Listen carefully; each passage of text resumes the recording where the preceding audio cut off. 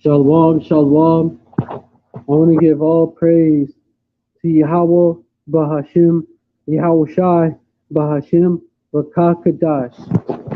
Double honors to the apostles and elders of Great Millstone who rule well. Salutations to the Akim out there spreading this truth like wildfire in all truthfulness and in all sincerity. And shalom to the rest of the elect out there.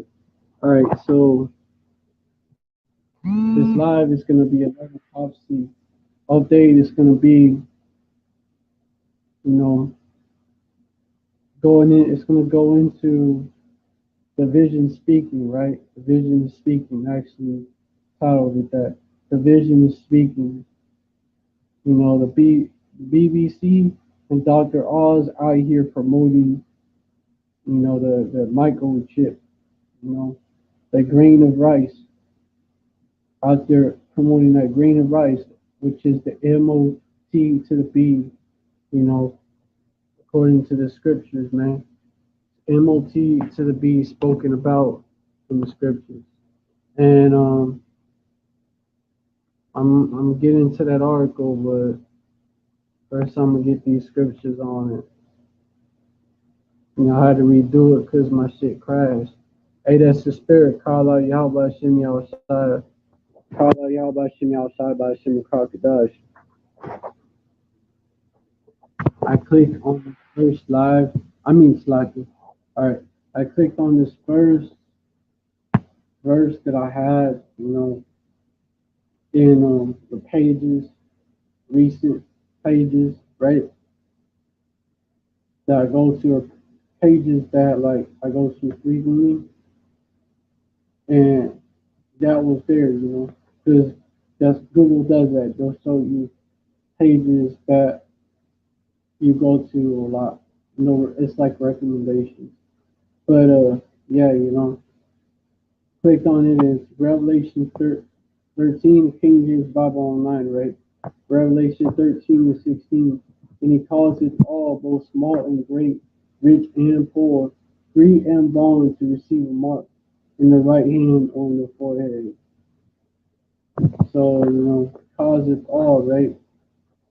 To receive that mark, right?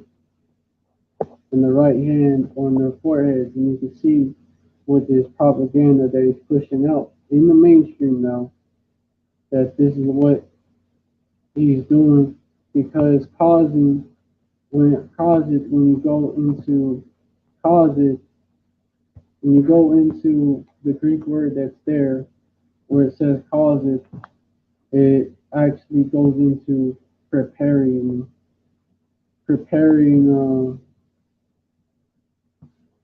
people, it actually goes into that. And one of the ways this devil is preparing the masses to accept the MOT to the B is through propaganda. That's one of the ways. And let me get it, man. That word, man. Polei, I believe. Polei, which goes into to make, do, make, manufacture, construct, do, act, cause. But let me get that, what I'm talking about. Let me show y'all what I'm talking about. Prepare, right? So preparing your mind would be one way of preparing, right?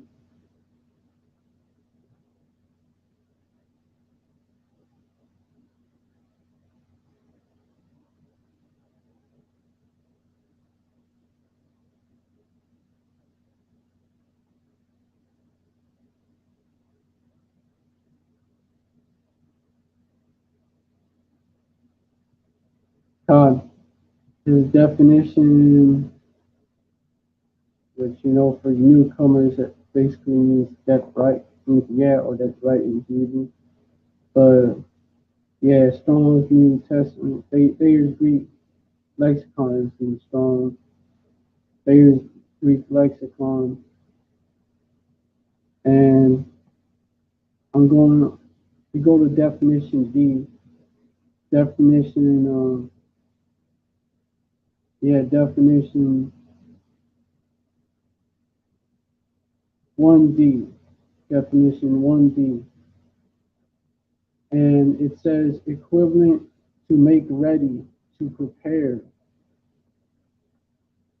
to make ready, to prepare.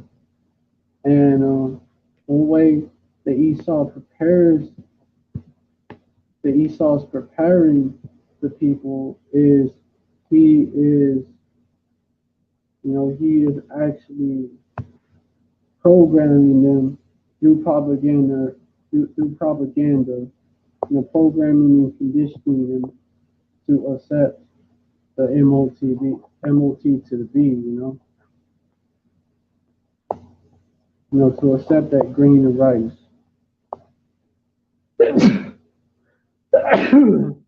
Ah, shit. Yeah, so that's going on right now. You know, actually, that's the vision that's speaking right now. And then this is coming after. Oh, let me get that Habakkuk 2,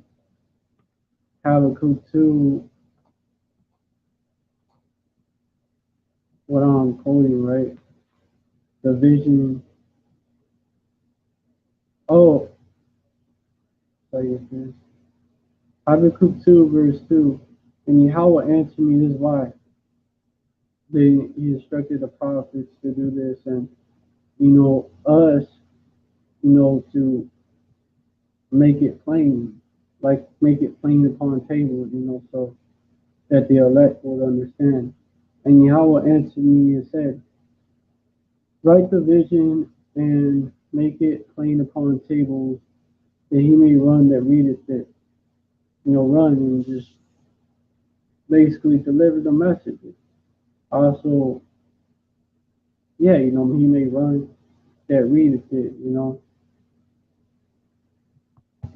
because basically we're watchmen, Verse 1, I will stand upon my tower and I will stand upon my watch and set me upon the tower, and will watch to see what he will say unto me, and what I shall answer when I am reproved.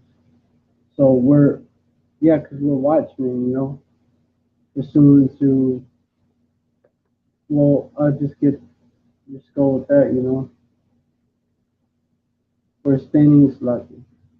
We're standing upon our watch, we're watching, warning, watching and warning. That's what a watchman, is supposed to do, right? That's what the prophets are. I will stand upon my watch and set me upon the tower and will watch to see what you will say, what I shall do, and what I shall answer when I am reproved, right? So we're watching, and the Most High Yahweh is showing us what's going to happen, Verse 3, though, for the vision, let me get that word set of watching. Real quick.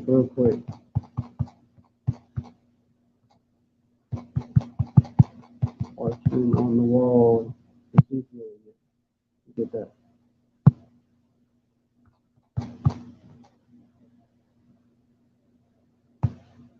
Oh, shit. My bad. I accidentally clicked on it. I'm still on here. Kala Yabashimi outside Bashimi Kakadash. All praise. Usually, yeah, we kick you out. Follow verses about watchmen on the wall. Ezekiel 3:17-19. Son of man, I have made thee a watchman unto the house of Israel. Therefore, hear the word at my mouth and give them warning from me. Verse 18. That's the mission right there. When I say unto the wicked, thou shalt surely die, and thou givest not him not warning, nor speakest to warn the wicked from his wicked way to save his life. The same wicked man shall die in his iniquity, but his blood will I require at thine hand. Verse 19. Yet if thou warn the wicked, and he turn not from his wickedness, nor from his wicked way, he shall die in his iniquity, but thou hast delivered thy soul. We're supposed to do this. will warn you. Warn both. Really, will warn you both the 2/3 and the 1/3, but it's the 1/3 that's going to take heed. The 2/3 is not going to take heed. And let me go to verse 20 because there's something there. Verse 20, again, when a righteous man is warning also the elect, right? That's already in this deal, right? When a righteous man doth turn from his righteousness and commit iniquity, now lay a stumbling block before him, he shall die. Because thou hast not given him warning, he shall die in his sin. And his righteousness which he hath done shall not be remembered, but his blood will I require at thine hand. And part of warning, the flock, part of that, warning the sheep, right? Part of it is, telling them that destruction is nigh, man. It's here, it's close by, man. It's close by. Look at the signs. Verse 21, nevertheless, if thou warn the righteous man that the righteous sin not, and he doth not sin, he shall surely live, because he is warned. Also thou hast delivered thy soul, because it's blood on our hands if we don't. Verse 22, and the hand of Yahweh was there upon me, and he said unto me, arise, go forth. Okay, that goes into something else.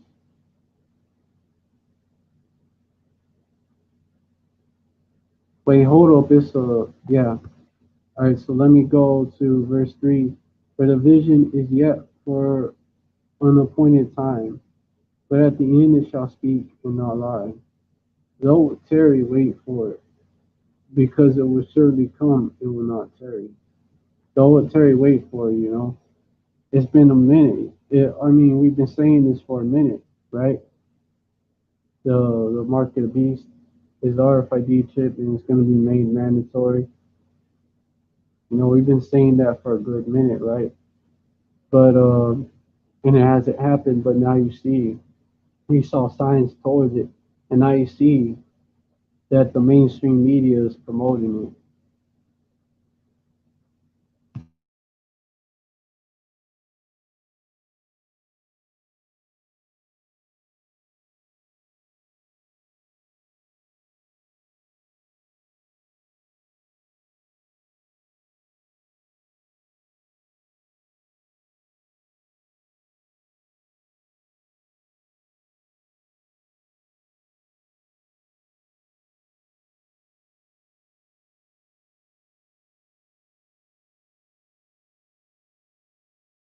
Right back.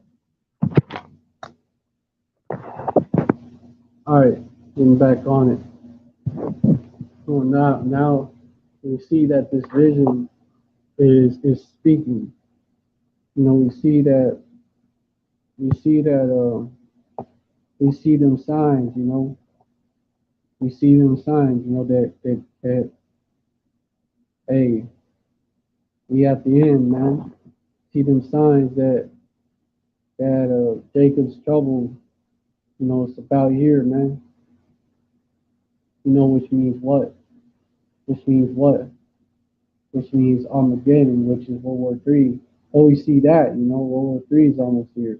All those signs, man, that Yahweh Shai, the sign, oh, Yahweh Shai is coming back. The signs that, let me get it, man. And then,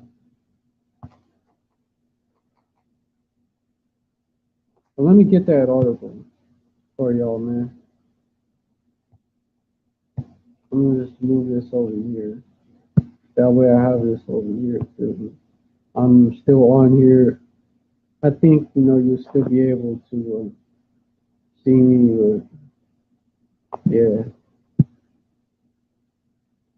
Y'all get on here and then see that it's paused and be like, ah, shit. That means this live is buffering, man.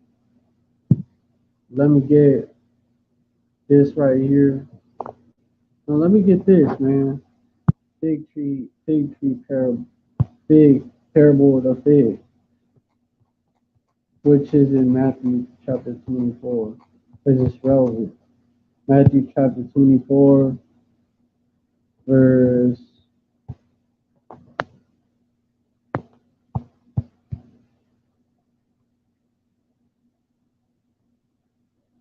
me get this right here because this basically what these signs is likened to. Matthew 24:32. Now learn the parable of the fig tree. When his branch is yet tender and putteth forth leaves, ye know that summer is nigh. Verse 33. So likewise ye, when ye shall see all these things, know that it is near, even at the doors. Verse 34. Verily I say unto you, this generation shall not pass, till all these things be fulfilled. So this generation shall not pass, till all these things be fulfilled. You see these things going on, right?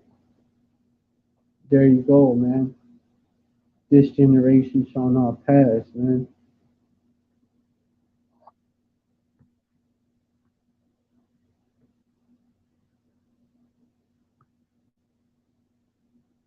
Letting you know that it's real close. Then you see the MOT to the B being promoted, in the mainstream media, like just out in the open. And they'll let you know right there. You got him, and I'm gonna show that clip of Dr. Oz actually promoting the MOT to the B. That, like, damn, look at this new technology. It's wonderful. Look what it do. Them lying wonders, right? Look, look, look. Like one thing he mentioned, if you go to the hospital and you ain't got no ID on you or nothing, you just out there. They take your hand, look at the chip in you, they'll fucking scan it. They'll scan that grain of rice and pull up your info and shit. And he's basically promoting it. Yeah, look at that, man. Look at that. Look at how cool that shit is, man. Look at that. Look at that. You get what I'm saying? So you know that, hey, that's a side, right? When his branches, just like, hey, them branches they're putting forth leaves, man. They tender and putting forth leaves, man. Hey, summer is not. It's just, hey, it's time. If you get what I'm saying, referring to that parable, right? Well, let me get this right here. This BBC News article came out a day ago. The microchip implants that let you pay with your hand. They show a woman paying for her meal in a cafe using it. This is what they're calling it now. A contactless, this is their words, a contactless payment chip. What have they been promoting? This is something else that you got to look at. What have they been promoting? Contactless payment. Oh, oh, we gotta make payment more contactless. Because and you had that pandemic deal going on, right? We gotta make payment more contactless. Less germs and shit, more convenient. We gotta make it. This is what we gotta do. This is the solution right here. Did you see? You see? Look at the words they're using. They're linking up contactless payment, which they have been promoting and pushing. I believe you have a service that's at least in the San Antonio area, right, where I'm at, right. It's called it's a delivery service. It's called Favor, and one of their options is contactless service, contactless service, contactless payment. You have apps like Cash App and all that. I believe, like, something about contactless, right? You got apps like Cash App, you know, that's contactless, man. You know, even since the time of PayPal, you know. But they've been promoting it more and more. Now you have a Cash App, you got other apps where you got an app called Square, contactless payment, man. Pay these businesses what you have, the money you have on the app, man. Digital money, digital money, computer money instead of cash. Or they're even moving away from credit cards, you know. Even though credit cards was pushed to get people off of cash, they moving people away from credit and debit cards. Oh, just use an app. Just use an app. You know, in the pandemic, you know, the pandemic where the the 1984 edition pandemic that you had, man, going around, you know, that shit that was going around. People was catching mad cases according to the levels, right? Of course, you had numbers was hyped up. You know, they created the pandemic, you know, using the media mainly. But yeah, you know, that facilitated a lot of this transition to digital money. You know, you had cryptocurrency. You know, that shit started around like really like it started before, but it went big during the pandemic. You know, Bitcoin. You know, other versions, other cryptocurrencies. So you had cryptocurrencies, and then you had you know, a debate about whether they're safe, a debate about whether oh look, they're about like they're fucking up the markets or whatever, man. Not reliable. Oh, like back and forth about it. Or and then from the other side, nah, y'all just mad because you know it's not fiat currency, man. Y'all can't control it. You know, when you look back at it, basically their whole deal was like it was set up, man. It's something these. I think there was actually like info that's come out that basically that whole BTC shit, Bitcoin, other cryptocurrency shit was started by these elites, man. And they even like use the symbolism to show it, man. But like in Bitcoin machines, they'll have like some of them with like I was triangle on an eye and shit. You know, so-called Illuminati, you know, symbol, right? You know, from the pyramid on the dollar bill, the capstone with the eye. You know, showing me, man. Yeah, we behind that shit too.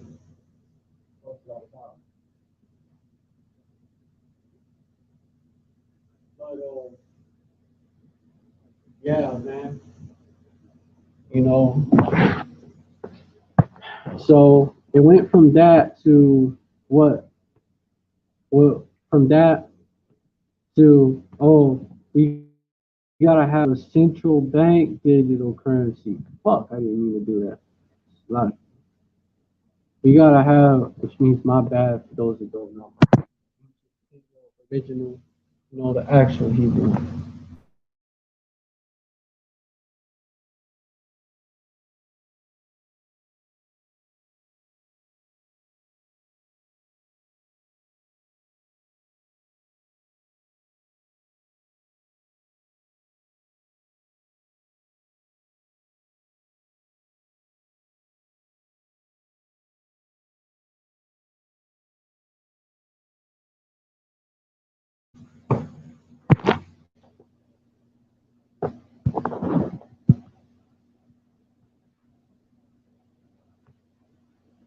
But like I was mentioning, Akim, like I was mentioning, you know, they went on the Akim and you know, which means brothers, and newcomers, like I was to this thing, newcomers to this thing that's just learning.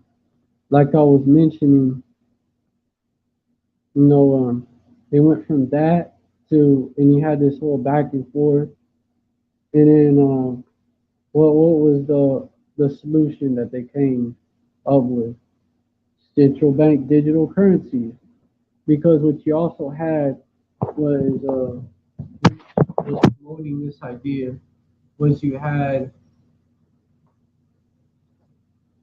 beef. You had this colonial. You had something called the Colonial Pipeline hack.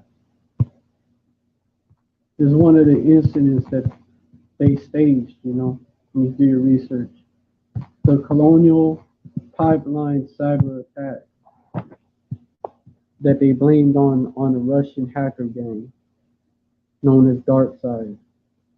It happened last year, May the 6th, 2021 to May the 12th, 2021. The Colonial Pipeline ransomware attack. And Colonial, on May 7th, 2021, Colonial Pipeline, an American oil pipeline system that originates in Houston, Texas, and carries gasoline and jet fuel mainly to the southeastern U.S., suffered a ransomware cyber attack that impacted computerized equipment and managing the pipeline. And basically, the ransom, it was paid in the BTC in Bitcoin. And so you see a crypto being linked up to these Russian hacker gangs.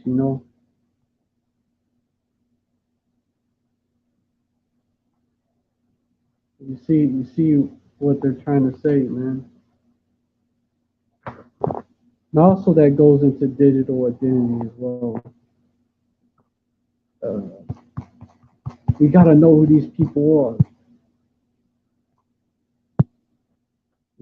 This is the way that they promote it as well. They set the narrative because they're the ones that's behind these events. But yeah,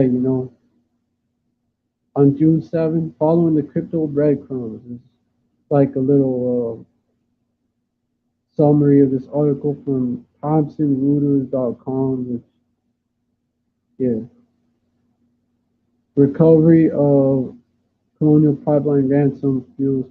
Okay, on June 7th, also this, on June 7th, the GOJ recovered some 2.3 million in cryptocurrency ransom paid by Colonial Pipeline, cracking down on the hackers who had launched the most disruptive U.S. cyber attack on record.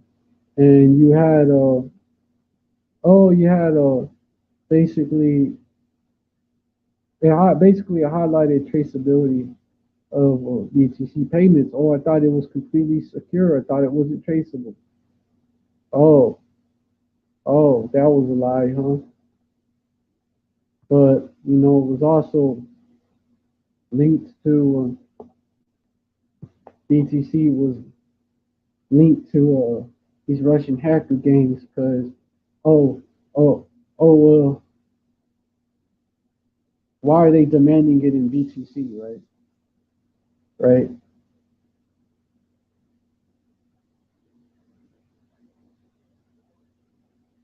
So you see, they was promoting the idea from the get go. You know, we say after that it drops the value, but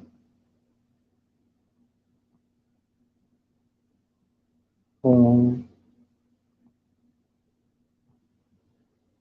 And you had the White House urging corporate executives and business leaders to step up security measures.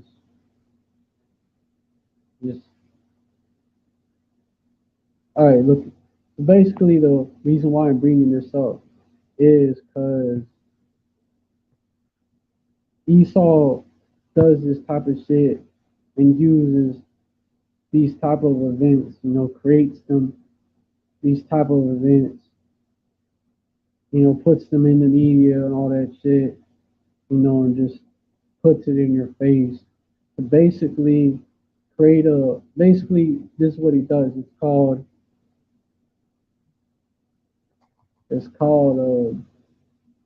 well, it's a form of gradualism. Problem, which is a slow way of accomplishing an agenda.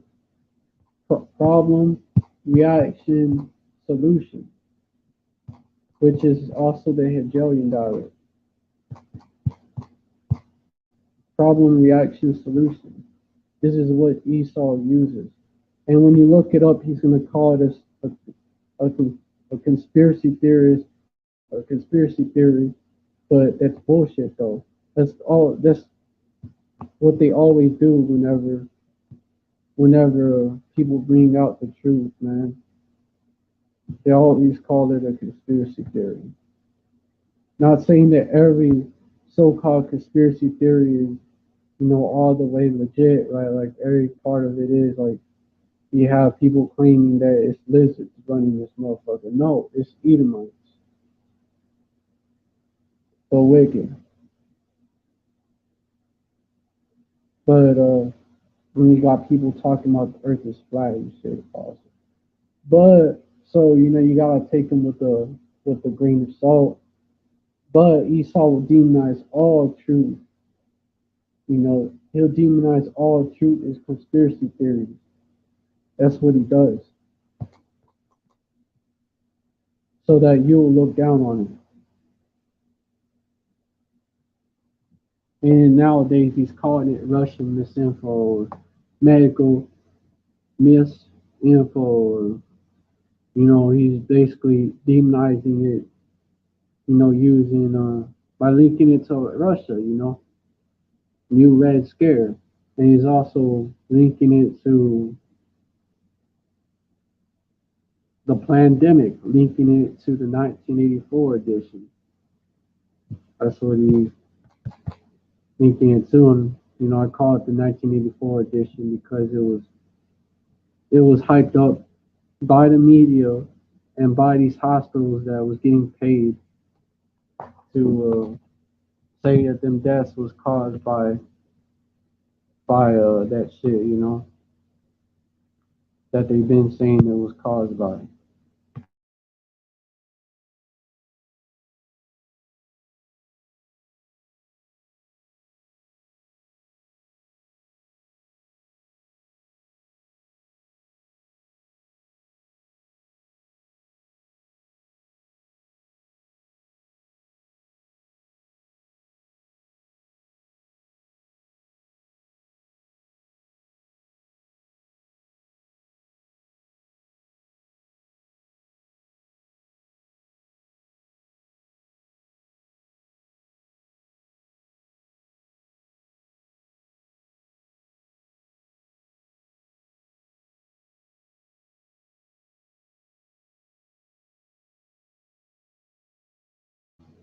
So Shalom, I'm back.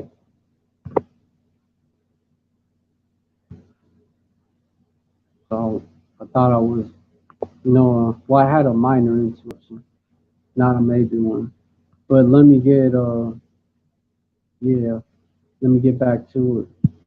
So I'm gonna, yeah, I'm gonna look up Hegelian dialect. So I'm sorry, y'all. Hegelian dialectic, dialect. That's what I always called it. But it's dialectic, Hegelian dialectic, and it's a philosophy that some this Edomite. Hold on, I'm gonna get it. The Hegelian dialectic. And you gonna see what they're trying to do.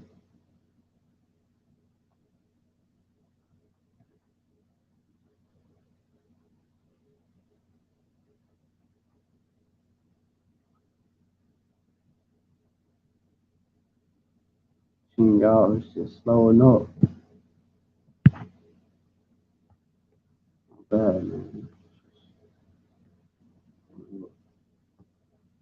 Alright, it's like, but that's Satan, bro. That is Satan hindering, bro. Yeah, that's just Satan hindering.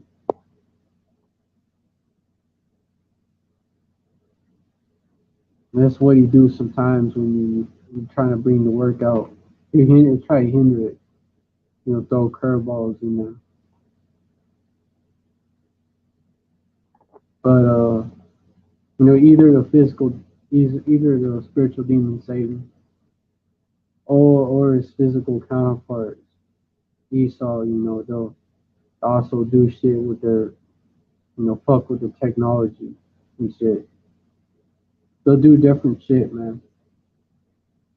But which shows you this, they fear this truth. But let me get this right here. The Hegelian, well, let me get that. Prove all things, right? Satan, hinder,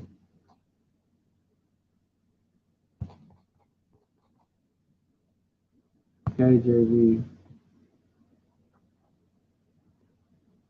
which that's just like, the, it's angel. He's like basically the top angel on the left hand side, uh, in charge of basically, he basically is,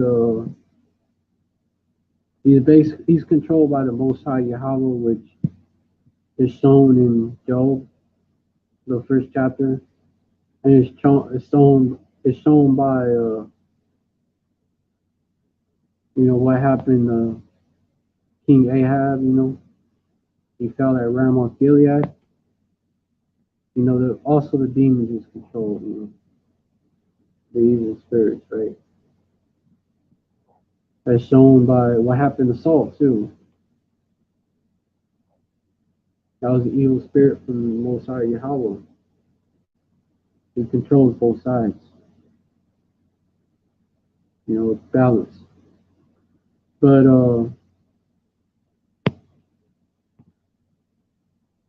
let me get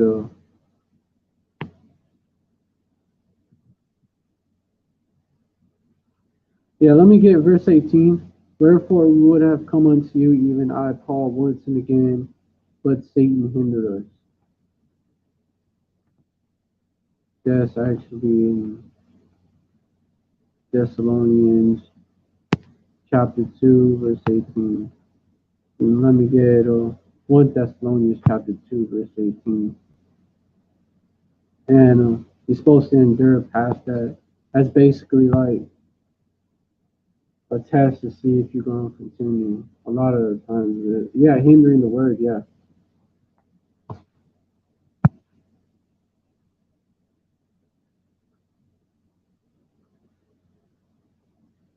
At the same time, I gotta stay on topic. Let me get back into this Hegelian dialect, which is one of Satan's devices, by the way. Satan means adversary. It comes from Shaitan. The Hebrew word Shaitan meaning adversary.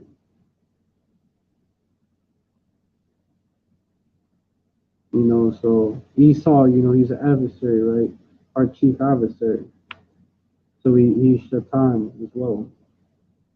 But yeah, this is one of his devices, one of his ways of accomplishing shit. Yeah, philosophy and interpretive method, and you gotta sort of read between the lines here, because they'll sort of like they're talking about it in a positive light, but it's not though. But basically, it's a philosophy and interpretive method in which the contradiction between the proposition thesis and its antithesis is resolved at in just says a higher level of truth. That's why I say that. Synthesis.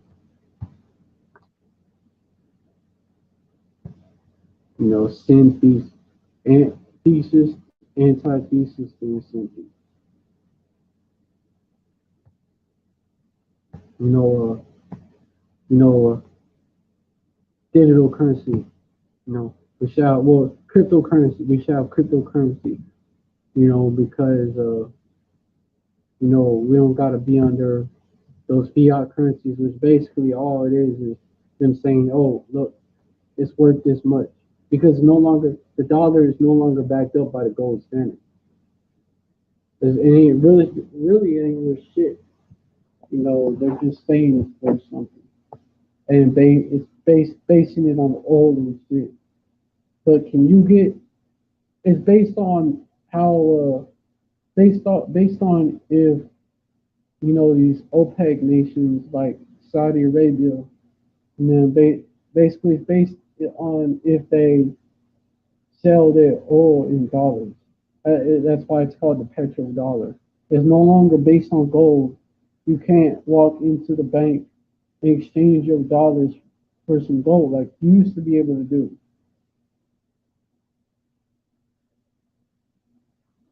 Meaning because money, those dollar bills and shit. When you trace it back, it was actually like someone actually brought out the history of it. It was a cartoon, but it went into the history of it though. But it went into the history of it. It was a way of illustrating it for the people. Like other people brought it out too, and it was not in no cartoon form. It's just a way of illustrating and a way of teaching people. But basically, those are IOUs. Basically, I owe you this amount of gold.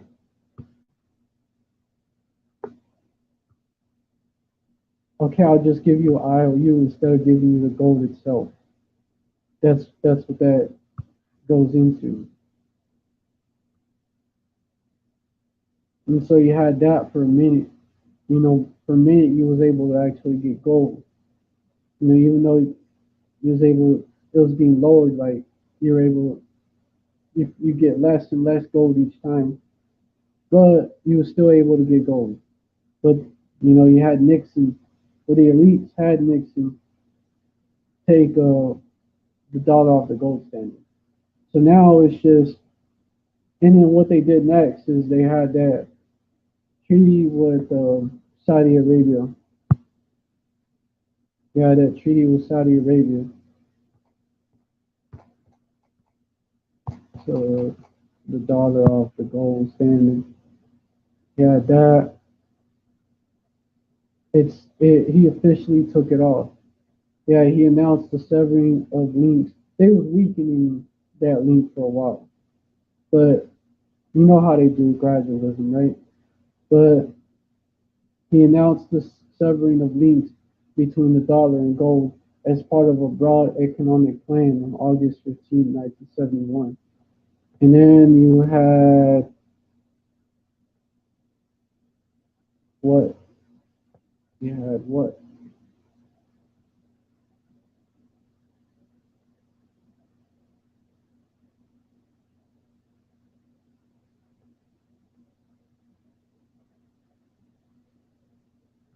And then you want to say what happens if we return to the gold standard? The U.S. dollar would be severely deflated because that caused inflation when they did that. But hold on, they cranked up the printing press. That's what they did at the U.S. Mint. But let me get let me get this right here. Nixon treaty with Saudis, right? With I think it was Nixon with the Saudis. I'm gonna look it up to see. Yeah, milestone pact. It was Nixon and Kissinger. That that fucking devil. Milestone pact is signed by U.S. and Saudi Arabia, 1974, and that established the petrodollar. That's what that established. As long as we, as long as you sell oil, well, your oil in dollars, what the U.S. said, right? We are gonna sell your, we gonna protect your interests. That's why you have the U.S. military bases over there in Saudi Arabia. That's why you have one reason why you have U.S. Backing them up against Iran and shit. One reason because of that. But now, by the way, the Saudi, royals, you do your research. They're actually not. They're like crypto, or which means hidden crypto 48ers. They claim to be the Jews, but they're not. They're the same people that claim to be the Jews, but they're not. They belong to them, basically, which it makes sense. Why are they so close with the U.S. and the 48ers? Makes sense. But which don't fit none of the prophecies of the real Israelites, or the curses, or descriptions of them. They're actually Edomites, but they do fit the prophecies and the descriptions of them. But yeah, you had if y'all want to learn more about it, you got GMS Elders, the Milk, got GMS Elders Quick Hit, you got GMS Homeroom, they go into it. But there's history channels, like one called Rakab Mayan, is his name. Yeah, and he goes into history. You got different ones, man. But yeah, Milestone Pageant. Oh, and even the elder Malcolm, which is you got Malcolm channel, Malchamaah, all caps. And then you have you have DMS Maccabean Spirit, and then another one is called Critical Race Historical Facts. He's an elder out of Chicago. But anyways, let me get into this. Well, I'm just gonna yeah, man. Yeah, Washington, June 8th, signed back then, right? 74. U.S. and Saudi Arabia signed a wide-reaching military and economic agreement that both said heralded the era of increasingly close cooperation. American officials commenting on the first such arrangement between the U.S. and the Arab countries said that they hoped the new accord would provide Saudi Arabia with incentives to increase their oil production and would serve as a model for I just read into a little bit of the NYT and would serve as a model for economic cooperation between Washington and other Arab nations. Economic cooperation. Secretary of State Kissinger and Prince Ban Ibn Abdelaziz, second deputy premier of Saudi Arabia and half-brother of King Faisal, signed the six-page agreement at Blair House across the street from the White House this morning. Mr. Kissinger, they're not going to tell all the details of the treaty. You understand that, right? Well, of course, right? You won't.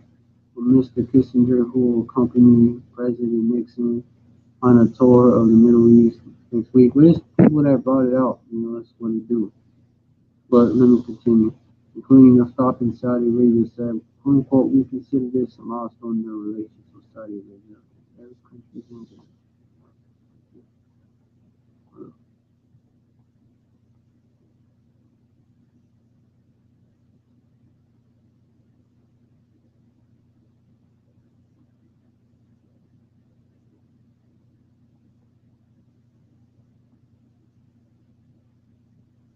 Yeah, and that's why they started giving them all types of military equipment too.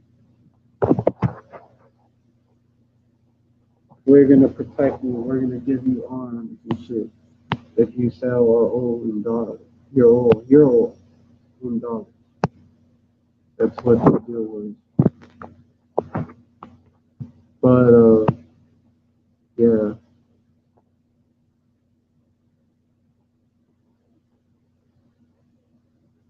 basically,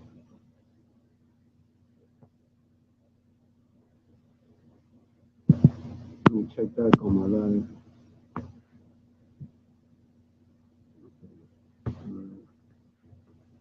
I'm gonna go back to where I was at.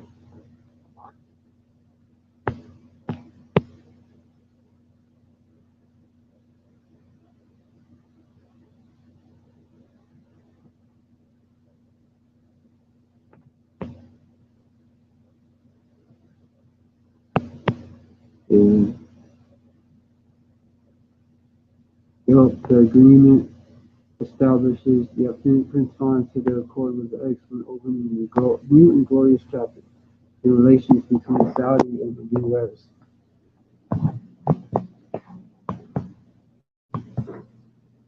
Fuck, hold on. That was at my door.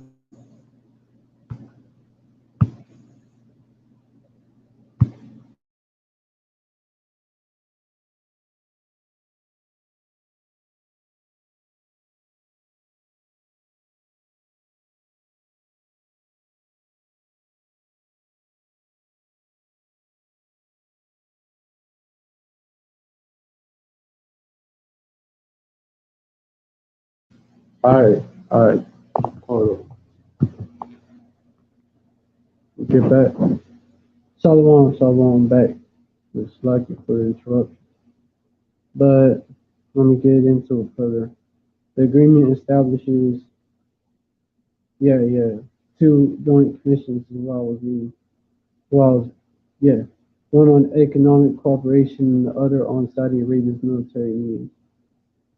That's what happened. And they basically that's what that went into, and that's why you have, them over there. Why you got the U.S. military over there. That's why you had those wars because Iraq, well, the Iraq War, part of the reason why the Iraq War happened is because they were going to sell their oil in euros instead of the dollar. That was a part of the reason why it happened. And a part of the reason why the war in Libya happened is because they were going to sell their oil in their own currency, the gold dinar, which they was trying to put all of Africa on. That's why that's one of the main reasons, besides them not having a Rothschild owned bank with Iraq too as well. Now Russia, what are they saying? We're gonna sell all in rubles, which means you gotta buy rubles, which increases the value of the ruble. And you could also, I believe, with gold, yeah, commodities, other commodities with rubles. So now you got that going on because they cut off Russian gas and shit.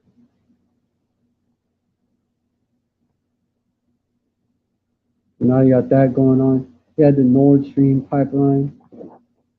Another reason why that shit going on in Ukraine, but yeah, that it was to block it. It was to create beef between the EU and Russia so that wouldn't happen, and you would be looked down on for accepting the Nord Stream pipeline. Which, by the way, I believe the German Chancellor Angela Merkel, I believe that she was like for it.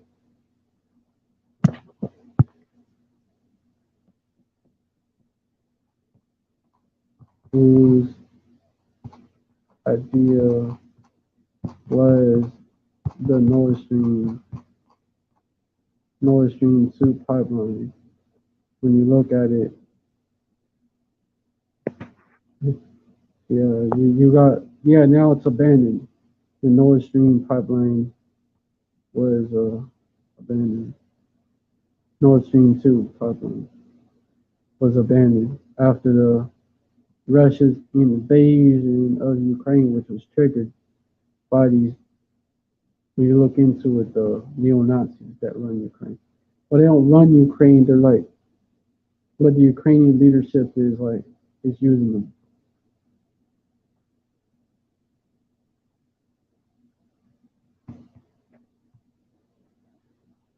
It has to do a lot with the petrodollar, because then EU wouldn't be dependent on US and US backed countries oil and shit.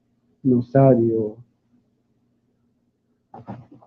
They would go to Russia.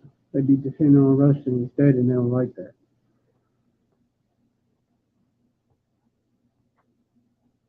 That's why Esau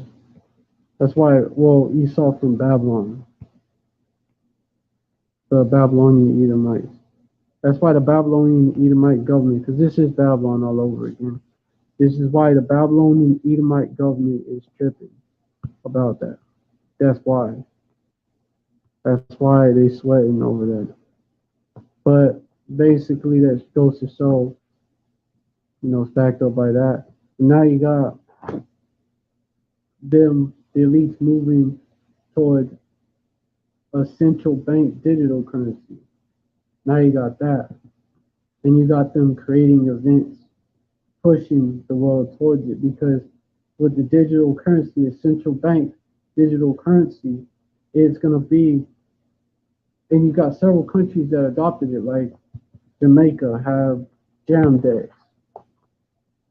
Jam days.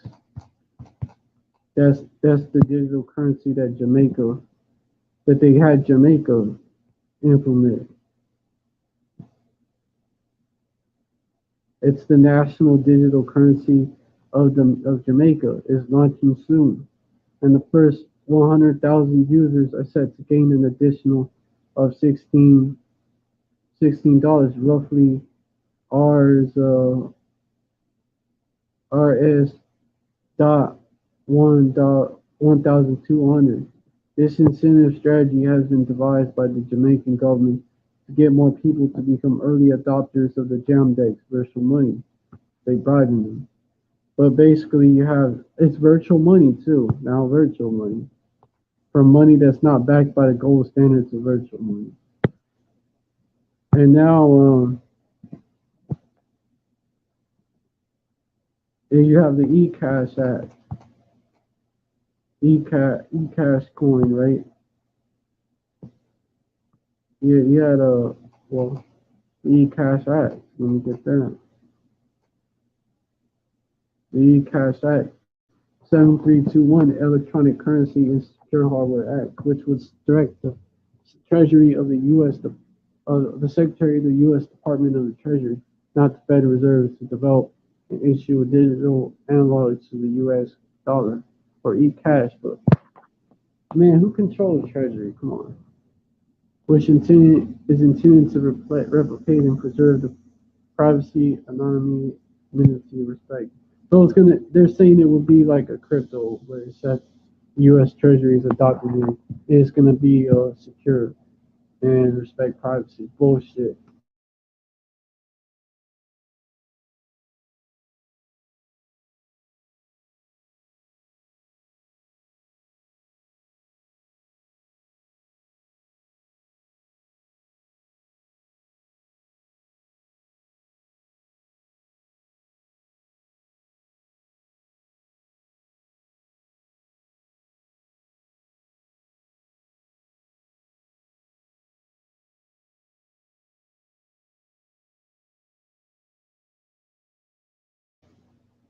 All right. So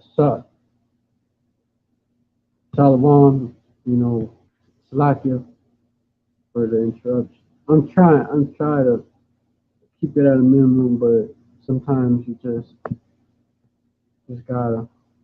I'm trying to keep it at a minimum, but all right, don't let it distract from the message. But I'm gonna go into it further. Yeah, which will direct the Secretary of the U.S. Department. Okay, yeah, to preserve the privacy, anonymity, respecting, and minimal transactional data generating, my bad, properties of physical currency instruments. They say that it would protect your privacy, but I call bullshit. So I call bullshit because they said they were saying the same thing with crypto, and it turned out not so. And also these devils don't give a fuck about our privacy. They spy on us already. With the NSA spying on us, that came out way back. Back when Obama was president, and the NSA spying, right, watching every move, and other violations. The Patriot Act, Patriot Act, which basically authorizes that as well, and then other unrighteous decrees that authorized all that, put us on a watch list and shit.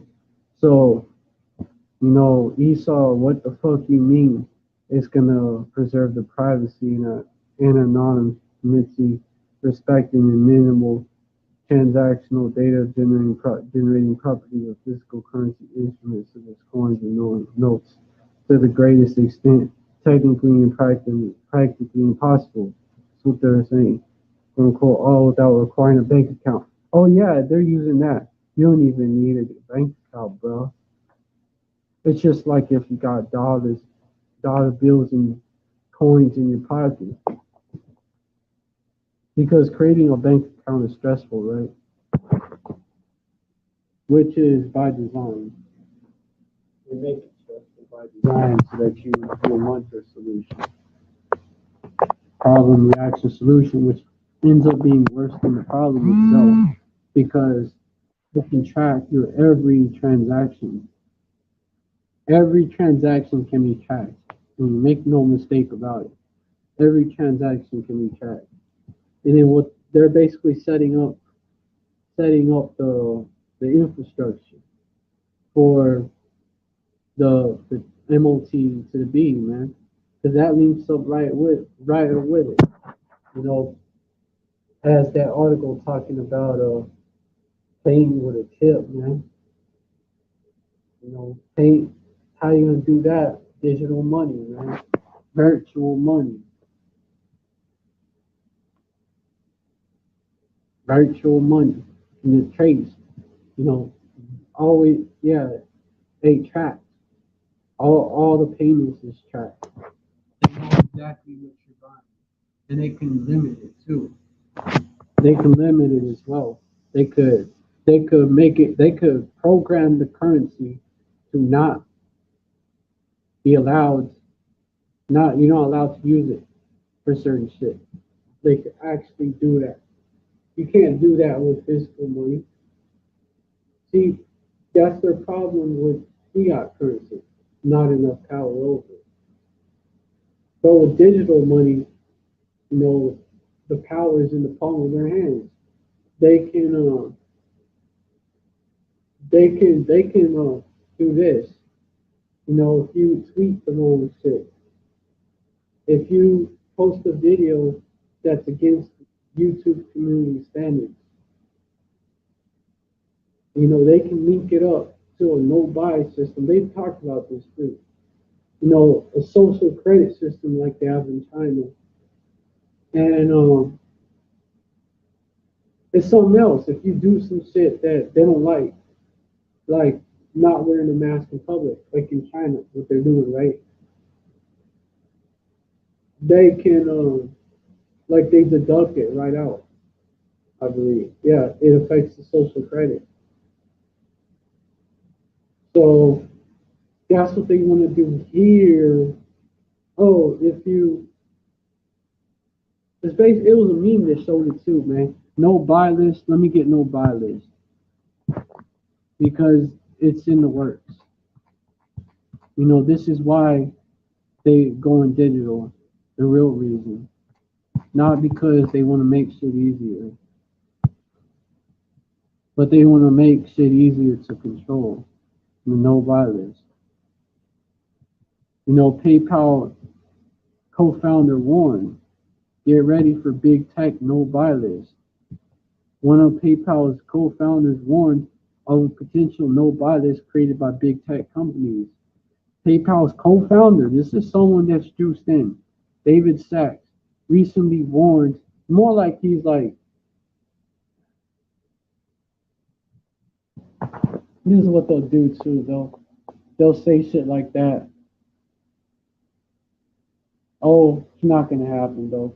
Or they'll put it in their media. They'll put it in something that's supposed to be fiction, like a movie too. Or a cartoon, whatever, right? Something that's supposed to be fiction, but no, it's really them telling you their plan. It's called predictive programming. But you got also whistleblowers as well that will release info. You know, Esau snitching on Esau, their tongue, their tongue.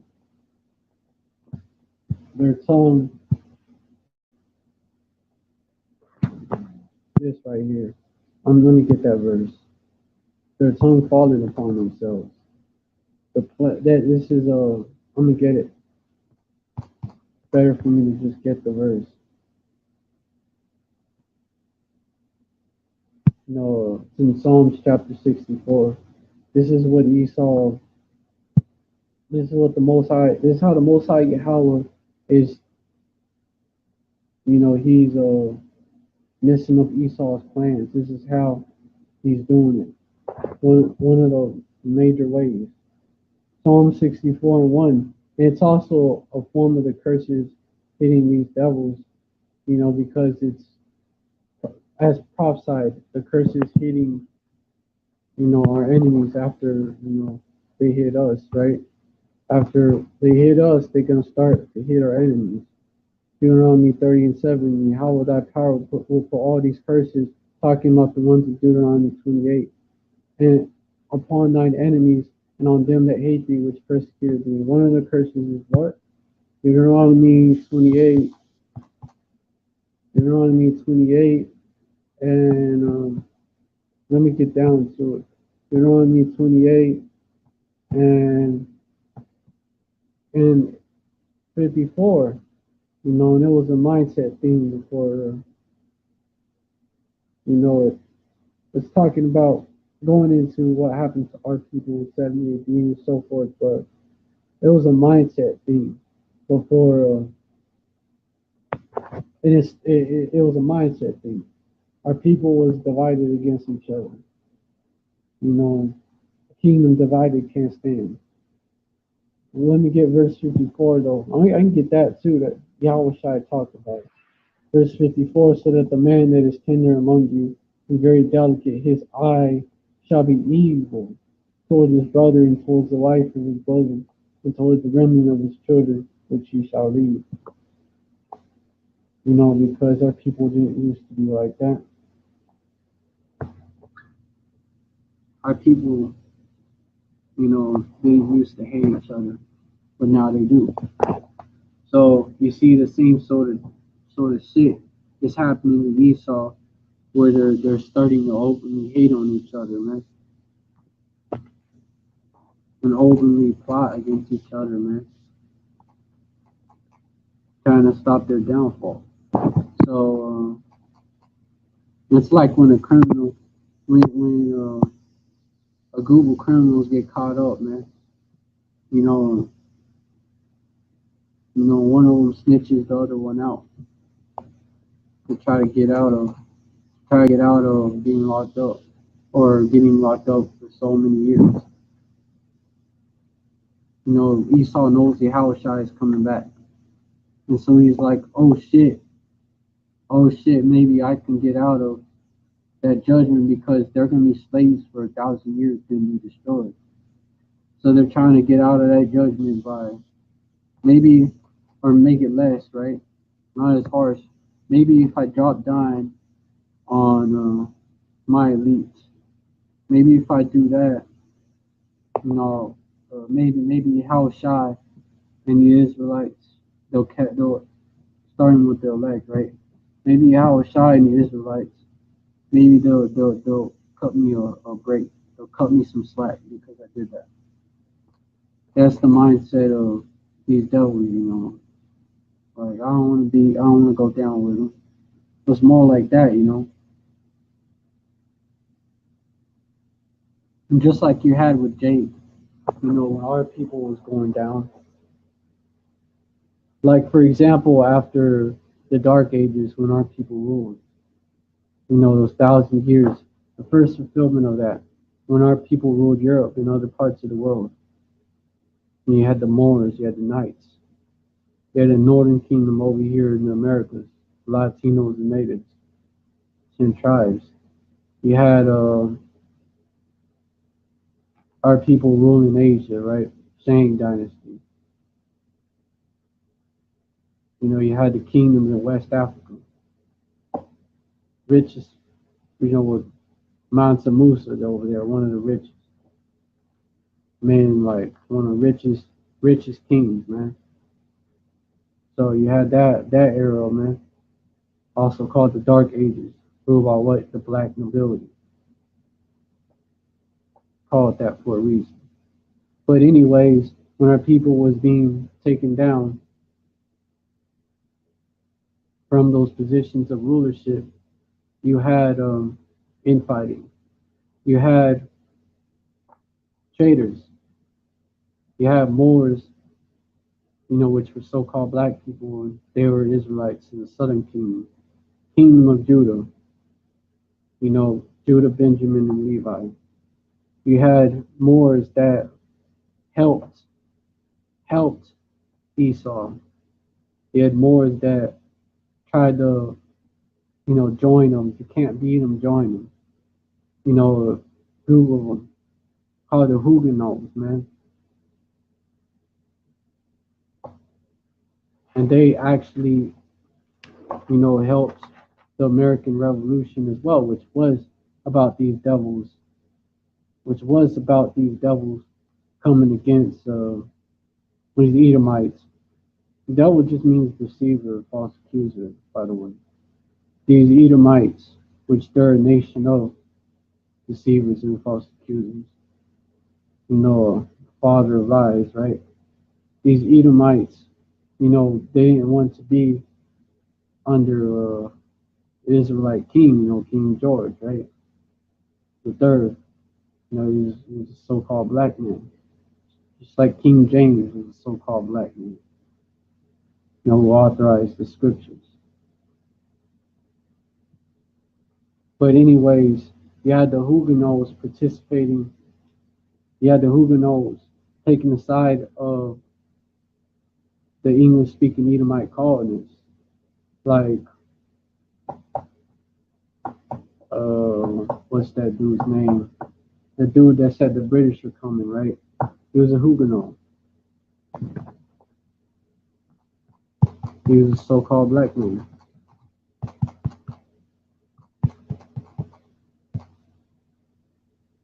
Paul Revere, yep. So you had just like you had individuals like that, right? You know, whistleblowers for Esau, if you will, right? You had you have that going on, and you had Jakes, and give many examples. You had Jakes taking side. You had a West African Israelite king. Jake just means Israelite. You know, Jacob. But you had West African Jake kings that took sides with those Hamites, those indigenous African southern people, to Esau, the so-called white man, to the Grecians. And you know, yeah, you had that. And you had so-called Mexicans, Aztecs, they was called back then, or Mexico that was called back then, tribe of Issachar, that that took sides. with uh with the Spanish speaking Edomites. Without them, Cortez wouldn't have won. So just like you had that, they're called the Malinches. Just like you had that among Jake, you even have traders among those heathen nations that when Esau was going taking over their land and shit, rape, robbing, murdering them, searching, but mainly they were searching for us scattered among them. Esau would do that. He didn't give a shit. He'd do that to his own to get to us because Israelites are scattered among all nations, and they will come looking like all nations because of intermixing. It goes by the house of your fathers. Numbers 1 and 18. But yeah, just like you had that with just like you had that going on, and you had the sellouts that took sides with Esau. You even had whip crackers in the plantations that were so-called black. But you had the scouts. You see how many examples? The Gadites, Native American scouts. So you have the same shit going on in Esau. They're trying to stop their downfall, but they're not united. They're divided. They're like, it's every man for themselves now with them now. Now they're doing that shit, man. They're blaming each other for their downfall too. Fuck them, it's their fault that we're going down anyways too. So I'm just gonna save my ass. You have that mindset among Esau now. Now it's taking root. Matthew 12:25, and Yahushua knew their thoughts and said unto them, every kingdom divided against itself is brought to desolation, and every city or house divided against itself shall not stand. And that Edomite president, which there's people out there saying he was a Jake, could look like a Jake. I've seen evidence, it would look like a Jake, but he wasn't. You see what he did, right? You had terrorists as well back then, but he quoted this anyway, Abe Lincoln, right? Emancipation, of the Emancipation Proclamation thing, emancipation, going back to transfer of ownership, he didn't free the slaves.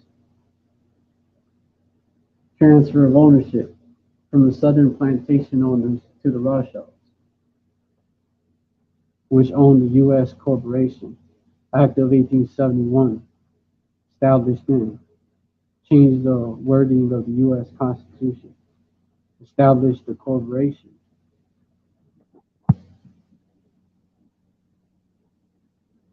The Federal Reserve is the bank that is the bank of it, it's official bank of it, it's a privately owned bank,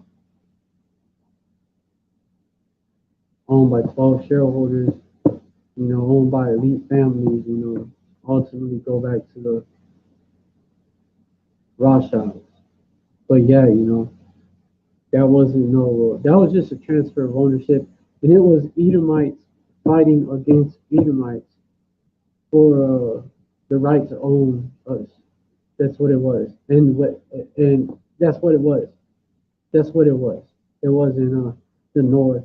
Oh, we're coming to free the slaves. Yeah. We want to abolish that shit. Yeah. What they're doing to so-called black people in slavery is fucked up. We want to abolish that. No. Even though you did have abolitionists that really believed, that wasn't the North's purpose. That wasn't the Union's purpose. The purpose was to transfer the ownership from the southern slave owners to the Rothschilds, to the elites. That's what the purpose of it was, because it was them orchestrating the Civil War. You know, Abraham Lincoln started doing a little too much, and that's why they took him out. You know, try to buck up against the bank, the bankers. You know, the 48ers, Chief House, you know, tribe of Amalek, Chief House of Esau. That's why they took him out. But yeah, you know, they Satan versus Satan right there, man. That's why they took him out. You know, in that civil war, you know, was Satan versus Satan. You know, the Confederacy, of course, Esau, one group of Edomites, the Union, another group.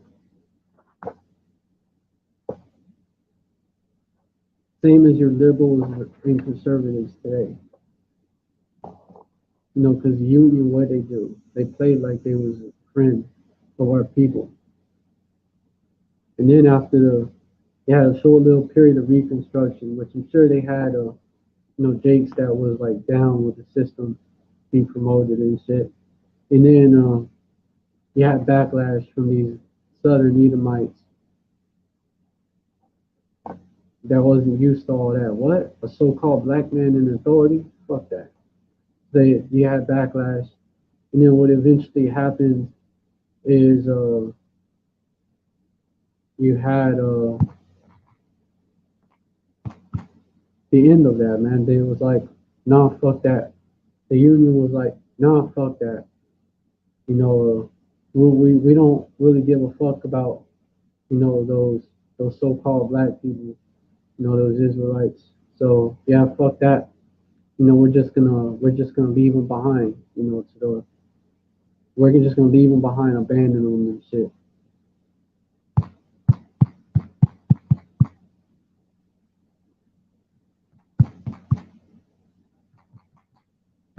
But yeah, that was Edomite on Edomite action. That's what it was. And used their tribe. They used the tribes to fight it. Yeah, but this is Lincoln's quote right here. I have two great enemies. That's why he started bucking up against the elites. I have two great enemies, the Southern Army in front of me and the financial institutions in the rear. Of the two, the one in the rear is the greatest enemy. That was Abraham Lincoln, that's what he said.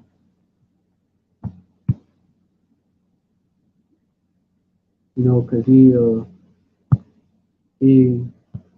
was bucking up, you know, he didn't wanna he didn't wanna go along to get along. But yeah, Satan versus Satan, divided against himself. And you have that again, but worse. That was just like basically that was just basically like a foreshadow. That was like basically like a you could look at it and be like basically it was a glimpse of what was coming in the future. That's what it was. You know, because you have another also that, you know, Egyptian versus Egyptian. This is Egypt all over again. Egyptian versus Egyptian coming. There's Edomites that are not going to go along with this agenda, with this Great Reset agenda, because they're going to become complete chattel slaves as well. You know, with no, you know, this the elites throwing them under the bus as well. So they're like, wait, fuck that. We're not with that shit. That's why you have to, you have whistleblowers, and then you have, you know, the so-called patriots.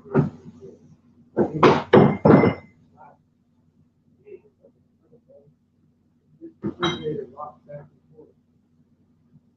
Yeah, you have them, and then you have the patriot group, groups, you have people that follow QAnon, which is considered opposition. They tell them to wait on Trump. They doing them. That's fucked though. They doing low level Edomites, and I gotta mention this. You know, Israelite foreigners, speckled birds, scattered among confused as fuck, thinking they're Edomites.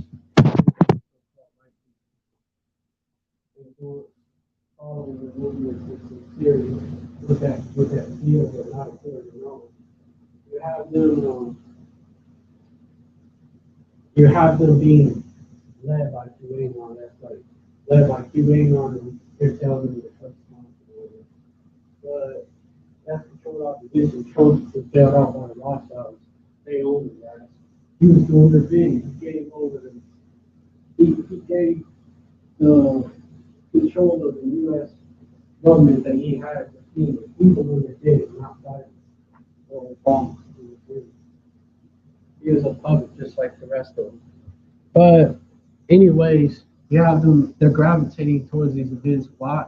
Towards these movements. Why? Because they see that. Oh wait. So we're on the chopping block too. We're on the chopping block too. Oh fuck. Wait. Wait. Wait. Hold up. Hold up. I thought that was just for people that wasn't so-called white. Well, we're on the chopping block too. You know, we're not a part of that big club. We're not in it either. Oh shit. Oh fuck no. Hell no. Hell no. You know, when you look at it, it's the same regions that, you know, they fought against the Union, but not. It's a lot of the same regions, or maybe ancestors of those people. A lot of them live in those areas. A lot of them, they're the patriot movement, all that is popular in those areas. Very popular. Those areas was the ones that went for Trump, and that's why. Because they see that so-called white privilege that they had, to where the U.S. government would only do that type of shit to Jake, you know. The Edomite privilege, but it wasn't the privilege that the elites we saw had. But you could own a gun, you know, you could, you know, vote really without them really fucking with it. You could, you could like openly discriminate, you know, talk shit to Jake, you know, without you know, lynch Jake. That happened to both southern and northern kingdoms. But then it didn't just happen to these so-called black people. That happened to Latinos. That happened to Native Americans. I mean, probably, but it definitely happened to Latinos. Well, yeah, Abraham Lincoln, you know, hung a bunch of Dakotas. They wasn't guilty of what they was accused of. He had them hung. Yeah, largest mass hanging was of Ugarites, Native Americans, by Abraham Lincoln. He authorized it. But yeah, man. You know, wait, what? We're on the chopping block too. We're on the chopping block too. It's no longer it's no longer the shit to be so-called white in America. What? What? No, we what? What? I thought we was cool. You know, it's that sort of energy. I thought we was cool. What? Wait, what? Then you got the confused speckled birds, which they've been catching them curses of whatever little privilege they had. That was like a diet version of so-called white privilege. It was like a diet. It was a shitty version of it. That's what it was. Just to keep them, you know, from uniting with so-called black people and with with Latinos and natives. But yeah, you know, yeah, them following that, like, oh yeah, they're seeing it now too, you know, all hype and shit. But basically, let me get into it further. You know, which okay, a lot of them you could tell because a lot of the speculations that join with these southern, low level Edomites and these heartland low level Edomites. A lot of they got that zeal, but not according to knowledge. They be filling up them churches, dude. They be it's the reason why the South is called the Bible Belt. But anyways, let me get in further into it further. They're 2/3 of them is lost and gonna be destroyed too. The elect is gonna wake up. But let me get into it further. Esau is divided. So you got on all levels, and that's why you got whistleblowers exposing this information. And so you got them exposing this, and at the same time, Esau is a motherfucker. At the same time, you have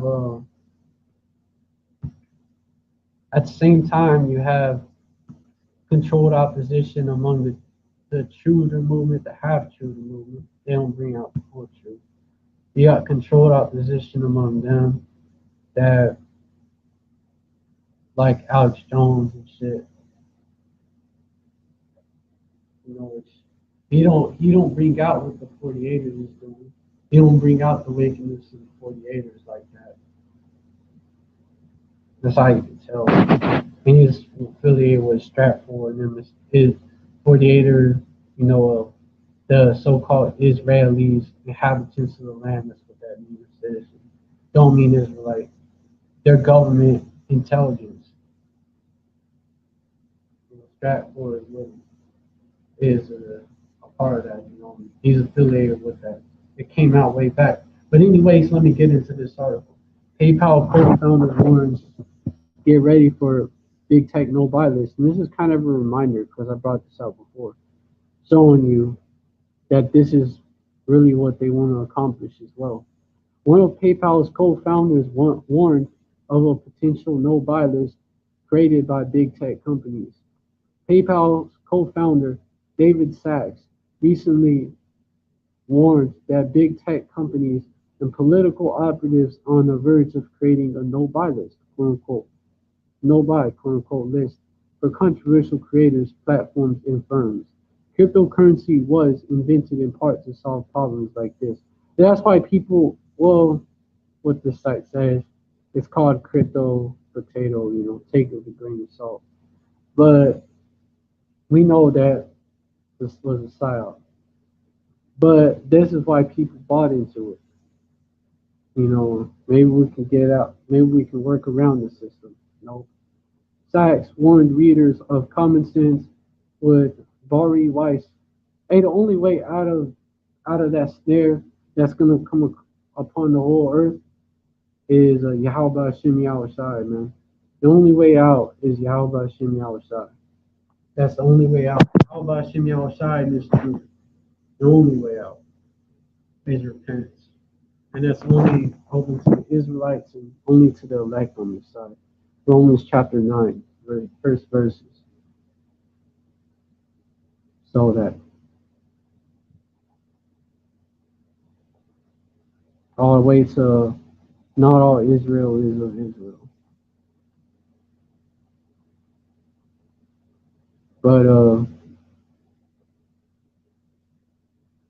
ain't no other way out of this deal. But without further ado, Sachs warned, because I don't want to go too much off topic. Sachs warned readers of Common Sense with Bari Weiss. Okay, already. Yeah, no, I didn't. On Substack, that large corporate payment processors, including PayPal, are hard at work to build what is in essence a no-buy, quote-unquote, list, a play on, quote-unquote, no-fly list. Sachs says the difference is that financial censorship isn't the work of the government. Instead, it's activist organizations with an apparent political agenda, coordinated together with a consortium of private companies. Basically. So instead of just, they got dates if they want to see how they did. We're gonna stop these racist ass so-called white people, man. These racist ass Edomites, these overly racist ass Edomite terror motherfucker. That's acting up and shit, you know, calling me violence and shit. We're gonna stop that. And the screen name. No, we're gonna stop that shit.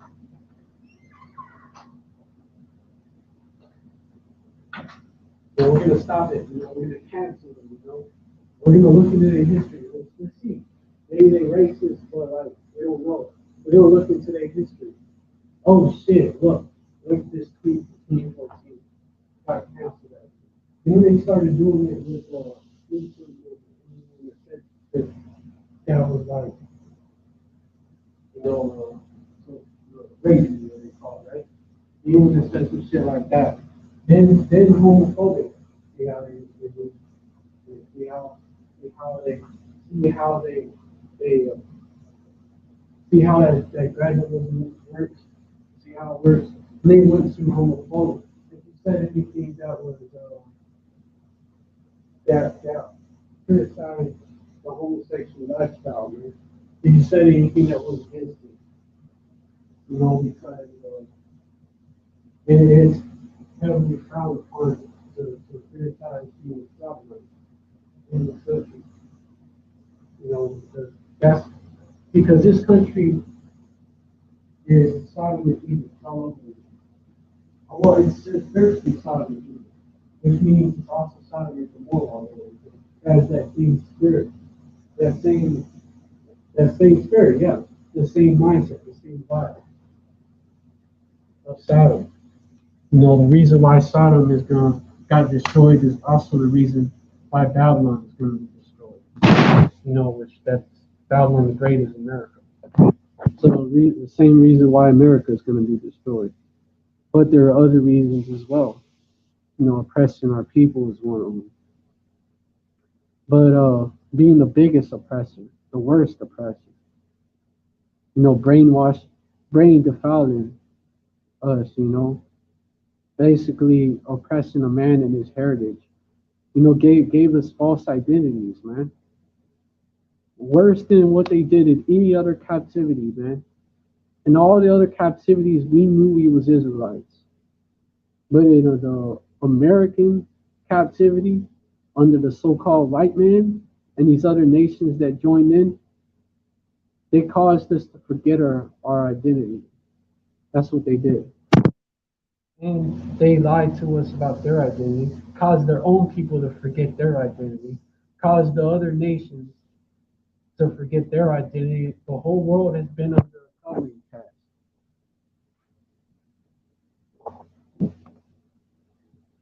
Basically, like it's like a spell that Esau put on everybody. Oh, you're not this, you're this. You're not, yeah, you're not Judites, you're so-called black people. You're black. You're not Judah, you're black, and it changed. You know, first it was you're man, you're which is this word is just means black or dark skin in the Latin. That's all it means. But hey, also it was used as a negative word, as a slur in this country by this devil because he made having darker skin a bad thing, a negative thing. But when you say black, you call someone black, you're basically saying the same thing. It's that word nigger. So it went from nigger to Negro to Afro Americans, African American to Black American or Black.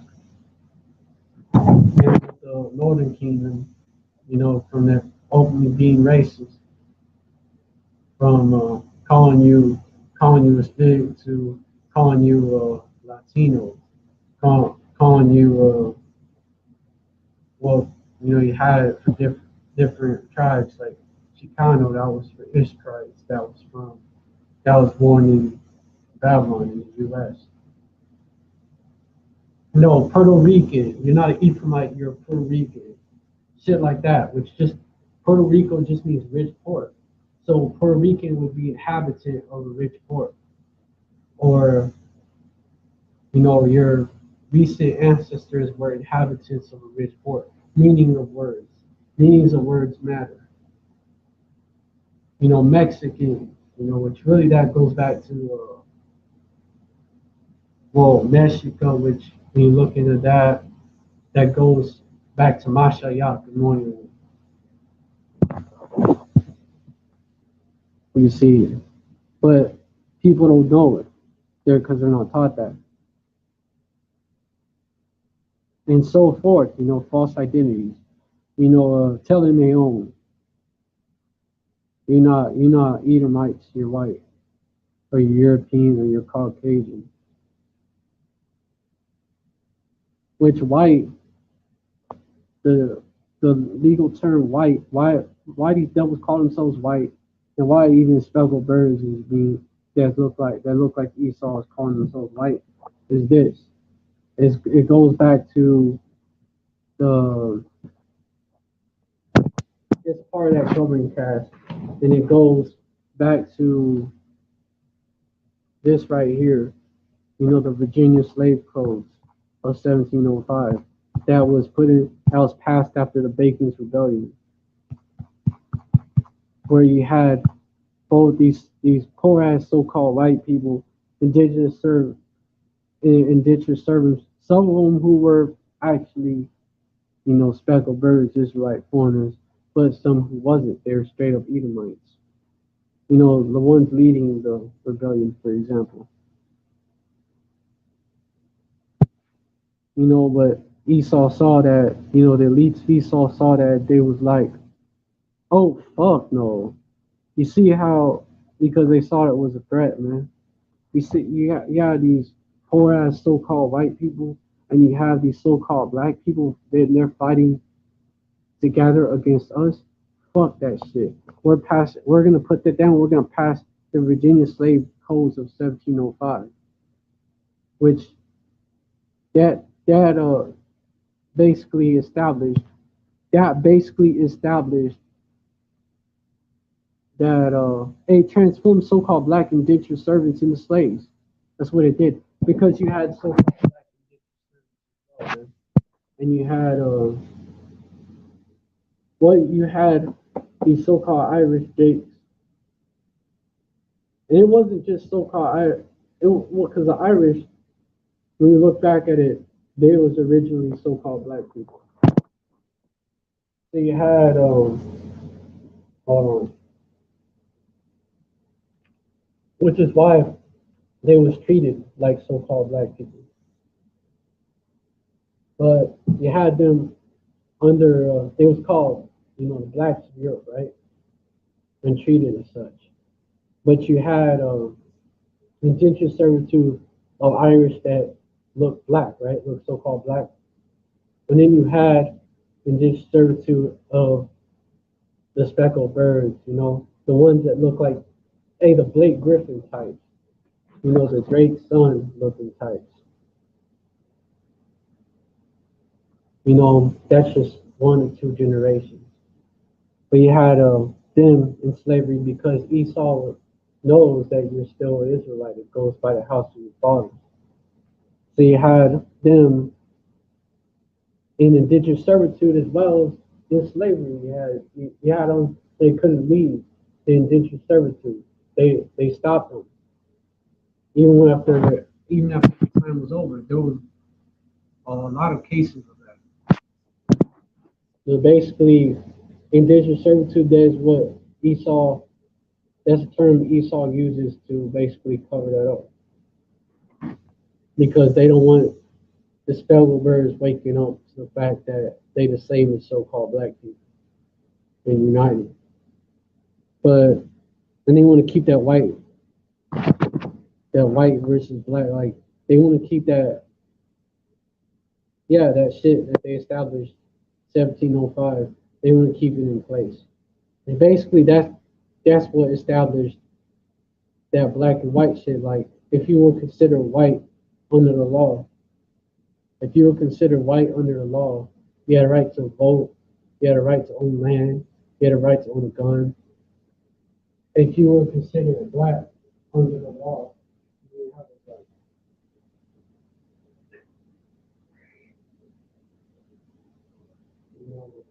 That's what it is. You know, because those are not real skin colors, you know, obviously. That's part of that covering cast is being destroyed.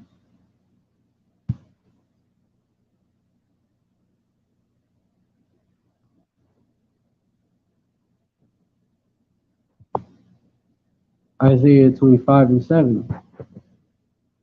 And he will destroy in this mountain the face of the covering cast over all people, and the veil that is spread over all nations. That's happening. It's been on our people for a while, and but it's happening. It's starting to be destroyed, and that's the end of this devil too, man. And Esau, the Most High Yahweh is using Esau. He's using Edomites to destroy. It's like expose shit. Like they're not going to expose the whole truth. They're going to expose parts of it. But that's how it's happening, you know. And then what happens? The man of Yahweh Shem Yahushai, the prophets hear about it. Oh, we're going to do a video on it, linking it up to scripture, you know. And that's how this devil keeps getting exposed more and more. And that's why he wants to shut down the internet soon as well. And then reboot it, where he reboot it and this time he controls it completely. But let me get into these scriptures in Psalms chapter 64. Verse 1, to the chief musician, a psalm of David. Hear my voice, O power Yahweh, in my prayer. Preserve my life from fear of the enemy. Verse 2, hide me from the secret counsel of the wicked, from the insurrection of the workers of iniquity. Verse 3, who whet their tongue like sword and bend their bows to shoot their arrows, even bitter words. Verse 4, that they may shoot in secret at the perfect. So only do they shoot at him and fear not. You know, the secret counsel of the wicked. What that sound like? Council of foreign relations, the Council on National Policy, all the way to the Council of 13. You know, it's at the top of the so-called Illuminati, man. It's a meme that actually was illustration. I'll call it illustration because meme, when you say meme, it makes it look like, oh, someone just created some shit, you know, just made it up and it's posted on the internet. But it's more like it's an illustration. You know, you got the top of the pyramid. And you got you know, Queen Elizabeth and them. You know, she's part of the one of the Illuminati, so-called Illuminati families. Is 13 of them. She's one of them. You know, they call themselves the Merovingian or whatever, which they're you know, Saxburg Gold, which that's all like them claiming that they're like one of us. But they're not. They're fucking Edomite fellas. But you have the Saxburg Coburg Gotha family, which is the Windsor family. Then you have you know, them fake ass royals that took over. You know, they're not the original royals. And then you have the Rothschilds as well, man. The Rothschilds on the banks, right? You have the Rothschilds. You have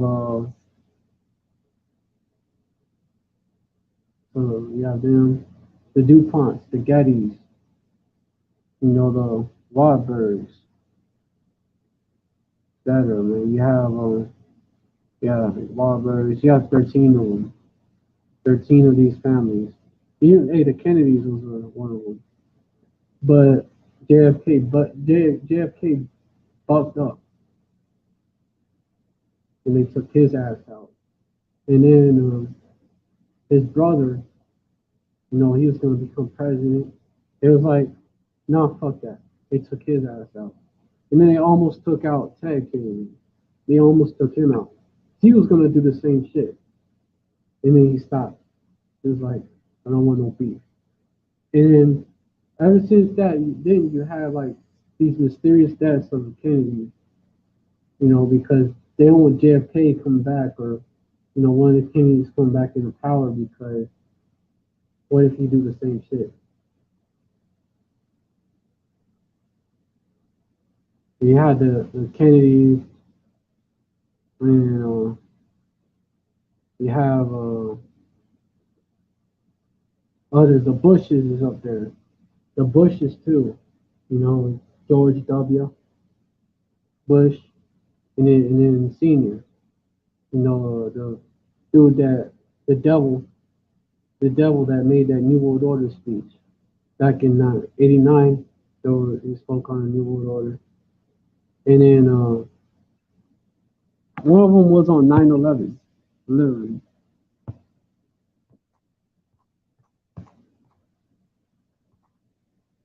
Showing you, it's all ritualistic, man. They spoke of it, and then his father spoke of it, and then George W. Bush Jr.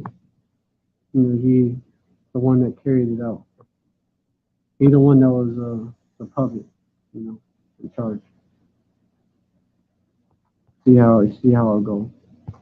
Then they had Jeb Bush, as an option.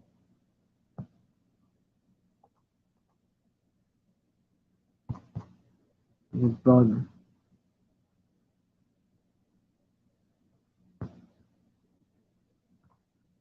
Or speech, which that's what they're getting ready to implement. Oh, 1990, in between those 2 years, but he's mentioned it in at other times. We had 9/11, 90, the other 9/11. George H.W. Bush's New World Order speech, where they was telling you they was coming. But let me get to these scriptures. Let me get back to it. I was getting into what the secret council of the wicked, which is the Illuminati, so-called Illuminati, and all these councils that's a part of it. These many councils that's a part of the Illuminati, so-called, because they're not really illuminated. But let me continue. Verse 3, yeah, the wicked is Esau. Verse 3, who whet their tongue like a sword and bend their bows. The wicked is Esau, proved by Malachi 1 and 4. Whereas, verse 4, whereas Edom saith, we are impoverished, but we will return and build desolate places. So saith Yahweh of hosts, they shall build, but I will throw down. They shall call them the border of wickedness. There you go. Where they're at, there's wickedness. And the people against whom Yahweh has indignation forever. When you enter their borders, you enter into wickedness. That's how you can think about it. Also, the wicked is the sword. What's Esau's blessing? The sword. Modern day sword, the gun, and any weapon of war. And he uses that to rule the world. Psalm 17 and 13, he uses it to take the fatness of the earth, his hid blessing. Verse 13, Psalm 17 and 13, arise, O Yahweh, disappoint and cast them down. Deliver my soul from the wicked, which is thy sword. I'm just touching on this, so I don't want to go too much off subject.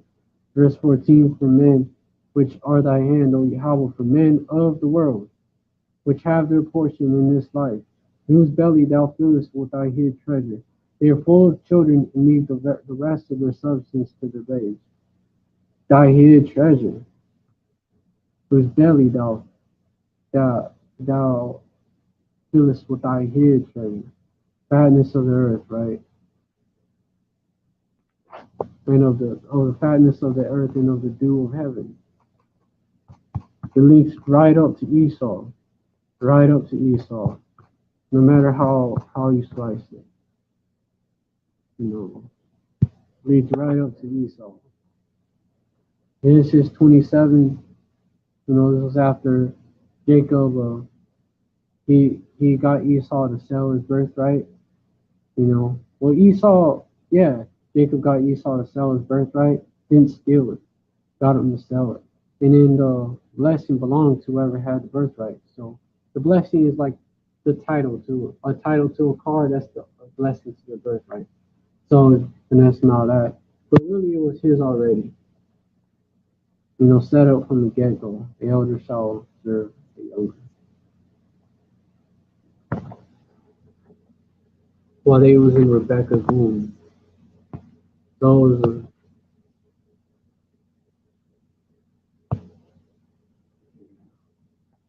Genesis 25 and 22. And the children struggled together within her, and she said, "If it be so, why am I thus?" And she went to inquire of Yahweh. Verse 23, and Yahweh said unto her, Two nations are in thy womb, and the two manner of the people shall be separated from thy womb. Two manner of people. And the one people shall be stronger than the other people, and the elder shall serve the younger. Verse 24, and when her days to be delivered were fulfilled, behold, there were twins. There were twins in the womb. You know, that shows also who Jacob and Esau are. Proof that is what we're saying. Esau, you know, the elder shall be stronger than the other. The one people shall be stronger than the other, both mentally and physically, you know, spiritually, or and the elder shall serve the younger. This is why Jacob got the birthright and the blessing. It just played out, you know. Verse 24, and when her days to be delivered were fulfilled, behold, there were twins in her womb. Verse 25, and the first came out red all over like hairy garment, and they called his name Esau. You know, the first, the eldest sold his birthright. Verse 26, and after that came his brother out, and his hand took hold on Esau's heel, and his name was called Jacob. And Isaac was 80 years old when she buried him. Verse 27, and the boys grew, and Esau was a cunning hunter and man in the field, and Jacob was a plain man dwelling in tents. Also shows who they is today. Verse 28, who is that cunning hunter? Come on, man of the field. Who take home, who love the hunt? Do it because they love to do it. Trophy hunting. Verse 28, who is a plain man dwelling in tents? Verse 28, and Isaac loved plain going in a perfect man dwelling in tents. Verse 28, and Isaac loved Esau because he did eat of his venison, but Rebekah loved Jacob, eat of his venison. Come on. Verse 29, and Jacob saw pottage, and Esau came from the field, and he was faint. Verse 30, and Esau said to Jacob, feed me, I pray thee, with that same red pottage, for I am faint. Therefore was his name called Edom. Verse 31, you know, Edom, Hebrew Adawam, meaning red. Esau really go and get into it like Joshua, wasted away his youth. You know, he red all over like a hairy garment because they painted the hairy garments red. That's why. But he was also, you know, pretty hairy. That's why he was called red all over. That's why they said he was red all over. Verse 31, and Jacob said, sell me this day thy birthright. No, yeah. And Jacob said, sell me this day thy birthright. Verse 32, and Esau said, behold, I am at the point to die. What profit shall this birthright do to me? So there you go. But in them churches, they'll tell you, Jacob stole the birthright. That's a fucking lie. Verse 33, hey, a deal's a deal. Verse 33, and Jacob said, damn, phone might be getting a little too hot for the same. Verse 33, and Jacob said, swear to me this day, and he swear unto him, and he sold his birthright unto Jacob. Verse 34, then Jacob gave Esau bread and pottage of lentils, and he did eat and drink and rose up and went his way. because Esau despised his birthright. So he sold his birthright, sold his own nation out. That's what he did.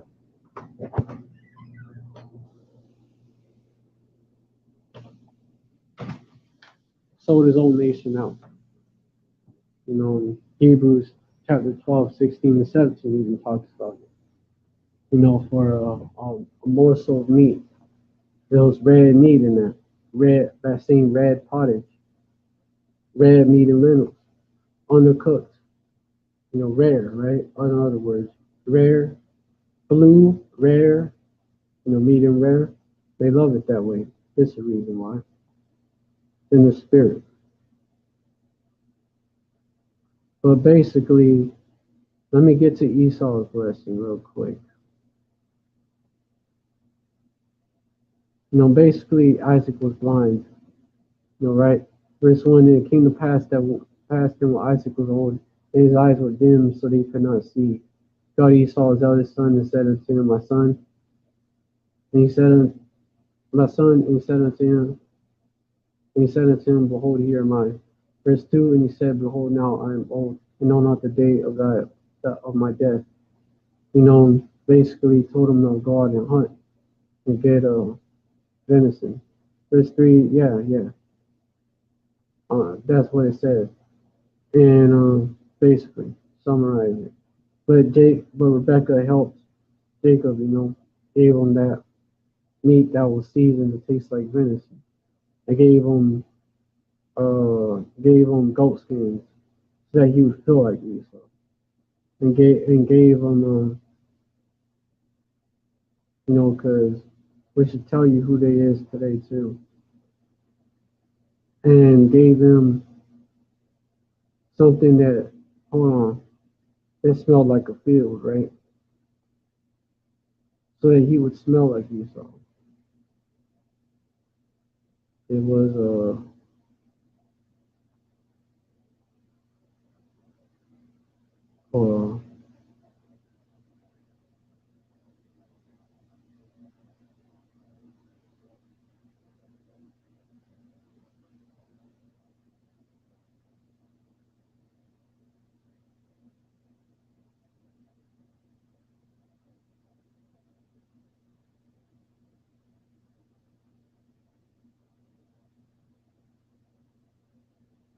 and upon his hands, put the skins of the kids of the goats upon his hands and upon the smooth of his neck. He would feel like Esau.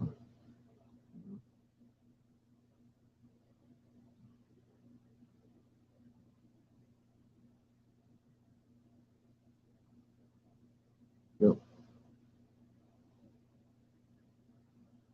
And some of his clothes, I believe. Yeah, raiment of which is clothes of the elder son Esau, so that he even smelled like Esau. But he sounded like Jacob. Verse 22, and Jacob went near unto Isaac his father, 27. Chapter in Genesis 27, right? And Jacob went near unto Isaac his father, and he felt him, and he said, The voice is Jacob's voice, but the hands are the hands of Esau. Yeah, verse 23, and he discerned him not, because his hands were hairy, as his brother Esau's hands, so he blessed him. So anyways, you know, Jacob got the blessing, right? You know, he also got the birthright because Esau sold it. But anyways, well, verse, we get to the point. Verse 32, and Isaac his father said unto him, Who art thou? Wait, let me just skip to the point. Verse 33, and Isaac trembled very exceedingly and said, Who? Now where is he that hath taken venison and brought it me? And I have eaten of all before thou camest and have blessed him. Yet he shall be blessed. Verse 34, and when Esau heard the words of his father, he cried with a great and exceeding bitter cry, and said unto his father, Bless me, even me also, O my father. Verse 35, and he said, Thy brother came with subtlety, and hath taken away thy blessing. Verse 36, and he said, Is he not rightly named Jacob, which Yaakov in Hebrew means supplanter, which is not the same thing as deceit. Deceiving is different. outright lying.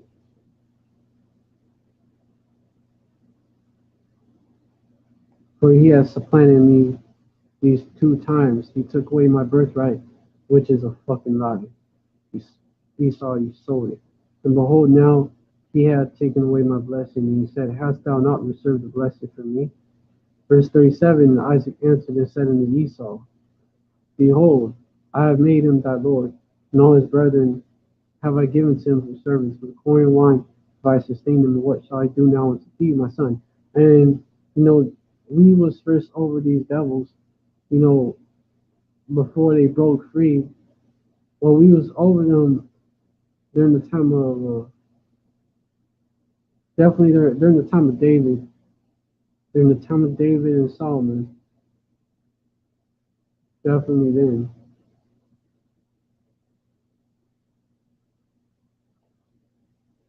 For a while, even sort of during the time of King Saul, but he didn't put all the Amalekites to death. But during the time of David and Solomon, they was under us, and then all the way until like way later on, when they rebelled and broke free. I believe it was during. I'm not sure when, but I believe there's one of the kings of Judah was ruling, of course.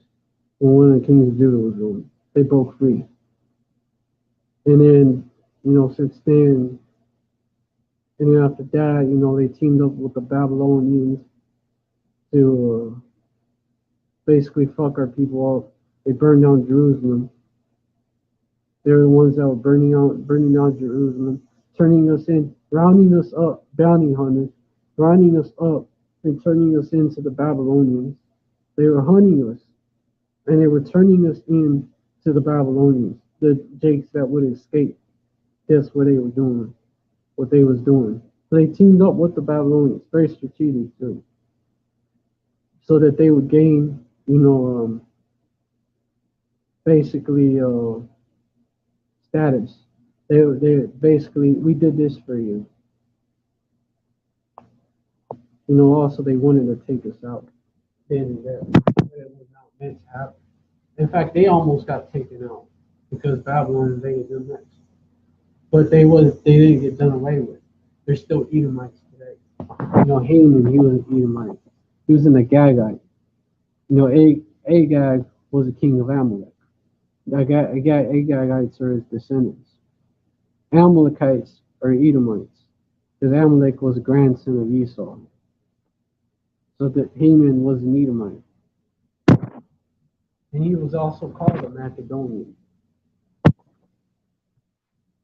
But then you had the Babylonian captivity, and then you had the Medo-Persian captivity.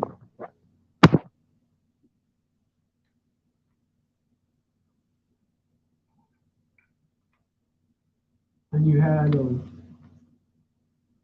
Haman, try to do what he did, but his plans were flawed.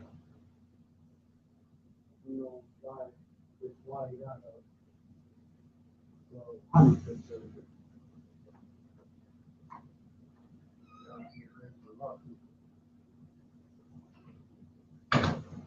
That's why he got that. And then after that, you had the Macedonian, Alexander the Macedonian.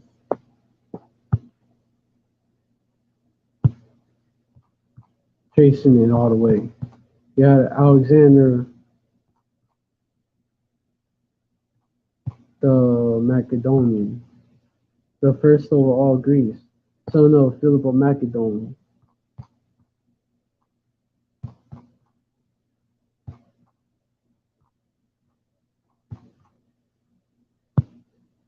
Shown in additions to Esther show you that he was an Edomite. And he was also the motherfuckers that was ruling. You trace it back that the so-called Greeks, those were Edomites that took over that land and started calling themselves Greeks. Additions to Esther, they took that land from the sons of Japheth, who were brown skinned. And they took the land where Rome is at from the Etruscans. They were Japhites and they were brown skinned, and the way they depicted themselves, the true way that they depicted themselves was dark skin. And they really, if you trace it, they was pushed out of that land because it was a process. See how this devil works, gradualism, right? They were gradually being pushed out of Europe the same way that they did Gad, like they did the Northern Kingdom, the same way they did the natives of Europe, Japhetic people, the Path, and the Hebrews. They pushed them out. They pushed them out of Europe, and they were like all the way till they got to Greece and Rome. Well, Greece and Italy, all the way till they got there. All the way till they got there, and then they did them that way. Because the Medes were Japhites that ruled with the Persians. They were pushed. They were pushed out there. When you look at it, they were pushed out there, and then they were taken down because the Medo-Persian Empire was taken down. When you look at it, and so they were being shoved further south and east. East Asia, Moab and Ammon inhabited that land. They were pushed out that way.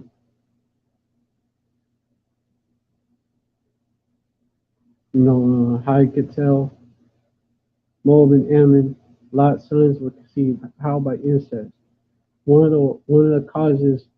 Okay, now you have uh, Down syndrome, right? One of the causes of it, when you do your research, is incest, and it was called Mongolian idiocy. It used to be called that. That's a link it all up, man. They're the Moabites and Ammonites. But anyways, they inhabited that land, being shoved that way. So where did they probably, they probably since they were so close to each other, they probably mingled. They probably intermingled, which is why Pacific Islanders look the way they do, because they're the Pacific Islanders for the most part. That was the last part of the world that was settled. My people, when you look at it, they're the Pacific Islanders. But anyways, yeah, the people living in Europe, for the most part, they're Edomites, or they're Israelites that look like Edomites, or maybe some of them heathens that look like Edomites. But let me get this. Additions to Esther 16 and 10 for Ammon the Macedonian, the son of Amadatha, being indeed a stranger from the Persian blood. So he's a Macedonian, right? That's why they took this book out. Being indeed a stranger from the Persian blood and far distant from our goodness, and as a stranger received of us. And was what he was trying to do. This is what he was trying to do as well. Verse 11 had so far forth obtained the favor that we show toward every nation, and that he was called a father, and was continually honored of all men as the next person unto the king. Verse 12, but he not bearing his great dignity went about to deprive us of our kingdom of life. I'm gonna get it. Come on, this is their MO. This is how they do it. This is how they do things, man. Infiltrators. Verse 13, having by manifold and cunning deceits, thought of us the destruction as well of Mordecai, Greek way of saying it, who saved our life and continually procured our good, as also blameless Esther, partaker of our kingdom with the whole nation. Verse 14, for this by this means he thought, finding us destitute of friends, to have translated the kingdom of the Persians to the Macedonians. What they were really trying to do. They were trying to take down the Persian Empire through this. Even with their aid.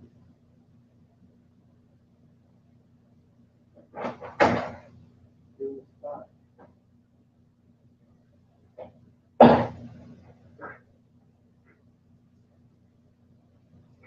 Then he was found out. They stopped his plan.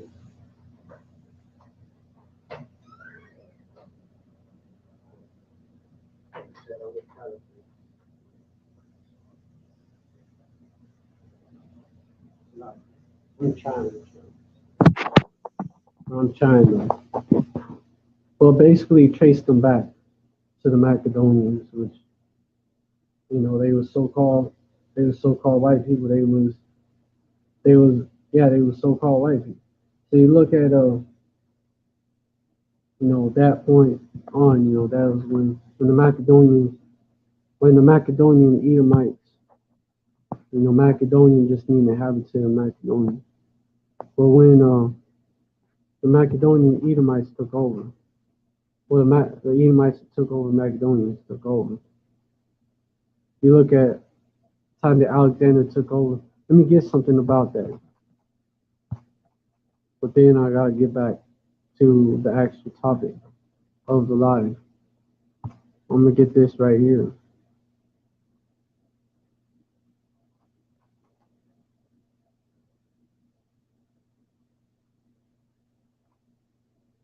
Get this right here. All right. Evils were multiplied. Evils were multiplied in the earth. So let me get that in the KJV. No, wait. I don't even got it. It's already in the search results. 1 Maccabees 1:9. And after his death, Alexander, right? They all put crowns upon themselves, so did their sons after them. Many years and evils were multiplied in the earth. Talking about those generals, right? That took over, those 4 generals. Evils were multiplied in the earth. Even that, just showing you. Verse 10, and there came out of them a wicked root, Antiochus, surnamed Epiphanes, son of Antiochus the king, who had been a hostage at Rome, and he reigned in the 137th year of the kingdom of the Greeks. Anyways, yeah, that basically link it all up, man.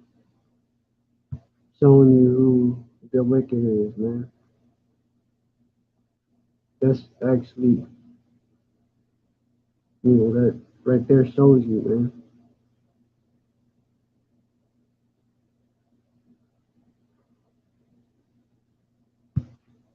So let me get to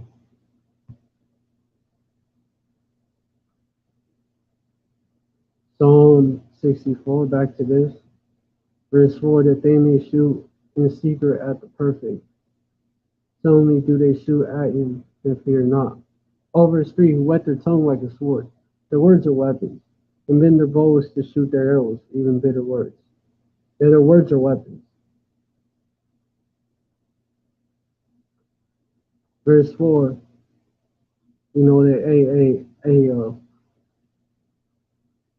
that his lips were smoother than oil, right? Their words are weapons. They have a way to, it's called newspeak, but basically that's one of the methods they use. Like one example of that is gay. They used to mean happy. That's why you have last names. What shows this is why you have last names of people gay. People with the last name gay. It ain't used to mean homosexual. But so what he did, man, implying that that was the way, the homosexual lifestyle, that was the way. They're gay, see, used to be happy. That's what he does. Also, many ways he uses words as weapons. Verse 21 of Psalms 55, the words of his mouth were smoother than butter, for war was in his heart.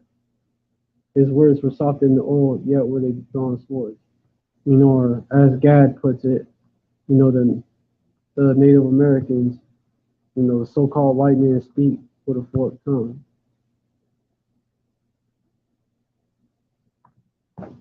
And they know. They know. They trusted Esau. All them treaties broke. And Esau continues to break the treaties. But let me continue. Psalm 64. Verse 4. And even bitter words. Oh, unrighteous decrees. Esau will hide some shit in an omnibus bill, big ass bill with a bunch of shit. Esau will hide it. Page 100 and something. Hide some shit. And it'd be very vague.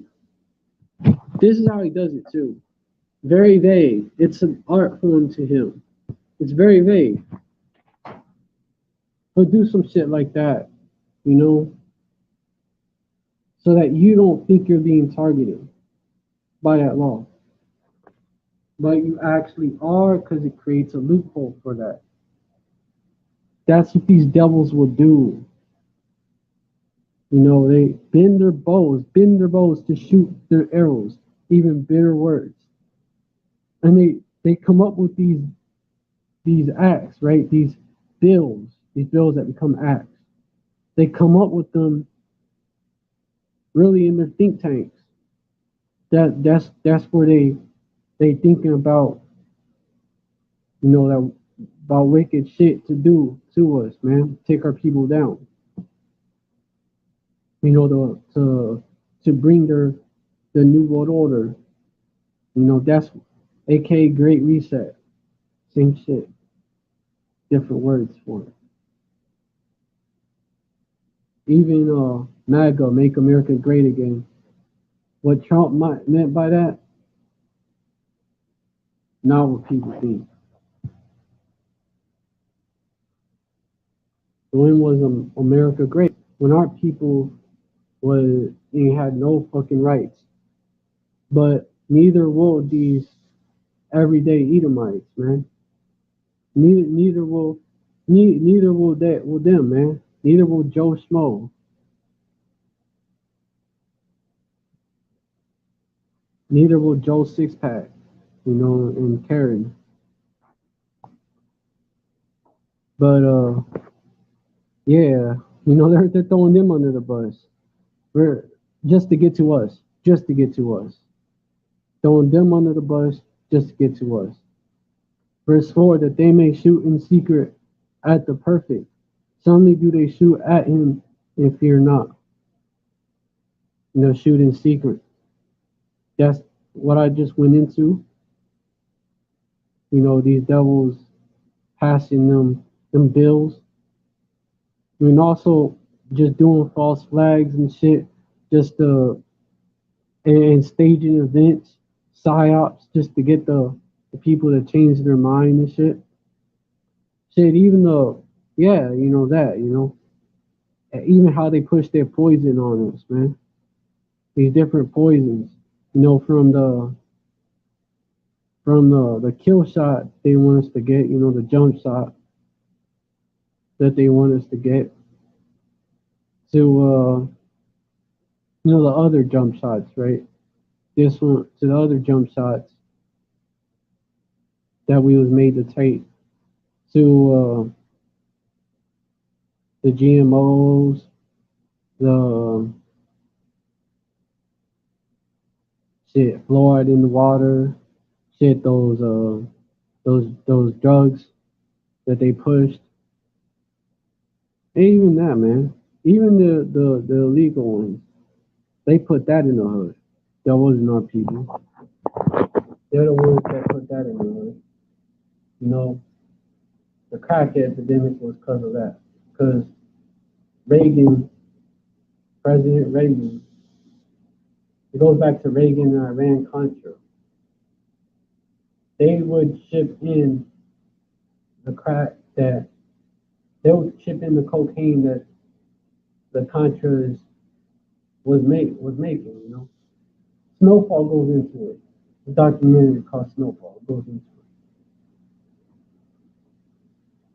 But it came out that, no, man, these devils was dropping that shit off in the hood and all that. And burners.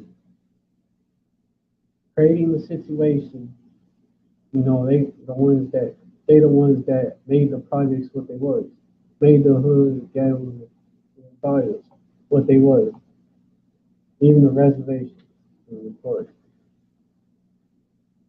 And then, you know, put the drugs. There was heroin before that. Put the drugs, which what the heroin was what the Vietnam War was about, and it's what the Afghanistan War was about. Real reason. Put the put that in the hood, and then hey wage the war, drug war. But really, that war was not against the drugs themselves, but against the people that were associated with it. Shooting in secret at the perfect, that's an example of that. You know, you had, I brought this out before, Nixon official, it's like a reminder. Nixon official admits war on drugs. Let me just get his quote. War on drugs was about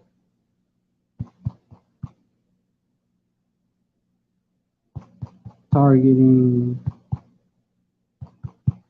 so-called black people. Use the terminology, of course, and hippies as well. Was about that. Nixon admitted it. Nixon aid, Slovakia, or Nixon aid. Let me fix that. A Nixon aid admitted it. You know, Ehrlichman, he admitted it. The key figure in that Watergate scandal.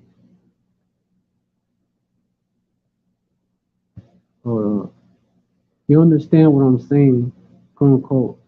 Okay, quote unquote, the Nixon campaign in '68 and the Nixon White House Nixon White House after that had two enemies, the anti-war left and so-called black people. Quote unquote, former Nixon domestic policy chief John Ehrlichman told Harper's writer Dan Baum for the April cover story published Tuesday. Quote unquote, you understand what I'm saying. We knew we couldn't make it illegal to be either against the war or so-called black. But by getting the public to associate the hippies or marijuana and so-called black people with heroin, and then criminalizing them both heavily, we could disrupt those communities, quote unquote. Ehrlichman said, we could arrest their leaders, raid their homes, break up their meetings, and vilify them night after night on the evening news. Did we know we were lying about the drugs? Of course we did, quote unquote. And that's an example of that. The war on drugs wasn't really about stopping drugs, man.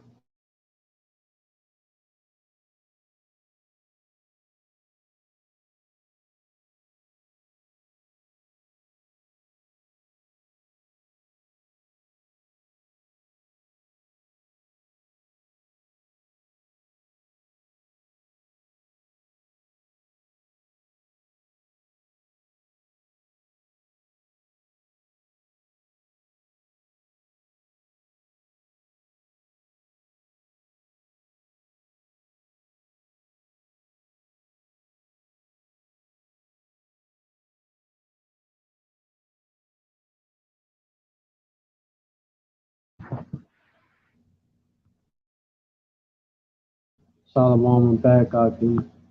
Let me get back to what I was getting into.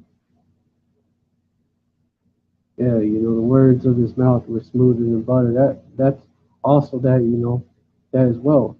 Their propaganda, their media propaganda. That's how they would link our people to these these drugs. That's how they would do it.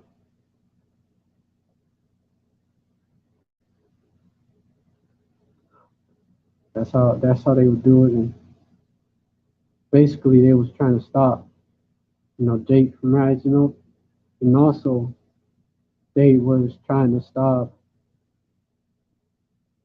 there was opposition against the Vietnam War, and they was trying to stop that. What it lead to? What it lead to? What they still doing today? Reagan continued that.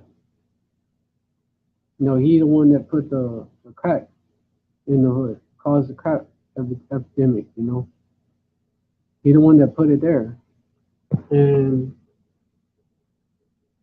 you know, people took the bait, of course, and but that's something they won't claim. And what they do, oh, we need to pass harsh drug laws, man, mandatory minimums. You know, you had the 1994 mandatory. You had a bill before that too, and passed during the H.W. Bush administration. And then you had our own leaders promote it because they're sellouts. And then you had it again during the Clinton era. You know, when Clinton was president in '94, and both Democrats and Republicans was for it. Both Democrats and Republicans was for it. Biden, you know, he was instrumental in that shit. You know, Biden was heavily involved in pushing that. But according to him, if you back in 2020, if you don't vote for me, you ain't black. Well, guess what? Nobody is, because nobody is that color. Nobody has that skin color. That's a crayon color. That's all it is. But that's how he got a lot of you jakes, man. You know that, and he was in Kamala. You know, oh, she was a so-called black woman. She was called so-called. They said she was a so-called black woman. Then, but she was a. But back when she won her Senate race, oh, first East Indian American senator. So that's what they did right there. Which she could be a wicked Eve, but man, very wicked. But I think she a damn Eve. Like she's a terror, bro. Her, she's a descendant of Coon, which is those were Edomites. Of course, she probably had Jake Scott, but come on, man, her manners and all that, like the way she took side with Esau and all that.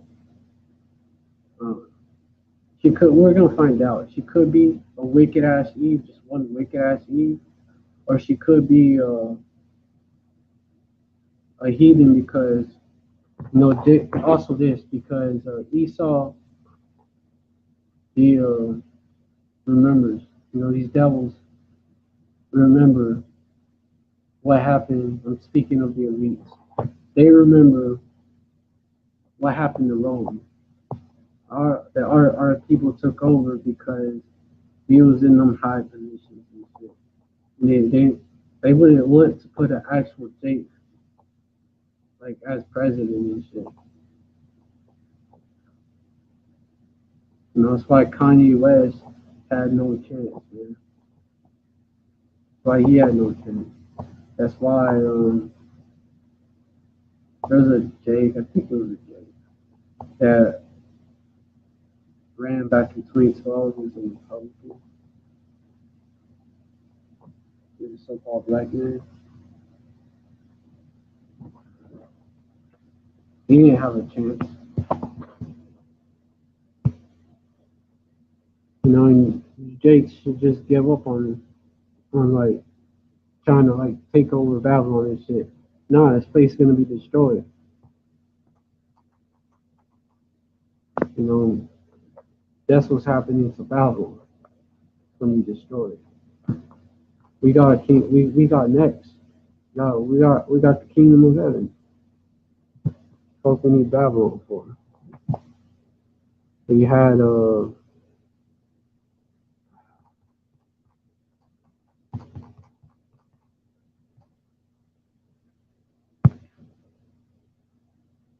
You had this guy.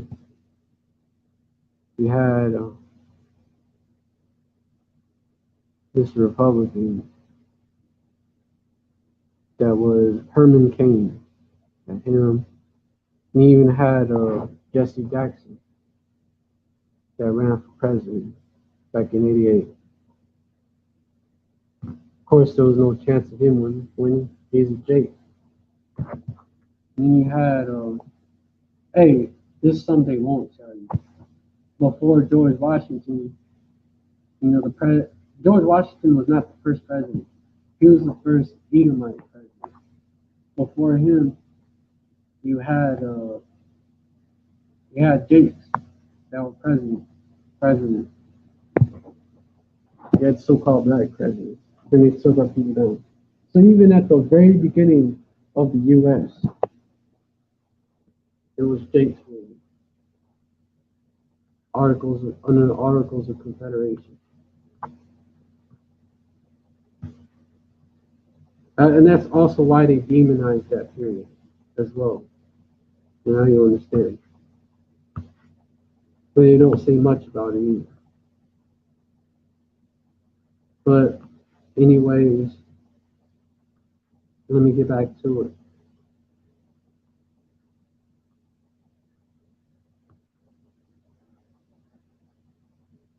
Their words smoother than butter, right? But they're bitter words, man. They bend the bows to shoot their arrows in bitter words, because those words, in them laws that they pass, they end up fucking our people up. That led to higher sentences for our people. Crack versus powder cocaine. Because crack was mostly in our communities, as it is today. But you have even these Edomites participating in it more, fucking with it more. But it's been in our community more. Like consistently, historically, mainly, it's been in our community. Versus powder cocaine, which is mainly what these Edomites do, which gave you a less harsher sentence, softer sentence. But they threw the whole book at you if you was caught with crack. Mandatory minimum. That's an example of that.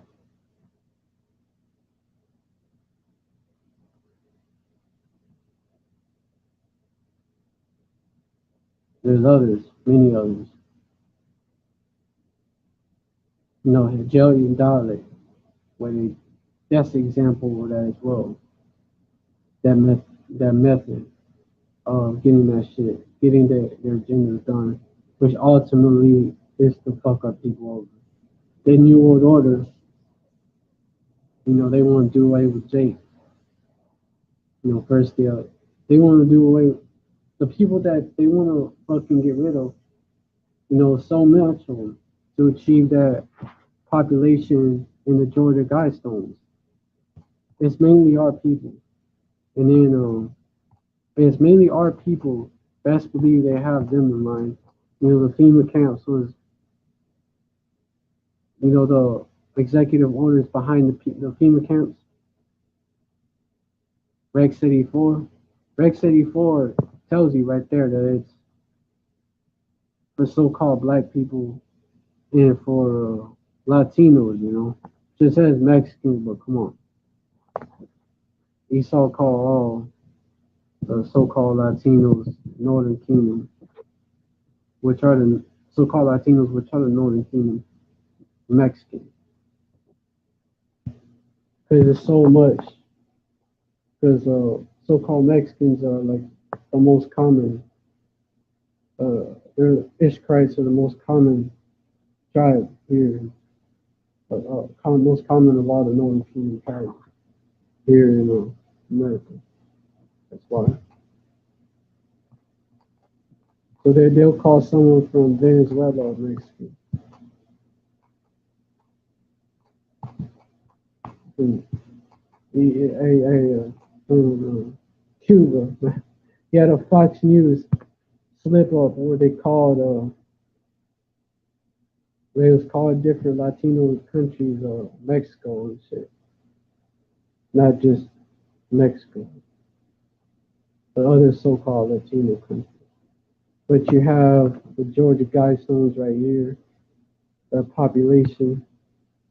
Just look it up, Google image it. Maintain humanity under 500 million in perpetual balance with nature. Now, how much people do you have on the earth today? 6 billion and pushing it. Way more. So how much death do they want to bring to the world?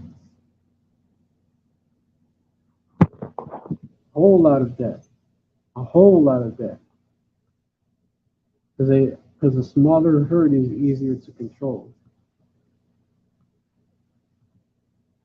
And that's just what they want to achieve initially. You know how Esau is. And now I want to chop down the population even more. You already know, man. You know, Esau, he is his death and can't be satisfied. They the modern day Chaldeans too. The Chaldeans was the elites of the Babylonian Empire. And they went around acting and thinking that they was all basically like all known, right? Just like how these elites act, we know better for you, man. We know better for you. We know what's good and evil. These servants. Habakkuk 2 and 5. Yeah, also because Kala Yahweh sent me out side by being caught to die. This truth make everything make sense. Yeah, also because he transgressed by wine, he's a proud man. That means all praise. He's a proud Kala. It's all praise. He's a proud man, neither keepeth at home, who enlargeth his desire is hell, and he is his death, and cannot be satisfied, but gathereth unto him all nations, and heapeth unto him all people. So there you go. He can't be satisfied. Esau is the most proud nation out there. That's why they symbol the eagle. They the most proud. But that fits them. This was speaking of them as well.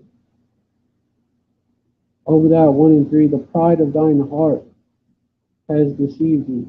Thou that dwellest in the clefts of the rock. And this book is all about Edom, whose habitation is high, that saying in his heart, we shall bring you down to the ground. Verse 4, though thou exalt thyself as the eagle. What's the symbol of the U.S.? The eagle. What was the symbol of Rome? The eagle. America, pretty much like a carbon copy of it. Pretty much like exact. Put them like exact type shit. Exactly like Rome, but modern day version. That's what America is. Basically, it's basically Rome. America is basically Rome. And in Germany, the symbol is the eagle. You see the look up symbol of Nazi Germany, motherfucking eagle, man. The swastika. Spain, I believe their national bird is the eagle. Russia, they got an eagle as their symbol. All these countries dominating or have dominated. Eagle. They fuck with the eagle, man. That's their symbol.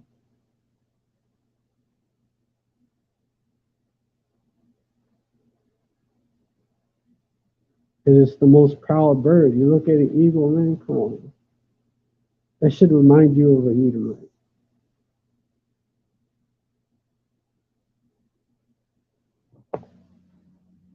And though thou set thy nest among the stars, thence will I bring thee down. Thence will I bring thee down. And damn, bro, that was just mad, yo. They angry, bro. The fuck? This shit, what happened? This phone glitched. This phone glitched on me. It's like turned black on me. Screen turned black on me.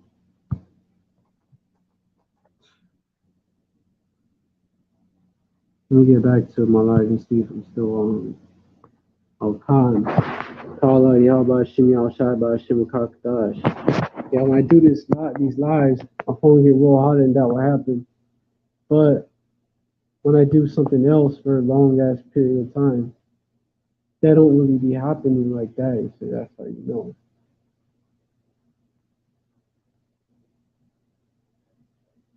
So that's how you know. Hey, but anyways, that's how you know Esau is that proud nation. And they set their nest among the stars. What they got up there, the International Space Station. What they claim to do back in '69. They claim they went to the moon, which is BS. They got all them satellites up there, too. They nest among the stars. Don't all set their nest among the stars. This will I bring you down, saith Yahweh. Hence, what happened after? Before you had them Soviet satellites up there, which the Soviets is controlled by the same people as Babylon.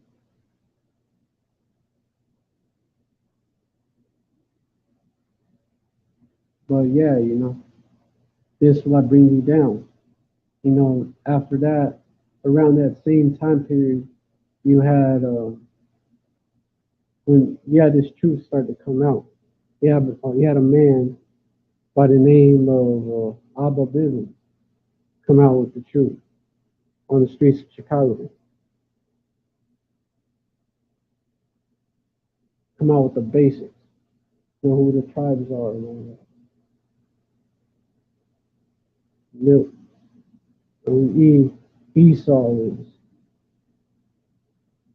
what Babylon, what's Babylon the Great, and all that. The ABCs of this knowledge. And then you had which he was Abba Bivens. If you can receive it, that was Elijah. That was Elijah come back because the incarnation is real. It's scriptural. So you had that happen. And then you had King Masha. If you can receive it, that was King David. House of David, right? Is the elect. You look it up if you're a newcomer. Look up GMS Vault. Just look down. We got a lot of them old videos. High Priest Yaakov Aaron. If you can receive it. And a High Priest. I didn't learn, and I ain't coming up with all this on my own. I ain't coming up with all this on my own. I'll start by the elders of GMS. It was taught by the apostles of GMS.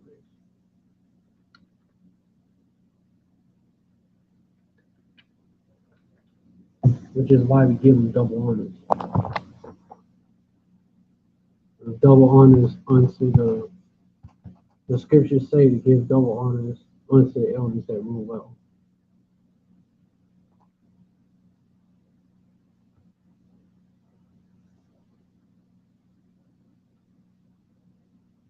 But yeah, since then, the truth came out more and more, and these devils started getting exposed more and more. You had the Watergate, they got exposed, a few years after. You had the My Lai massacre was I believe it was exposed during that time period.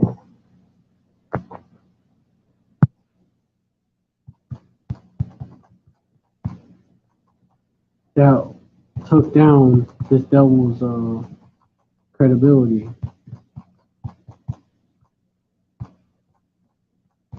Before that Elijah reference, let me get this. Malachi 4 and 5. And that happened before Yahweh came back, because John the Baptist was also Elijah. He was him come back. Malachi 4 and 5. Behold, I will send you Elijah the prophet before the coming of the great and dreadful day of Yahweh. According to prophecy, right? Preparing the way. And then Yahweh himself, that's the real name of who the world ignorantly called Jesus. He saves, he delivers in the ancient Paleo Hebrew, because he was a Hebrew Israelite of the tribe of Judah. Okay, so he said this. He basically told you John the Baptist was Elijah. Even though he didn't know, Yahweh knew John the Baptist was Elijah. The reason why he wouldn't know is because we don't know. Matthew 11 is scriptural too. Matthew 11 and 14. And if you receive it. Matthew 11 and 13. For all the prophets in the law prophesied until John.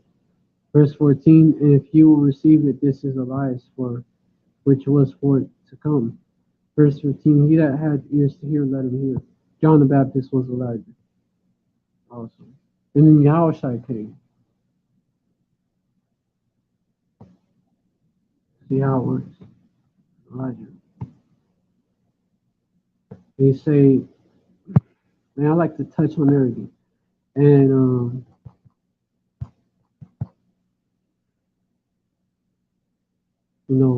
this right here shows you that reincarnation, yeah, it's real. It's biblical. John 10 and 10 KJV. Story of, cross that out. That goes into something else. Blind man being healed. His account. Come on, man.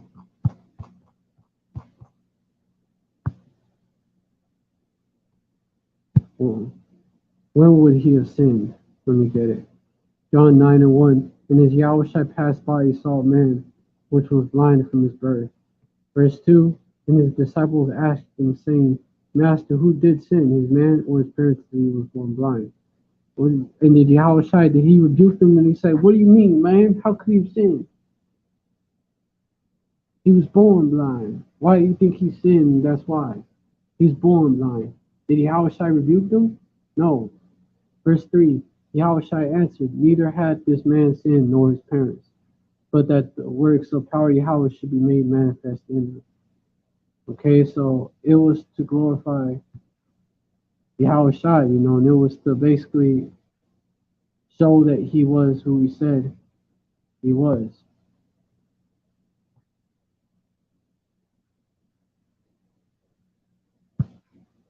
Basically. So anyways, yeah, that's Elijah. And reincarnation is real.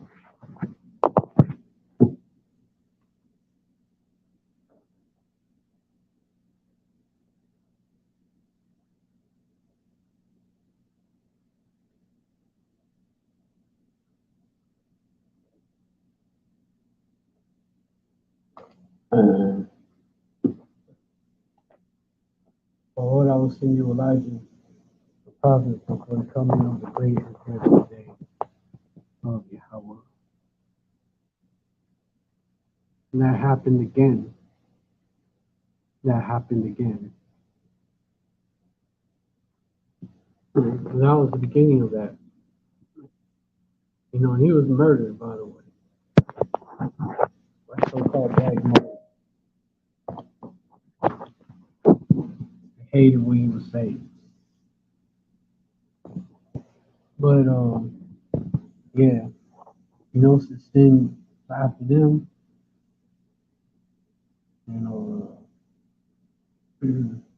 King Masha, Malak Masha, and Malak King. The high priest Yaakov, and we had high priest Ariah. He was a part of it. You know, and then he had the apostles, Apostle Tahar, Apostle going on down, Apostle Akkad going on down. Then all the way down to the elders, then all the way down to the brothers. Well, all the way down to the bishops and the elders and the brothers. That's how you know, and then like-minded pockets, you know, like me. But this devil got exposed more and more. That was the beginning of his downfall. My light massacre exposed when? That do me hurry up. Exposed when? When was it?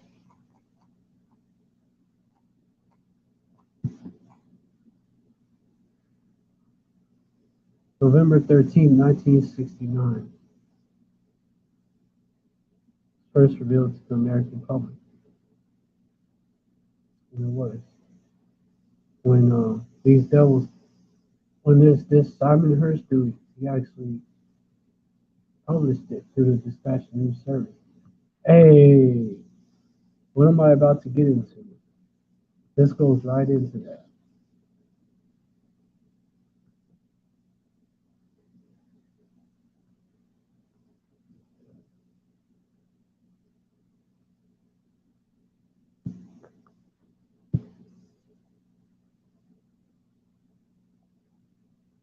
They search out, okay, the Akkad.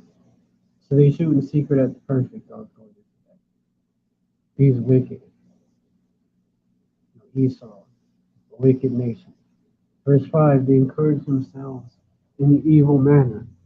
They the sons of the wicked, Esau. Verse 5, they encourage themselves in evil manner. They commune of laying snares privily. They say, who shall see them? Verse 6, well, sons of the wicked, you know, before the flood, and that was king, Esau. Esau wanted to do what Cain did to Abel after what had happened. But I'm going to try to keep on topic like that. I'm going to try to keep on topic like I said. You know, better, you know, because I've been live for a minute. You don't want to, I don't want to go too long because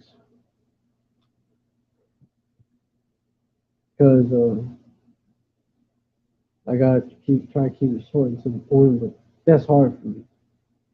But anyways, verse 6. Okay, verse 5. They encourage themselves in evil manner. They commune of laying snares privily. They say, who shall see them? Conspiracy. That's a conspiracy. That's a conspiracy. You know, King David would be considered a conspiracy theorist nowadays. He'd be considered a conspiracy theorist. Verse 6, they search out iniquities, they accomplish. Those are all the conspiracies, you know, that they have for us, man. Evil plots. That's what a conspiracy is. A group of people plotting to do wickedness. Verse 6, they search out, it's actual charge too. It's not like people will say, that's a conspiracy. You know, like meaning, oh, it's a conspiracy theory, it's not true. You know, that shit. But it is a conspiracy, actually.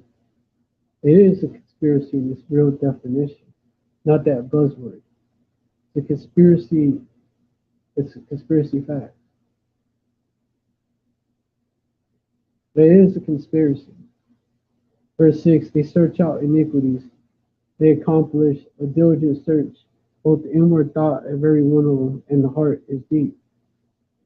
We look at these plots of these little wicked, these devils, and they're fucking intricate. There's so many levels to their plots. It's like, wow. Because they take all night.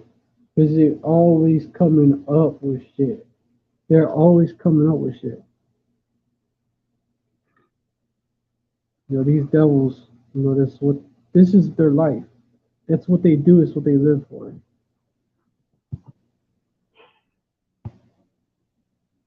But that's why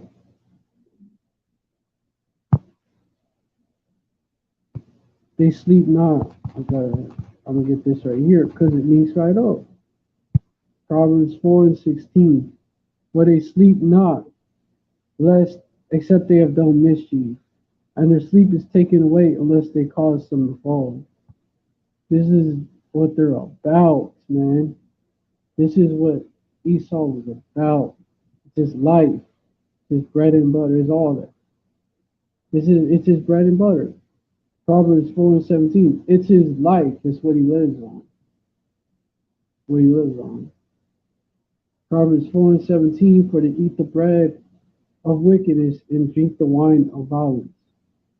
This is it's what they do. It's what they do. It's what they live for. It's what they're about. They are the wicked. And this is what they do. And we're warning you to do this. 15:14. Proverbs 4:14. Enter not into the path of the wicked and go not in the way of evil men. Yeah, watch out, man. This is what they're trying to do. What we're doing. This is what they're trying to do. Watch out. You know, it's prophesied about. It's coming soon. Watch out. Watch out. You know, watch out. They're trying to stick that grain of rice in you. Watch out. Watch out. They're gonna do it soon. Watch me.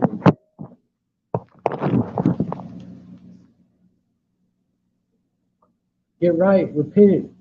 Take shelter. You know, avoid it. Pass not. Verse 15. Right. Turn from it and pass away. Bro. Hey, enter not into their path. Don't enter into their path. Don't hold hand. Don't join hand in hand with them, man. Don't join hand in hand with them. Don't try to join them because you can't beat them. It's not gonna work.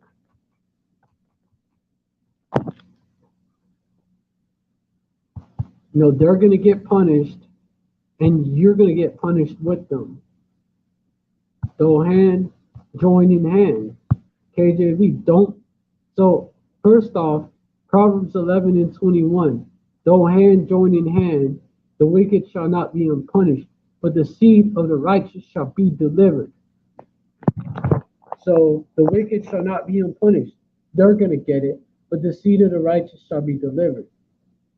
And you had that. I remember you had that holding hands across America shit, where these devils tried to play friend of Jake. And I bet, let me get where it happened, when it happened. I bet, you know, whoever was, you know, King Masha and them, I bet they was like saying, throw a hand, join in hand. They was bringing that out, man. I could see them saying that about that. Holding hands across America. I could see them saying that about that. Like, bro, that's not gonna work. Hands Across America was a public fundraising event on I think Abba Bivens was alive on this time, if I'm not mistaken. Hands Across America was a public fundraising event on Sunday, May 25, 1986, when 5 to 6.5 million people held hands for 15 minutes to form a continuous human chain across the contiguous U.S. Many participants donated $10 each to reserve their place in line. Yeah, you had like it was a nice idea theory, man, and it failed. Yeah, at the end of the day, was Hands America success across America a success in terms of raising awareness? Sure, maybe. But in terms of raising money, the event was widely regarded as disappointing, and it was to raise awareness for homelessness. But what you have, Jake and Esau holding hands, sponsored by USA for Africa, you know, sponsored by them. And you Jakes that think that you're from Africa. Like you think that you're the same as those indigenous Africans, and no, they sold you because they was your enemy. Ham was their second biggest enemy, next to Esau. He was always getting into it with the Hamites. Just like you have Chinese and Japanese is not the same people, right? One is Moab, one is Ammon, and they'll get mad at you for confusing them. The indigenous Africans, Obama's people, are not the same as the so-called black people in America and in the Caribbean and in Haiti. You know, also in other parts. Yeah,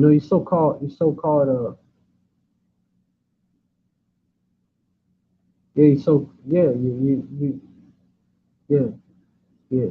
You get what I'm saying? You get what I'm saying? Not the same as those descendants of slaves. Y'all are the Israelites. That's why they sold y'all. They wanted to get rid of you. That's actually scriptural. But anyways, it was sponsored by that event. It's in Joel chapter 3 that was prophesied about.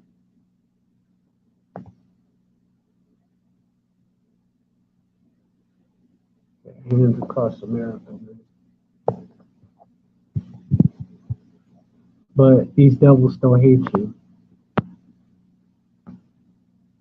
And then you have also, yeah, these devils didn't change. They still hate you. No, they didn't change.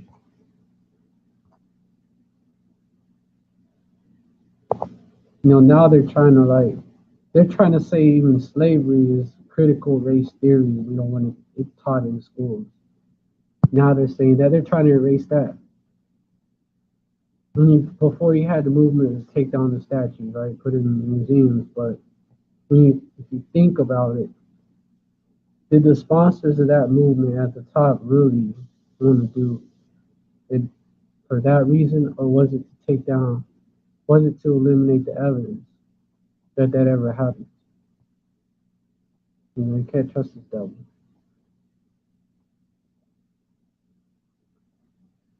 Yeah, God. Isaiah 13, chapter 15. What? This is chapter 13. My bad. Verse 14 verse 15. Oh, verse 14.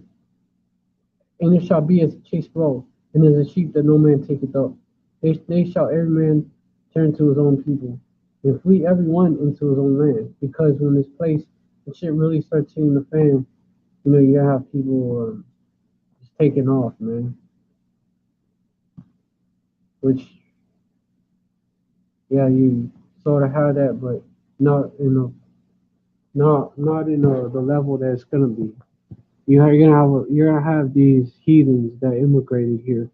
The ones that can afford it, they're gonna take off and leave. They're gonna go back to the countries they came from. Verse 15: Everyone that is found shall be thrust through, and everyone that is joined unto them shall fall by the sword. Everyone that is found shall be thrust through, and everyone Esau and everyone these Edomites, everyone that is, the only ones that's gonna escape the nukes that's gonna hit. So ultimately, it goes into that, but also the Jacob's trouble, right? It's gonna affect these average Edomites too, because it's the curses destroying the 2/3, and starting and these Edomites starting to catch it. It's that happening at the same time. It's that happening at the same time. That's what it is. But after But basically, the only ones that's gonna escape Jacob's trouble all the way to the news is the elites, like the elites, the top elites, just to be taken into slavery. The top elites of Esau and the heathen are gonna survive it, just to be taken into slavery. But everyone else is fucked unless you're the elites and the elect. You're the elites or the elect of Yasharala. The 144K and the 130. Yasharala is just Israel in ancient Paleo Hebrew. He is a prince of power. Verse 15, everyone that is found shall be thrust through, and everyone that is joined unto them. You tribes that's joined unto them. Specifically speaking, y'all, man. You Jakes. But even heathens that's here, they're gonna fall by the sword, man. You know, these FEMA troops, you know, these foreign UN troops. These foreign UN troops is where these needs come in. I'm going to get into, because you're gonna have these Russian UN troops, you know, from that area to even Ukraine. You have those UN troops out there, these Gurkha troops. They're one of the fiercest warriors. You have them out there patrolling the streets of Babylon. Down to the Senate. They're shooting down a lot of just going crazy, man. Really bad. And these devils do it for a reason. Like, these devils do it. Don't let it distract you. These devils do it for a reason. Because they come from these other countries, you know, and they come from these other countries that got fucked over by Babylon. And now they're getting shipped over, they're gonna get shipped over here to do the same shit. Some of them is already here being trained. There's articles that came out that showing it, NATO troops too. Articles that have came out that showing it. You know, you had German troops that were mistaken for terrorists in Arizona hospital. What the fuck is German troops doing there? They're special forces training. So you have them here already in the state. And hey, when Esau give the green light, man, they're gonna go crazy out here, man. Madmen spare none. Verse 16, their children shall also be dashed to pieces before their eyes. Their houses shall be spoiled and their wives ravished. Their children shall be dashed to pieces before their eyes. Before their eyes. It means you're gonna have to watch this shit. Their houses shall be spoiled, gonna take everything, and their wives ravished. You know, which means they're gonna take your woman too. And they're gonna do what they want with her.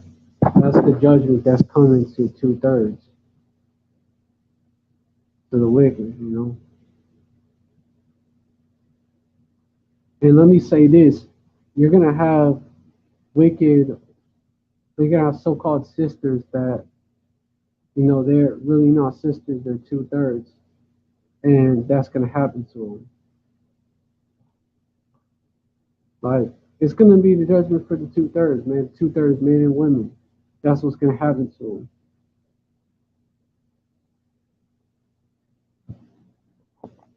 You know Esau, right? You know Esau, how you get down. You know it's gonna be a time like no other, right? So, you know, he's probably gonna make you watch. These devils is probably gonna make you watch that shit happen. He didn't kill you.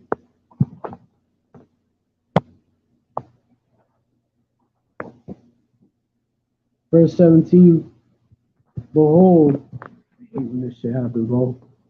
This shit went black. Behold, I will stir up the Medes against them, and shall not regard silver. And as for gold, they shall not delight in it. The Medes. You know, the Medes, it's the people, it's speaking of the people that's inhabiting the land that the Medes inhabited. They're like the modern day Medes. So you have the Russians, right? The Russians. And you have that area, man. Magog, right? They inhabited that land. Medes, yeah. And you have the Medes inhabited northern Iran, so it's all the way down to Iran. Russia, all the way down to Iran. Behold, I will stir up the Medes against them, but shall not regard silver. And as for gold, they shall not delight in it. They're not going to regard silver, man. They don't care. As for gold, they shall not delight in it. They may take it, they're still going to do what they want with you. Verse 18. So they're not gonna, what are you gonna do with all them riches that you got on the side, man? Even for you Jake celebrities, man, that sold out, man. And not like top tier enough to be in the bunkers with the Rothschilds, man. What are you gonna do? They run up in there, man. They're just gonna take that shit. They're gonna y'all, some of y'all might try that. Look, I'll hook you up with this shit, man. If you spare me and my family. Yo, these are MK Ultra, like these super soldiers that's gonna be released out here.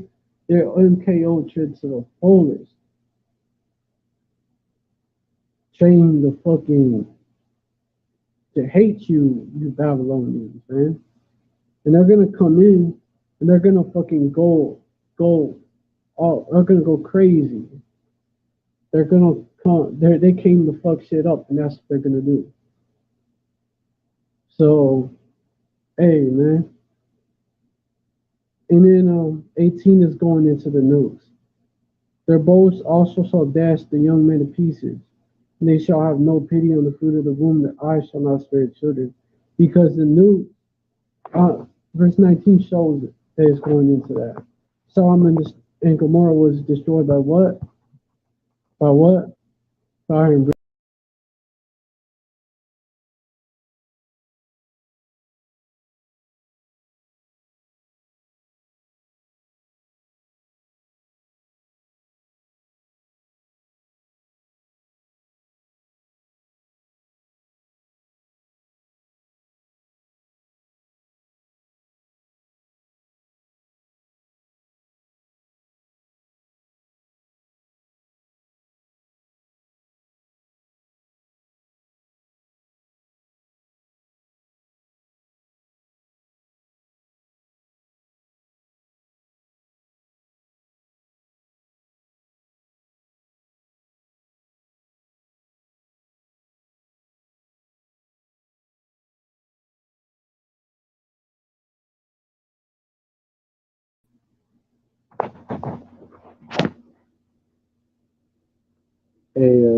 hey, Shalom, Akim, yeah, Shalom, Akim, I'm back, I'm back. Hey, Kala, Yahba Shim, Shaba Shim, Dash, that this live was not in it, so I could bring out more edification. Verse 19, and Babylon, the glory of kingdoms, the beauty of the Chaldees' excellency, shall be as when power Yahweh overthrew Sodom and Gomorrah. So the reason why I say power is because the word for God, AHLA, Allah in Hebrew, the word for God, they're in the Paleo original, really Hebrew. That's what we use. It means power. Overthrew Sodom and Gomorrah. That's where Ishmael get that that Allah. That's where they get it from because Arabic is just broken Hebrew, but they don't got the names, and they call him ultimately they call in another. Well, they're not calling them. Really, it doesn't go back to the Most High Yahweh. You know when you look into it, but Allah is a title. It means power. It's just a title. It's not a name. When and plural is Allah Hayyam, and the world knows it as Elohim, but that's just the anglicized version. It's really Allah Hayyam.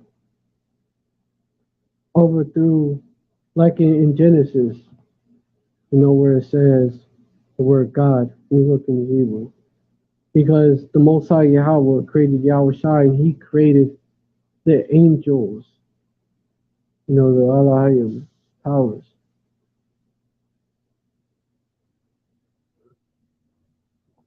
And even Jacob is called, even the Israelites is referred to as gods.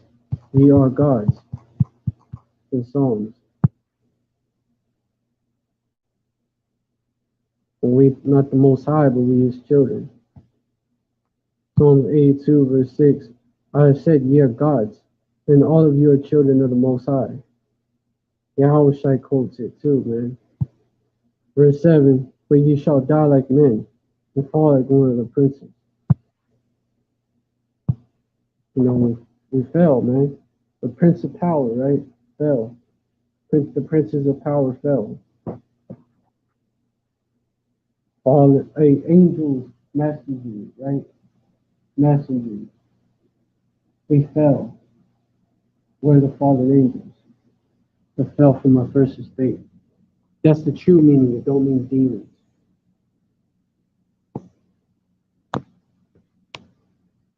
And the fallen angels, Napalayim, men of renown, that was the Israelites. That was before they was called Israelites. Those were those same spirits. Those same spirits, the same souls. Those same souls. Those were the sons of Adam through Seth. Adam was the son of God. That's what it says. When you read it. Son of power Yahweh. And so his descendants will, be known as the sons of God. The sons of the power. The sons of the power.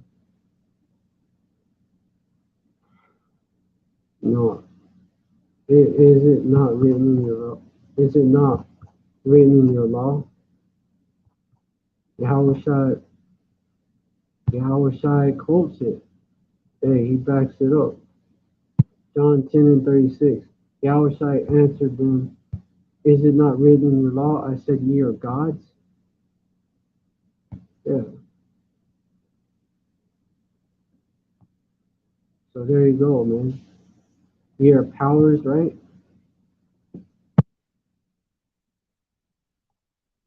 And then you have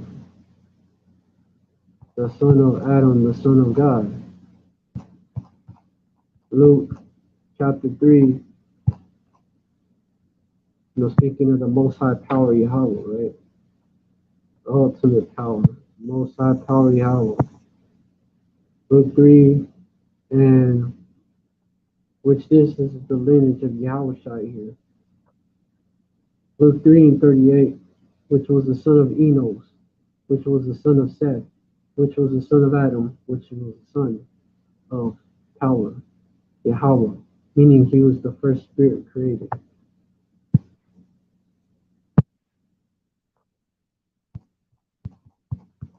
Actually,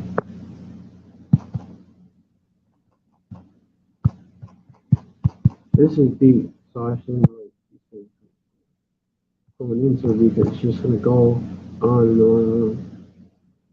That's why eventually I do end it. But it's deep, the scriptures is deep. Deeper than it appears. The scriptures are deeper than they appear. Way deeper. Way deeper. But Colossians speaks of Yahushua, man. And you could tell he's Adam. Colossians 1 and 12. He was Adam, the first and the second. Verse 12, giving thanks unto the Father, which hath made us meet to be partakers of the inheritance of the saints in light. Verse 13, who hath delivered us from the power of darkness, and hath translated us into the kingdom of his dear Son. Verse 14, who is called the Son of Power Yahweh, also Adam. Verse 14, in whom we have redemption through his blood, even the forgiveness of sins. Verse 15, who is the image of the invisible power, Yahweh, the firstborn of every creature. Verse 16, for by him were all things created that are in heaven, by him, and that are in the earth, visible and invisible. Yahushua created everything. According to the plan, the design to the Most High Yahweh, of course, did his will. And there are in earth visible and invisible. Visible and invisible. All spirits, right? Whether they be thrones or dominions, or principalities or powers, all things were created by him and for him. Verse 17, he is before all things. By him all things consist. Verse 18, and he is the head of the body, the church, which is the elect, ecclesia, the word there, ecclesia, who is the beginning, the firstborn from the dead, that in all things he might have the preeminence. Verse 19, for it pleased the Father that in him should all fullness dwell. Yep. He was the firstborn of every creature, the image of the invisible power Yahweh. It's plain.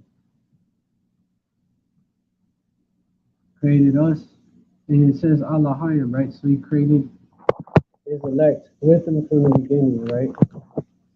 The angels as well, the celestial angels, who are our brothers, if we be of that number, with him from the beginning.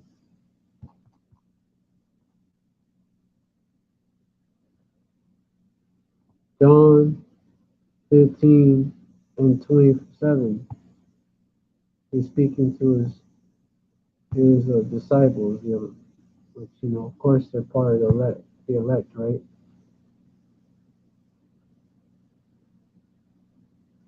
John 15 and 26. But when the Comforter is come, whom will I send unto you from the Father, even the Spirit of truth, which proceeded from the Father, he shall testify of me. That's speaking of Avakar Kadash, which, he basically, gives you that understanding of the scriptures.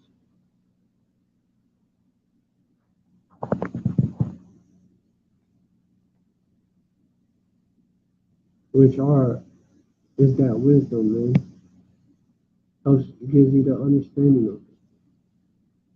Verse 27, so you can, gives you that understanding of it. Verse 27, you also shall bear witness, because ye have been with me from the beginning. There's a deep meaning to it.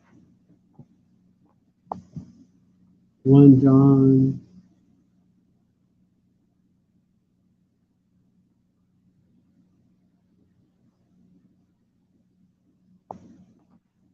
'I think I'm crazy.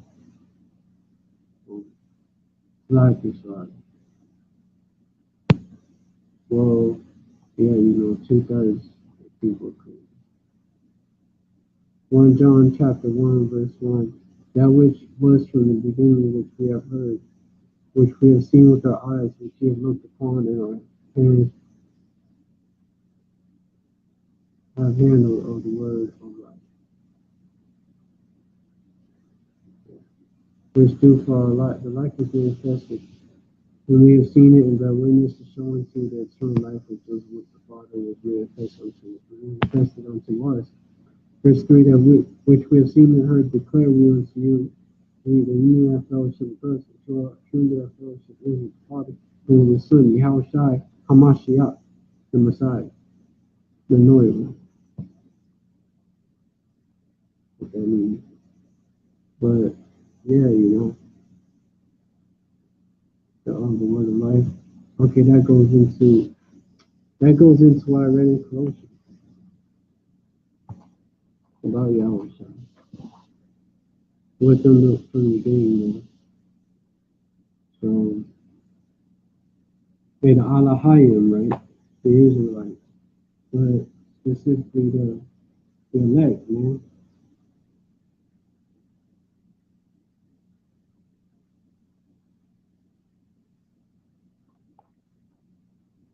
Oh.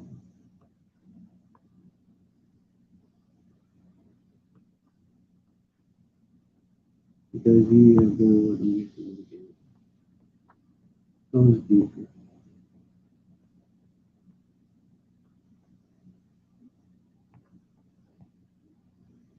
Alright, so anyways, anywho,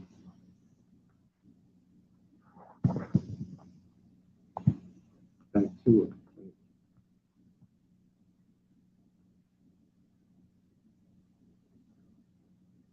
We going back to it, right? Avoid it, pass not by it, turn from it, and pass away, man. The way of the wicked, man. The way of these evil men. Verse 16, for they sleep not, except they have done mischief, and their sleep is taken away, unless they cause some to fall. Unless they cause some to fall. They can't sleep.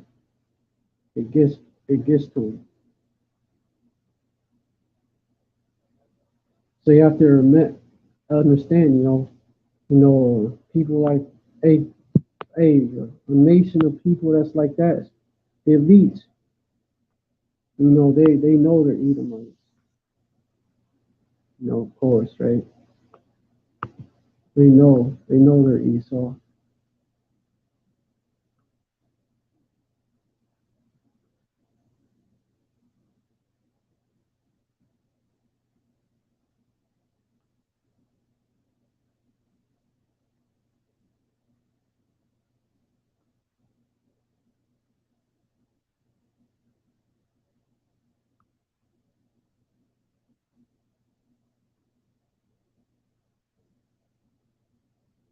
Well, this is how they are, man.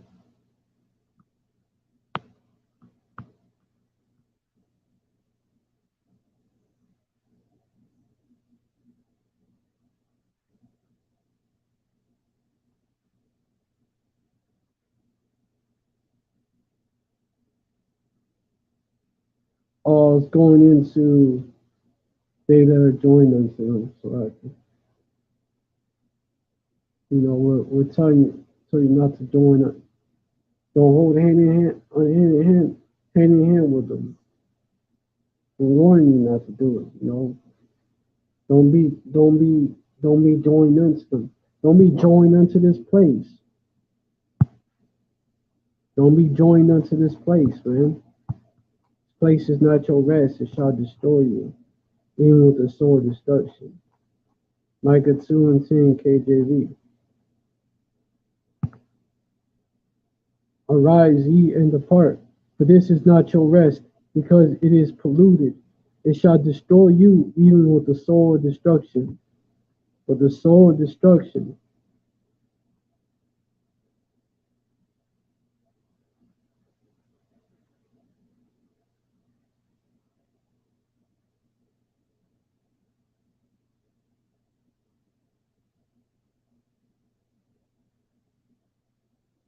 This place, Babylon, it's gonna destroy you 2/3. It's gonna destroy you 2/3.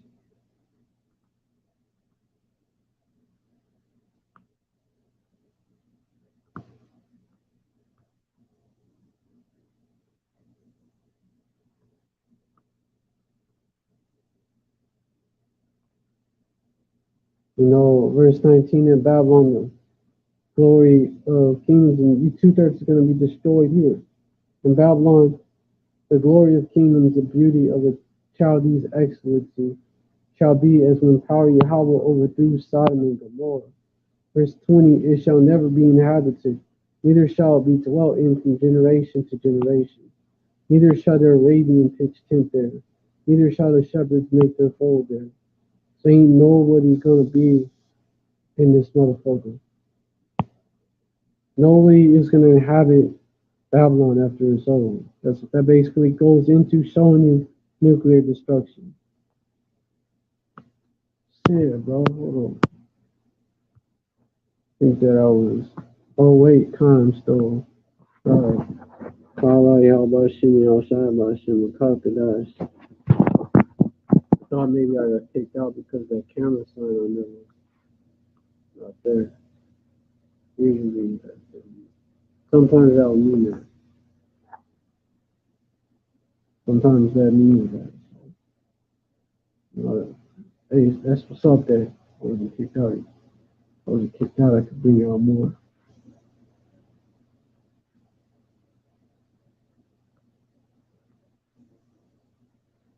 Verse 27, the wild beasts of the desert shall lie there, and their houses shall be full of doleful creatures, and owls shall dwell there.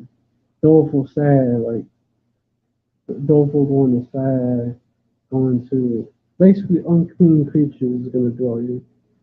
And owls shall dwell there, and satyrs shall dance there. Verse 22, satyrs goes into something else, of course. Verse 22, and the wild beasts of the island shall cry in the desolate houses, and dragons, serpent. Well, actually, this devil don't know as much as he claimed to know. And dragons in the pleasant palaces, and the time is near to come, and that days shall not be prolonged. Shall not be prolonged.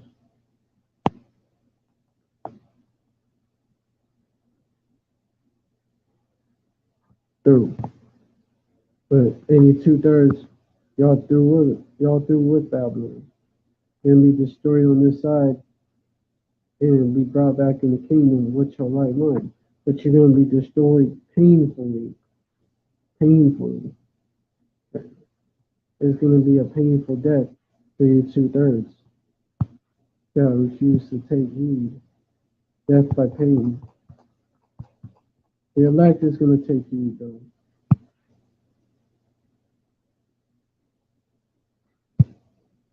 Second Ezra 9:9. Then shall they be in pitiful case, which now have abused my ways, and they that have cast them away despitefully shall dwell in torments. And then shall they be in pitiful case. They that have abused my ways, now have abused my ways, and they that have cast them away despitefully shall dwell in torments. We out there trying to wake y'all up, and in 2/3 it's just looking at us like y'all, like we got 10 heads, looking at us like bug outs, like looking at us like we're crazy, like looking at us like we're like we're crazy and shit, like we're bones and shit, in these garments. All we do is cuss out America. All we do is cuss out the so-called white man. All we do is cuss out, people walking by. All we do is yell and read from the scripture. That's the image that you 2/3 have in your head of us. All we're doing is just out there like basically wasting our time. Verse 10, for such as have in their life, even the 2/3 in our families, man, like the closely related 2/3, Like them, they look down the most. They look down on. Hey, yeah, I wish I had brothers that didn't believe in them. Literal brothers that didn't believe in them. Verse 10, for such is in their life. So there were 2/3 that were literal brothers of Yahushua. Think about that. Verse 10, for such as in their life have received benefits and have not known. Yeah, because even though America and Babylon were oppressed, were downtrodden, all that shit, second class citizens, all that, basically, still, you know, the men of Yahweh Shem Yahushai, were able to go out there and preach and look. You're not required to eat pork here, shrimp, crab, and lobster and all that. Even though they do hide it in the food, you're not straight up required to eat pork. Here, because I say they hide it in the food because there's a whole lot of pork derivative in the food. That's why it's there. But even that, there's ways to get around it. But you're not straight up required to eat pork. Like you're not required to. You're not banned from teaching. You're not banned from dressing modestly. It's not like during Antiochus' time. This guy was really forcing it to them. Or in the time of slavery, right? Not like that, because in the time of slavery, they didn't look at my heritage out. That's pretty cool. Your name is hope for that shit. And they was doing it to the Lord time. Like the time. They was doing that to the Lord King. They was doing that to Israelite foreigners. How they became Israelite foreigners, a lot of the ways to that as well. They was doing that to them as well.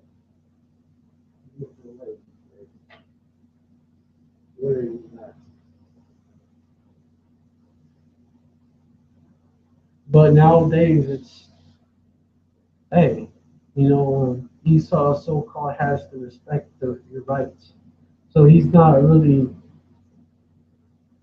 forcing that shit on you like that. Esau's not really I mean, there's peer pressure and all that, sure, but it's not illegal to keep the law, statutes, and commandments to the best of your ability. There's ways you can keep them.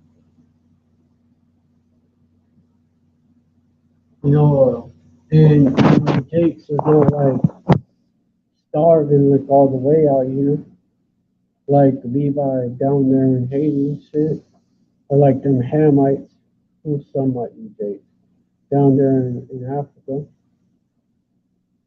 No, man, because at the same time you're being sustained.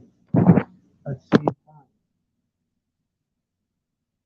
And even other parts of like the world where Jake's is going, it's a different struggle there. Jake's in the third world, it's a different struggle. For such as in their life have received benefits and have not known it. Jake, in the third world, it's more in your face, man. Because the third world is like the ghetto, like of the whole world, basically. Like all over, like so-called Latin America and the Caribbean, that's like a huge ghetto when you look at it. In West Africa, it's like a huge ghetto.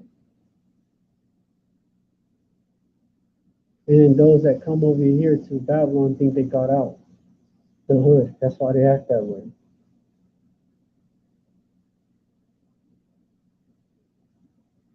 They think they done made it. They got that dream life, but they're more lost than ever. But yeah, you get some benefits, right? That's why they think that, because you get benefits. Verse 10, for such as in life have received benefits and have not known them. Like you're able to, somewhat keep the law. Keep the law to a certain extent. You're able to do it. Verse 11, and they that have loathed my law, while they had yet liberty, while they had yet liberty, and when as yet place of repentance was open unto them, understood not, but despised it. You know, they loathe, they loathe, the, they y'all loathe His law, man. Loathe His law, hated His law. While they had yet liberty, while you could still keep it, to pretty good, pretty on point. You can still keep it. You can still do the right thing, Even if you slipped up, you could get right. The info is out there. How to keep it to the best of your ability. How to the names, our identity, who he is, all that was out there. Was no family of the word. You could look it up online. Which nowadays is getting harder. The family of the word is starting to phase in. It's starting to take effect. It's going to take effect soon. It's going to take effect soon. Like full, complete. It's going to take effect completely. You're not going to be able to hear about this word. You're not going to be able to hear about it. And that's when people are going to want to hear about it. Reminds me of Avatar, right? The last Airbender. When the world needed him most, he was not there. When the world needed him most, that's what it reminded me of. When the world of Israel, the cosmos of Israel, which, Israel world without end. The cosmos that Yahushua died for on this side was the elect. But Israel is a world unto itself. It's a world without end.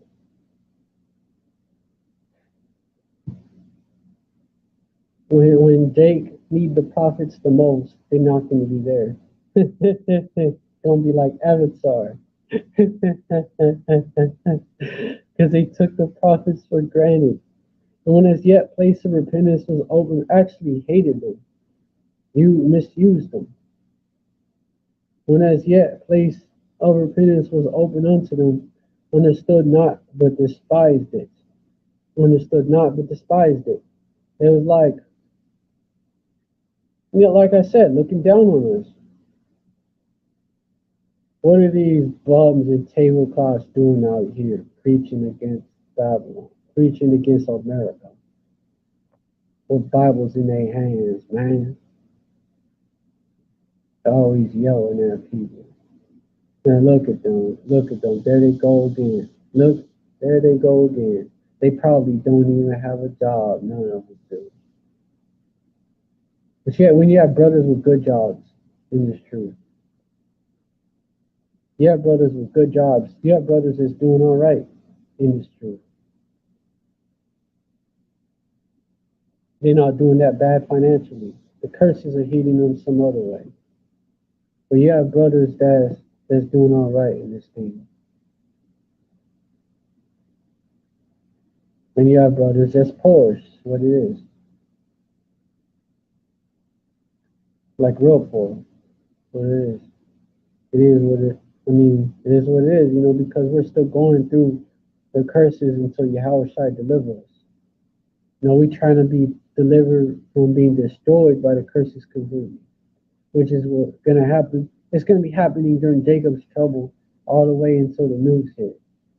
And that chip, you take that grain of rice, and your ass going to be destroyed through. It's finished. You're going to be destroyed. You're marked for death. You're numbered to the sword. You're going to bow down to the slaughter. That's what's going to happen. You bow down to the beast, you're going to bow down to the sword, slaughter.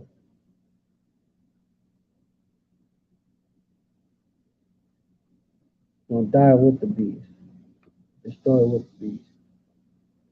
Verse 11, and they have, yeah, you 2/3 that despised the law, understood not, but despised it. Same ones that despised Moses. Same ones that y'all hated Moses, man. Y'all was giving Moses hell. Same ones. Same ones that was giving will kill the prophets. Killing the prophets. Murdering the prophets, man. Same ones. Oh, Yahushua compared y'all to Esau. Called y'all children of your father the devil.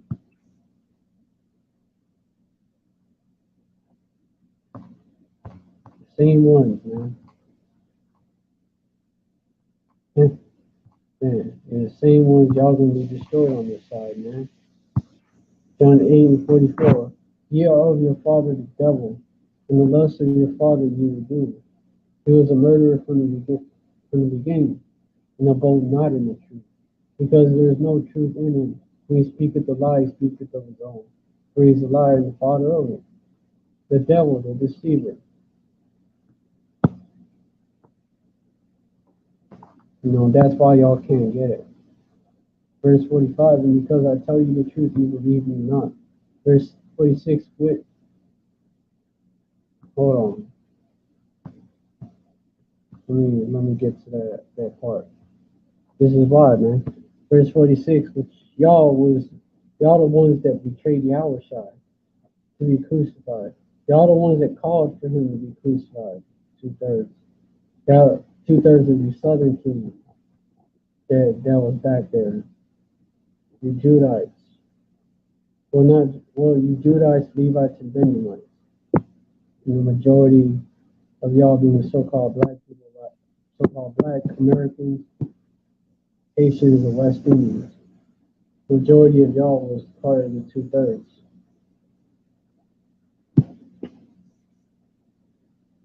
Verse 45, and because I tell you the truth, you believe me not. Verse 46, which of you convinceth me of sin? And if I say the truth, why do you not believe me?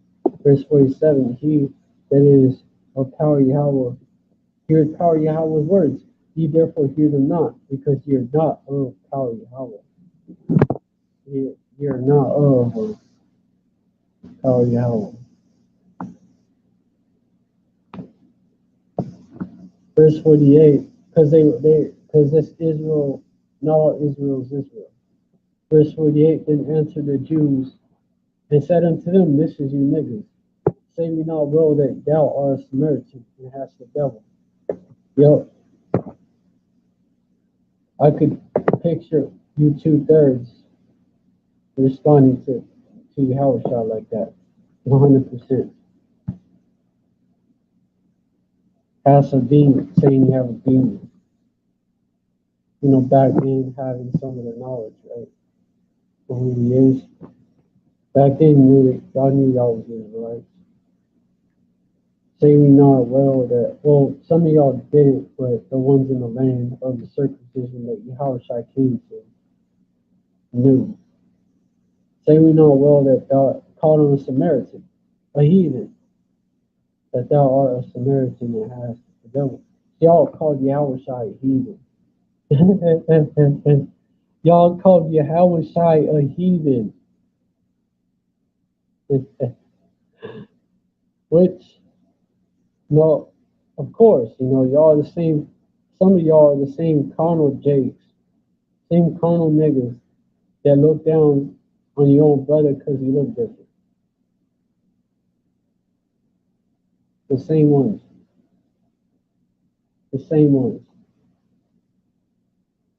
You call Yahushua who looked like the ultimate Jake, right? Called him a Samaritan. Has devilish demon is what the Greek word in there the Greek word for devil, there is demon. Said he had a demon too. Yo, man. Yeah, you can't convince a 2/3. You can't. Which is why the 2/3 are gonna die, but the 1/3 is gonna be saved.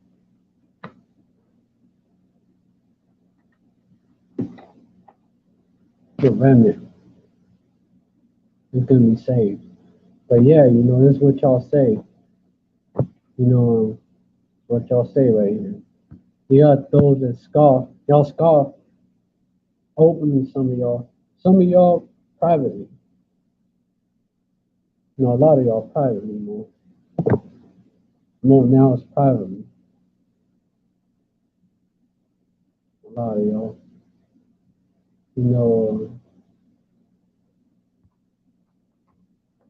This is what y'all. A lot of y'all privately, man. Y'all don't get it. So y'all gonna be because y'all don't. I'm gonna just get back to it, man. Understood not, but despised it.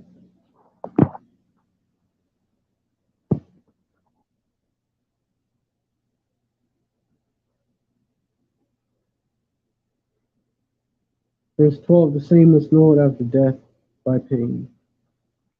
Same must know it after death by pain. Which means, you're gonna die to death, then you're gonna go up, before you're gonna go up, your soul's gonna go up to Most High Yahweh, right? To the great white throne. And y'all are gonna get told, basically y'all gonna find out that y'all was wrong. Y'all was wrong.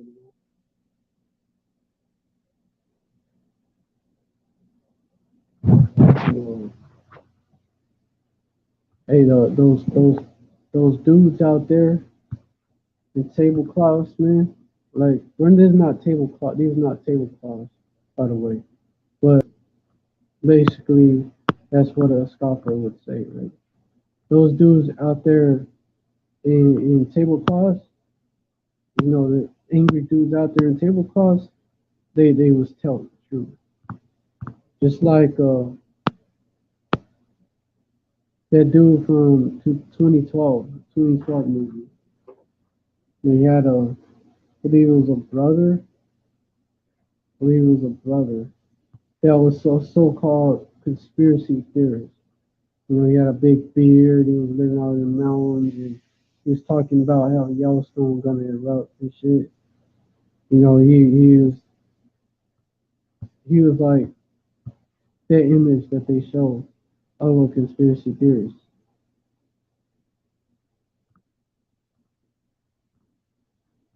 and he ended up being right. And looking at on that dude's face, that's gonna be y'all.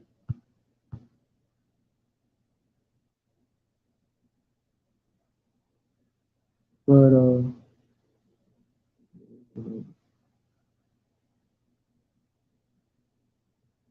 did I read all of this? No, I didn't. All this article? No, I didn't. But basically, this digital money, that's about. That's why they set it up. It's being exposed. That's what it's about.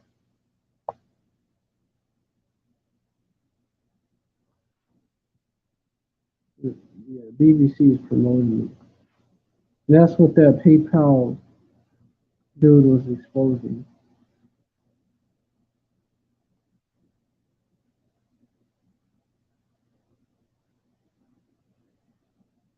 That they want to basically they could cancel you. They could cancel you cancel your whole life basically. Just like FB, it's like YouTube can flag your shit, take down your video. They want to shut you down like that. shut down your channel, they want to shut down your life like that. Like FB could put you in jail, they would do that. That go further. They won't be able to buy certain shit. Eventually, they want to control your thoughts. Eventually, with that brain chip, that's their way that they can get in there. Control your thoughts. You know, you have one in your hand and one in your head.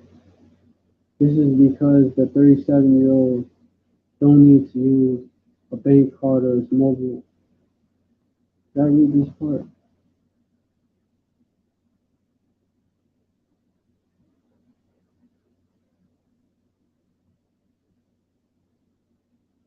This is because the 37-year-old doesn't need to use a bank card or his mobile phone to pay. Instead, he simply places his left hand near the contactless card reader and the payment goes through. The reactions I get from cashiers are priceless, says Mr. Polly, a security guard from the Netherlands. He's able to pay using his hand because back in 2019 he had a contactless payment microchip injected under his skin. "Quote unquote, the procedure hurt as much as when someone pinches your skin. They're promoting it, see?" Quote unquote, says Mr. Polly. When microchip was first implanted, okay, I read this part, but it's only during the past centuries that technology. Okay, now I already read that part, man. And when it comes to implantable payment chips, oh yeah, I went into that. British Polish firm Walletmore says that last year it became the first company to offer them for sale. Walletmore, the brothers did videos on that. More than just a wallet, it's a wallet that's in your hand, basically. The implant can be used to pay for a drink on the beach in Rio, a coffee in New York, or a haircut in Paris, or at your local grocery store, quote unquote, said founder and chief executive Wojciech Paprota. It can be used wherever contactless payments are accepted. Walletmore's chip, which weighs less than a gram and is little bigger than a grain of rice, it's like a script that they have. They read off of for real.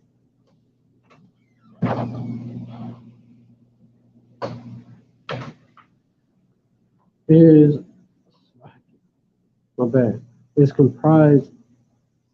Just don't let it distract from the message. It's comprised of a tiny microchip and an antenna encased in a biopolymer, a naturally sourced material similar to plastic. So see, they're making it seem attractive. Mr. Paprota adds that it's entirely safe, has regulatory approval, so works immediately after being implanted, and will stay firmly in place. It also does not require a battery or the power source because your body powers it. The firm says it has now sold more than 500 of the chips. Yeah, wallet more, man. Wallet more. Wallet inside your hand instead of in your pocket. Instead of you holding it, it's inside your hand. That's how Esau's making it look like, oh, see, just get it implanted in your head. You know,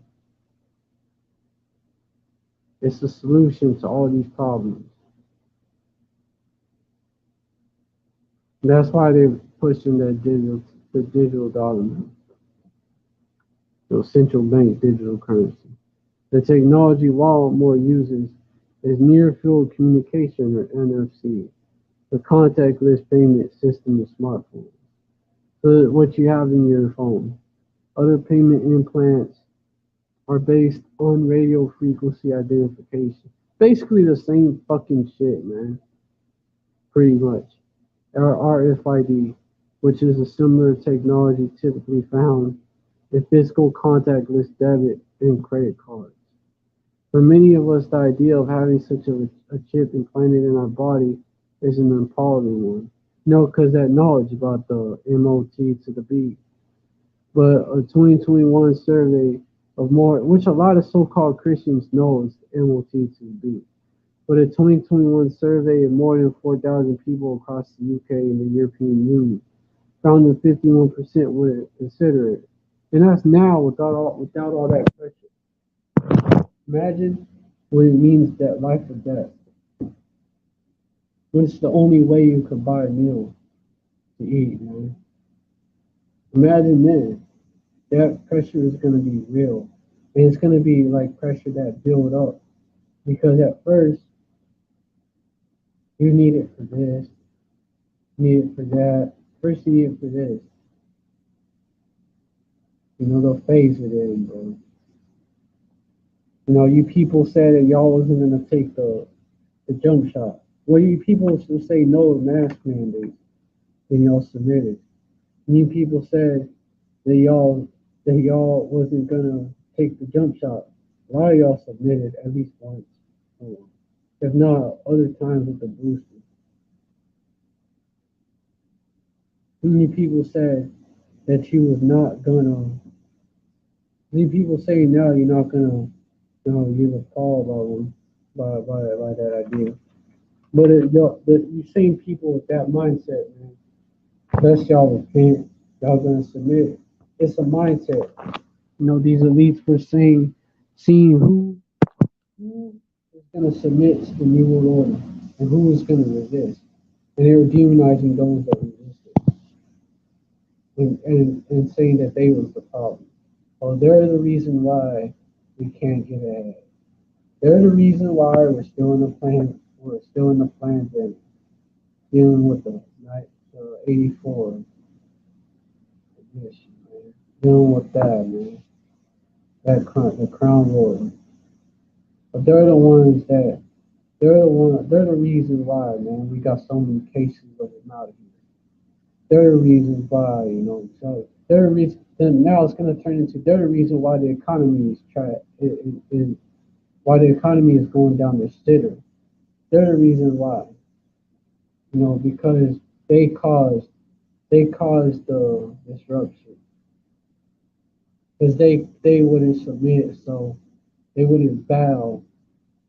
So now we have so now the pandemic got out of hand, and also they was believing Russian misinfo, and also they was see where this is going, and also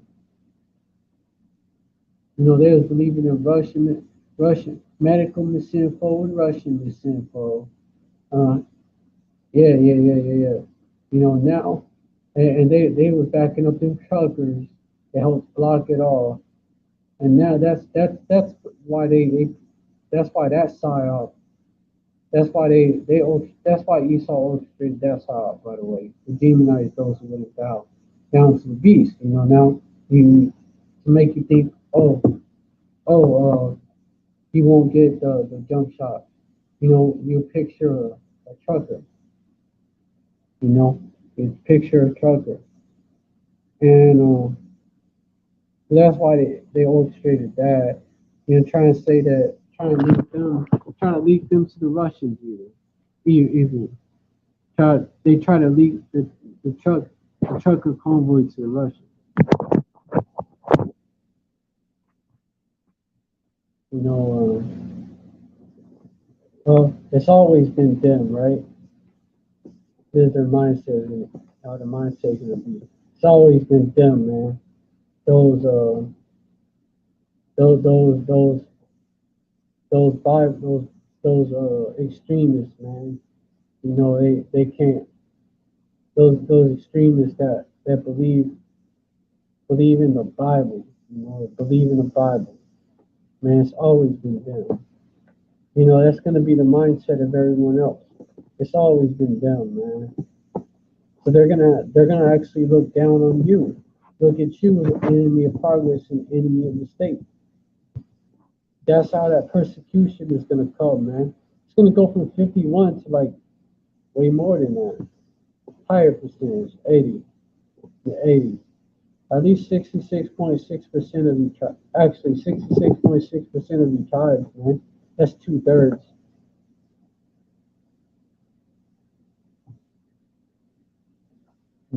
Y'all gonna, hey, y'all gonna, Y'all gonna fall for it. Y'all gonna either fall for it or y'all actually gonna be slaughtered. You know, the ones y'all that are carnal, right? Want to pick up the sword. Instead of trusting in Yahweh Hashem Yahweh. You know, Esau is the blessing of the sword.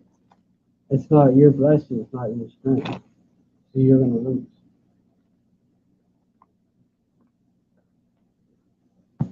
But yeah, you know, the elect is gonna be looked at as the problem.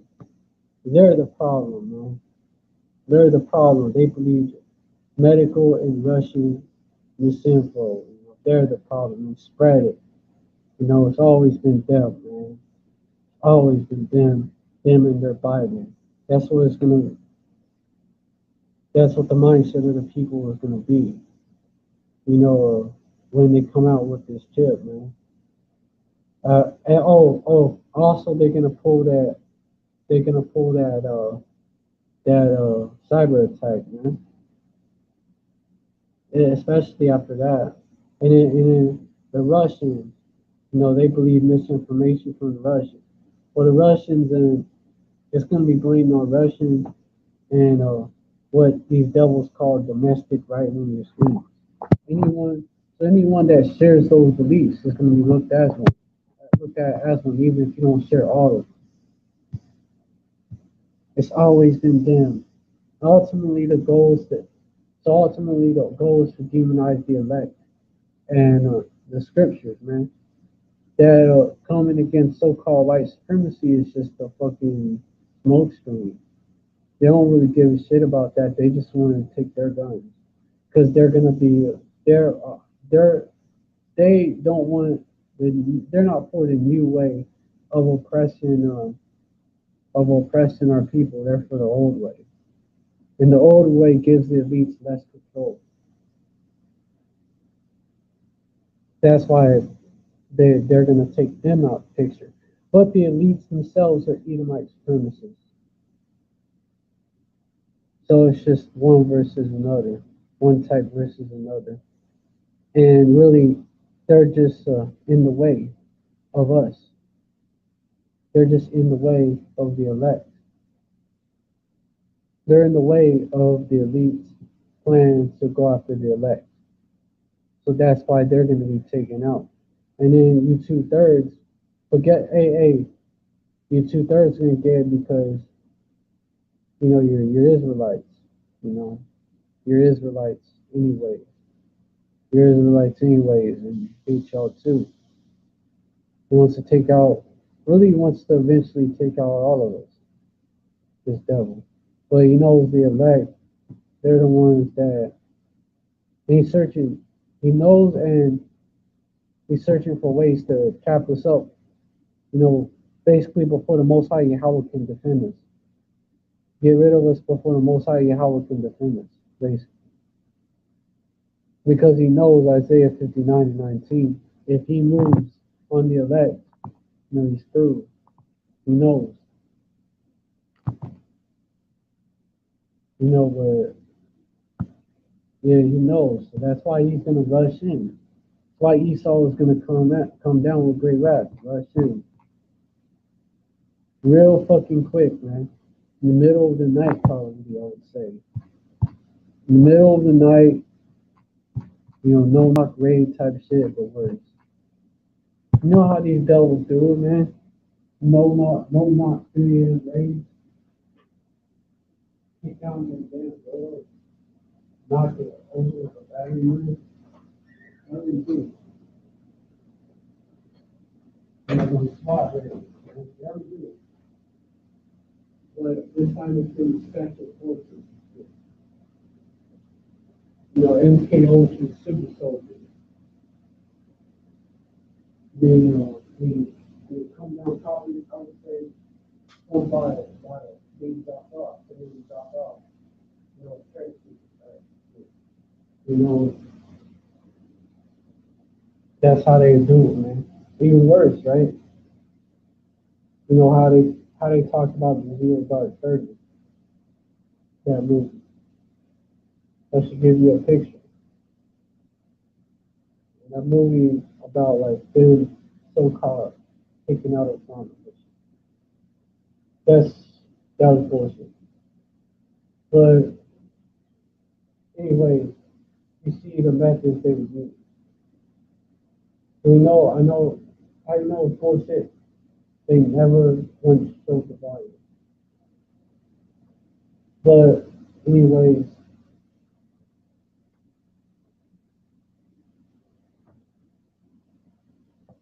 right? Yeah, Revelation 12 and 12. Therefore rejoice, ye heavens, and ye that dwell in them. Woe to the inhabitants of the earth and of the sea. For the devil is come down unto you having great wrath, because he knows that he hath but a short time. He knows he's through. These devils know they're through. Trust me. They know they're through. They know, well, just see how they moving. They know they're through. They know they're finished. That's why they're rushing. They're already rushing to accomplish their agenda. Esau, he's gonna be in a mad rush. He's gonna be in a mad rush.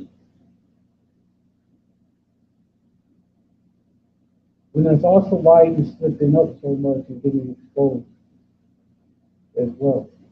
Easily too. Because he's in a mad rush.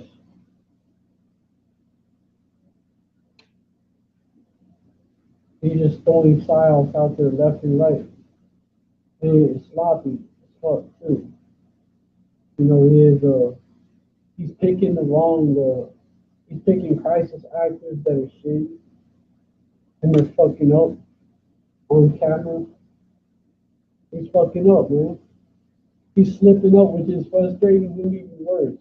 But he's about to come down with great fucking wrath.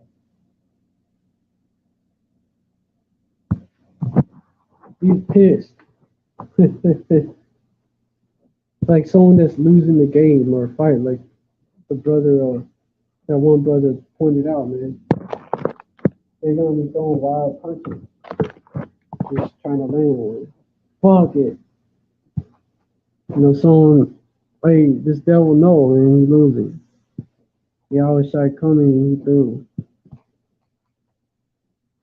I have caused Egypt to err. Esau, he's like, fuck it, I'm just gonna come straight out with it. We want a new world order. And the RFID chip is a good thing.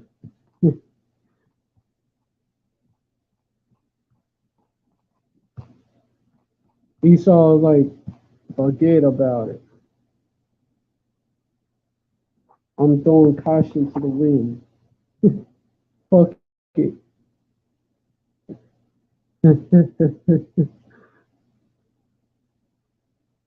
Isaiah 19 and 4. That's how you know, before I go into it, that's how you know, that's how you can see Babylon making such a fucked up mistake that's going to piss off all nations and countries back. Like, they're going to slip up so bad that it's going to piss off Britain. Britain, even. It pissed them off. Pissed the UK off so, as well as the rest of their allies, so bad that they're going to join with Russia. The NATO countries are going to join with Russia and China and Iran. And all these other countries and be like, nah, we got to destroy that one, man. We got to destroy that one, man. Nah, man. It's going to go.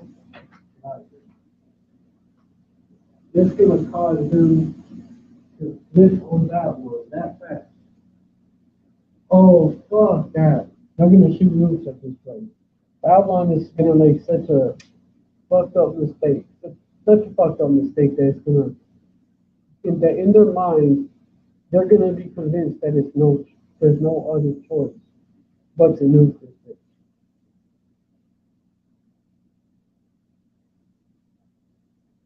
some shit that's gonna happen. It's just gonna shift the momentum in that direction. It's gonna fuck it up. Isaiah 19:14.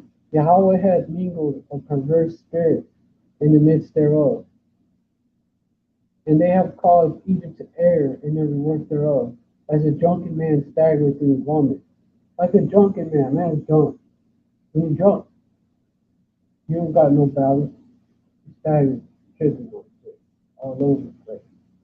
Man, and vomit. Worse, even worse, vomit. Ah, shit.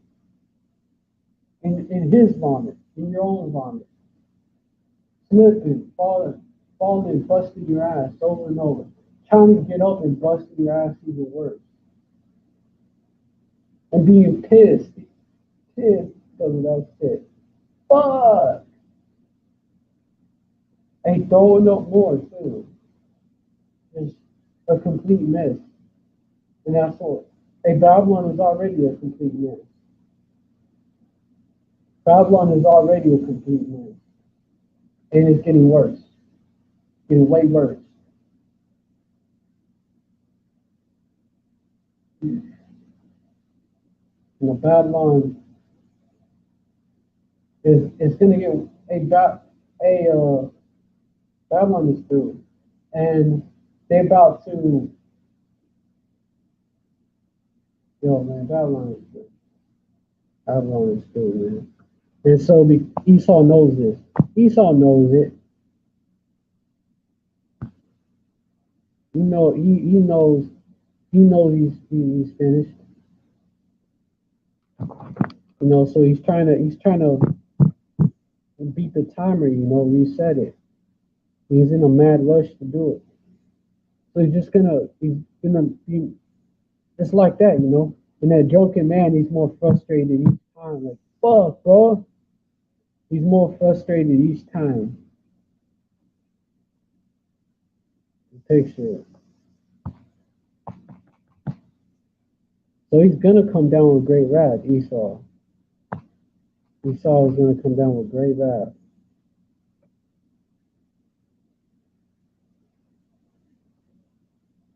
This is why it's been known for a minute that he's through. And this is why you have projects,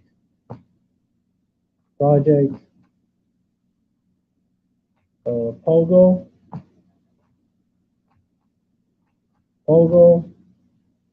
and Ziffer. Why you have them.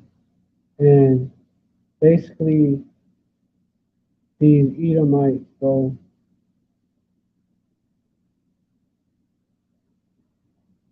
These Edomites is basically they are trying to. But basically, it's the plot of Amalek, exposed by this Amalekite David Goldberg, exposed by their own, and the Amalekite at that. Drop dying. Shown they know they threw too. But basically, Pogo, what Project Pogo is they have these fake ass streamers that's out there, these agents that's out there, like Alex Jones, he's part of it. They'll get all these info, and they'll tell some of the truth, right? This is what Esau is doing, man. They'll tell some of the truth. And it demonizes conspiracy theorists and all that, but they're controlled opposition. So they're actually with those fellas. And they're getting the information, IP addresses, all that. And other information of these people that visit their sites, that sub to the channels, man. Getting their information. And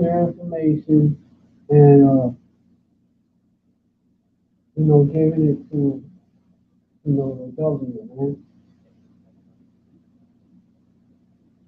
And so the government has an entire database of these of these of these people, man, that ain't gonna submit to the New World Order because look, they know too much. That's why, hey, you fall out, you still through. You fall out and still through because you clicked on our videos and watched them. YouTube does that shit. YouTube does that shit.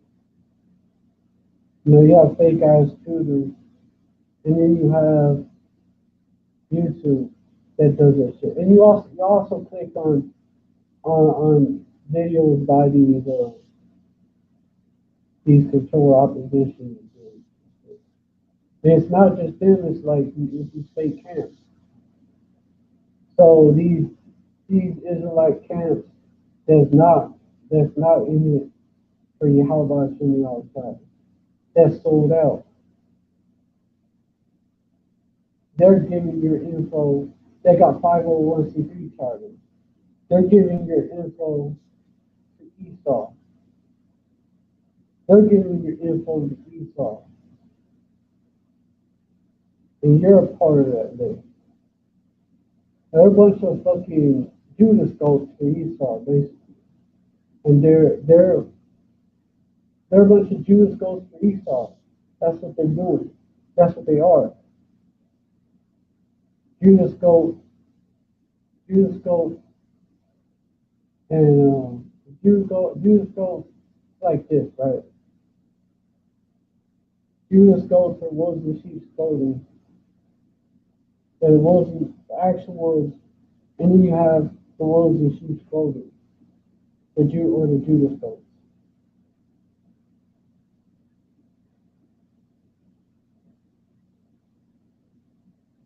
You know, the sellout leaders, including the sellout fake ass students, which wouldn't reveal the whole truth to you, but just part of it. Project Pogo, that's Pogo. And then Zipper is, and also YouTube does it as a whole too, not just them, but YouTube itself, who sells to this guy, who's watching his videos. YouTube has all that down. Well, IP addresses are doing that shit. YouTube has all that shit down.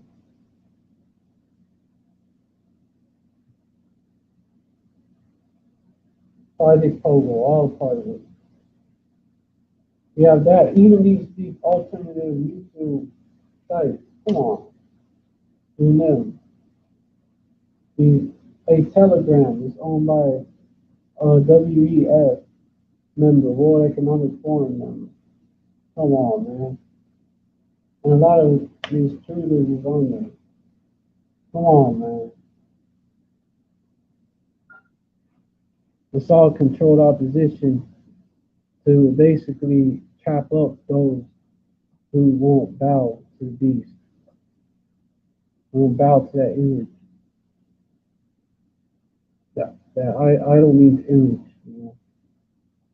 The system is an idol. The system is an idol. System itself. The idol built in the image of Rome, the first beast.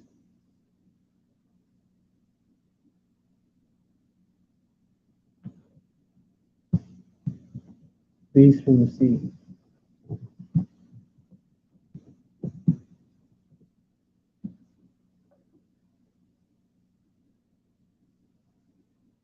All is Rome surrounded by the Mediterranean Sea, the Roman lake.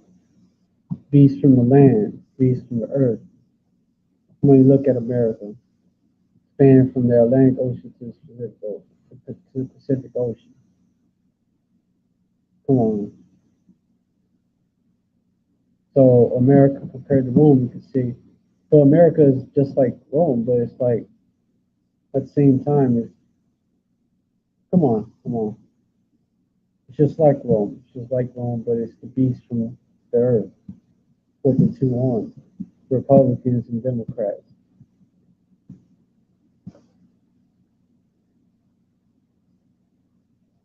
which that's just the plebeians and the patricians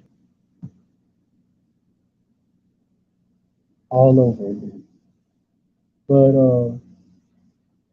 yeah, Project Pogo, David Goldberg exposing Project Ziffer, which is basically they go basically they're gonna go after those people that's on that list.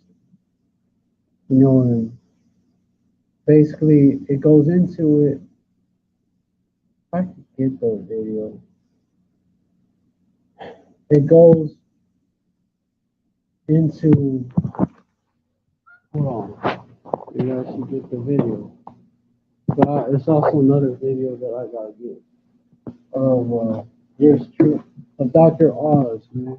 That physician of no value. That Edomite, man. Dr. Oz, man. Him promoting the chip.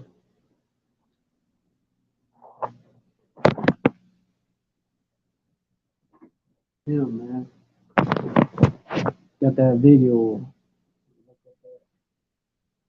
Pull up that video of him doing that. Dr. Oz, that's a very well-known physician of no value. A very well-known witch doctor. And so basically,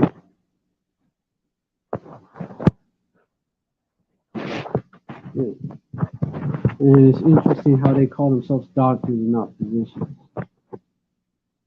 Doctors, something needs to make it up. Origins of lives.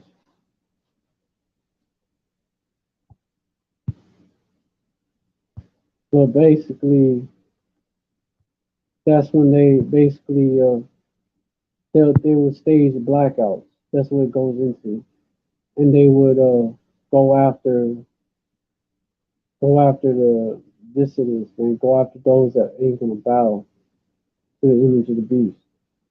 They're awake to the lies. Go after them. Really, the target is the elect. And some of us is going to be thrown into prison, as prophesied. Revelation 2:10.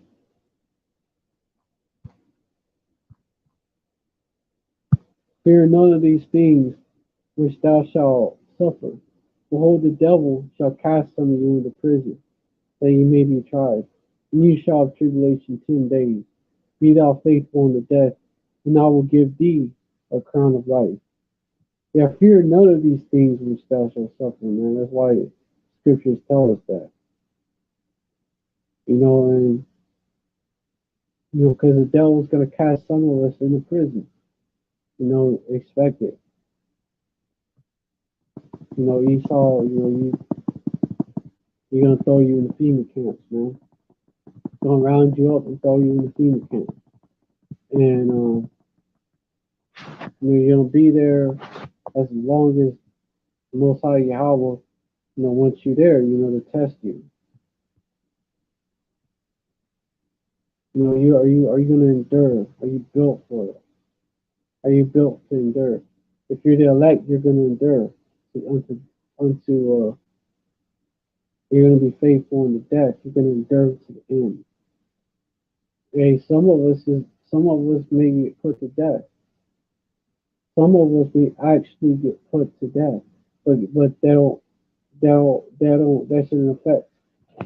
that shouldn't affect us because I will give thee a crown of life. It's written. Yahweh Shai telling us these things, man. And he gonna give us that crown of life. You want it's gonna be worth it, man. That is your ticket to the church. But even if it does happen, you're good. But there's some that's gonna be delivered at the same time. Some will be, right? Some is gonna be delivered. So maybe at the last possible moment you're gonna be delivered. Maybe at the last possible moment, the Most High Yahweh will give you spiritual powers. That guillotine fall on your neck and it shatters. For example, right?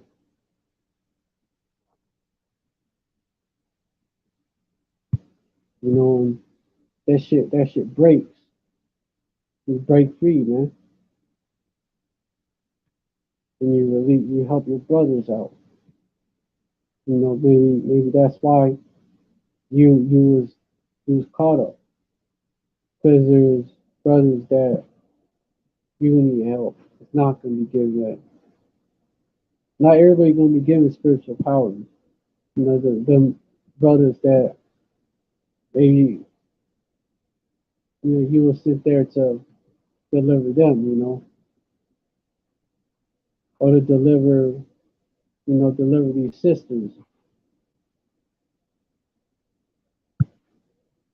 and you're gonna deliver them with your spiritual power.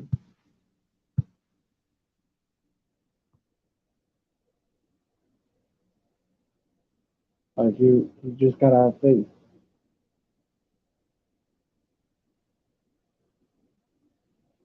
But I was gonna get before.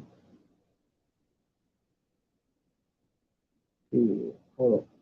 Hey, you just gonna have faith. You just gotta have faith. And what I was gonna get before was verse 9. I know thy works. It's interesting how it happens. Revelation, how that's after Revelation. How it's in the verse after. It's interesting. Revelation 2 and 9 goes into these. I'm gonna read it. I know thy works in tribulation and poverty, but thou art rich, and know the blasphemy of them that say that they are Jews and are not, but are the synagogue of Satan. And we know these things which thou shalt suffer. Verse 10. So it's interesting, showing you who's going to be orchestrating all this. The 48ers. Behold, the devil shall, the impostors is trying to kill the real ones out. Behold, the devil shall cast some of you into prison, that ye may be tried, and ye shall have tribulation 10 days. Be thou faithful unto death, and I will give thee eternal life. It's like Haman trying to kill Mordecai and all people all over again, except all 12 tribes. It's like that. Esau trying to kill Jacob. It's like Cain. What he did, he was successful, but these devils is not going to be successful this time. They're not going to be successful. Which is why, you fear none of these things which thou shalt suffer. Hey, that's that hope, man. That we have that number that we're gonna be delivered. And these devils is not gonna be successful. They not gonna be successful.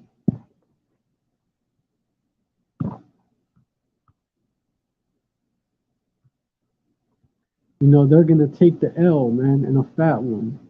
They're not gonna be successful. Yeah, they got all these plans, to chip the whole world, man. The green and rice and everybody that they gonna let live, right? Yeah, they got these plans to be like the Most High. Yeah, they got all these plans, right? Yeah, they got all these plans, right? To bring hell upon the people of the earth, come down with great wrath. Yeah, they got all these plans, right? But are they gonna be completely successful? Are they gonna be completely successful? Yeah, they're gonna shut off access to this thing. It's gonna happen, you know. But are they gonna be successful? Successful at it completely? Are they gonna win? No, man. They're only gonna get done what the Most High Yahweh allowed them to do, ordained from the get-go. Yeah, man. Job 20 verse 4. Knowest thou not of old, since man was placed upon earth? Verse 5, that the triumphing of the wicked is short, and the joy of the hypocrite is but for a moment. What is this? This is this is his this is a short time, man. You know that he had those short time. Verse 6, those excellency mount up to the heavens, his head reach unto the clouds. You know, even though, hey, you see him, he got all this power, man. He got all this power. Look at him, right? And the whole world marveled after the beast. Who's like him? Who's like the beast, right? Who can make war with the beast?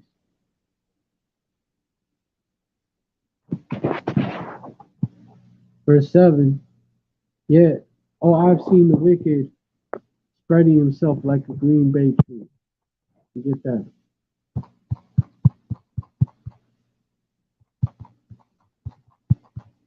Hey, Kala Yahweh Shem Yahweh by Shem Kakadar. This truth is our comfort as well.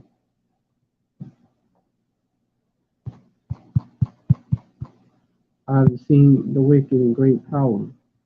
Psalms 37 and 35. I have seen the wicked in great power and spreading himself like a green bay tree. Verse 36. Yet he passed away, and lo, he was not. Yet I sought him, but he could not be found.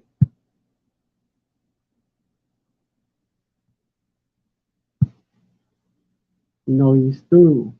He was through. He's been through from the get-go. His end is scripted. It's just playing out.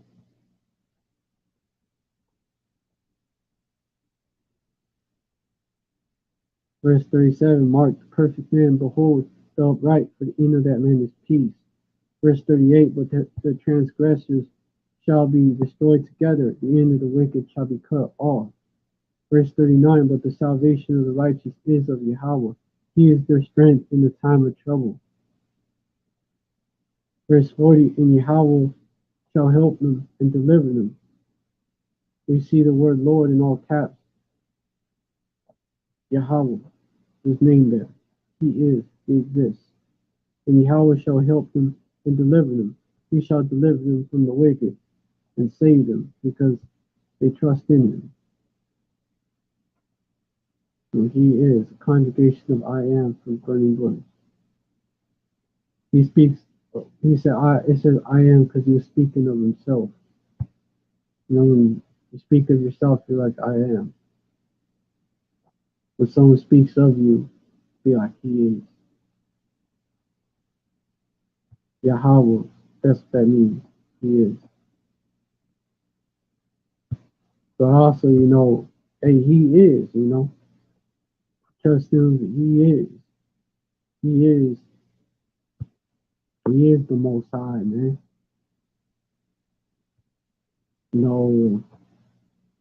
He is the Most High. There you go, man.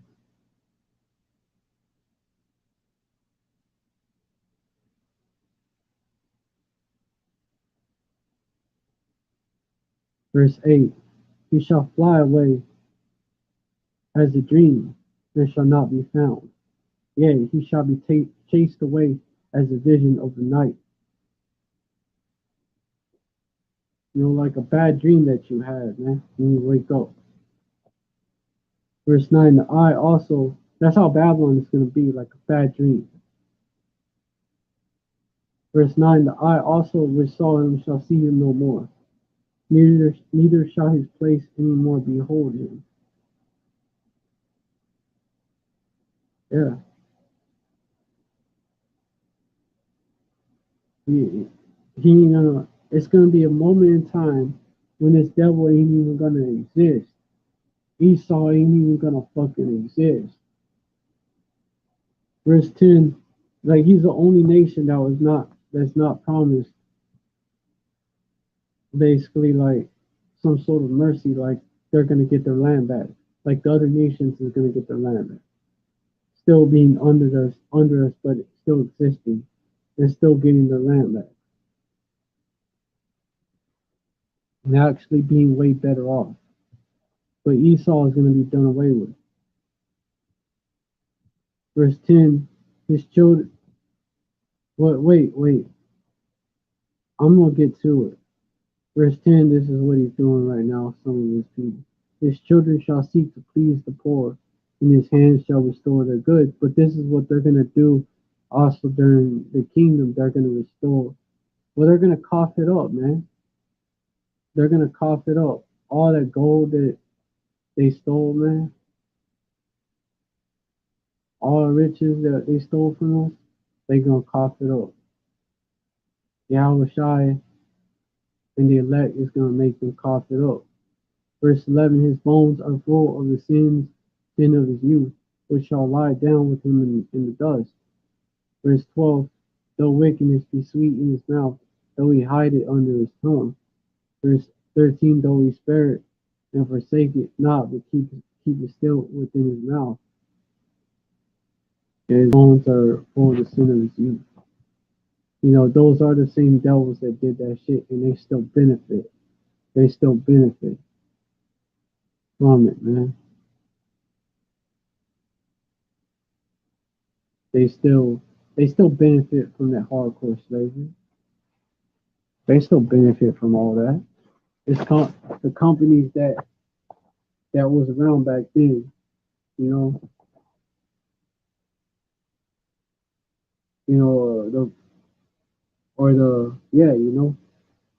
these, yeah, they're still they're a lot. Some of them is back, but in different names, man. You know, these elites, man. These elites, different Edomite families, man. Yeah, they still got that money, that old money. These old money families, they still got that money they made from the slave trade and all that.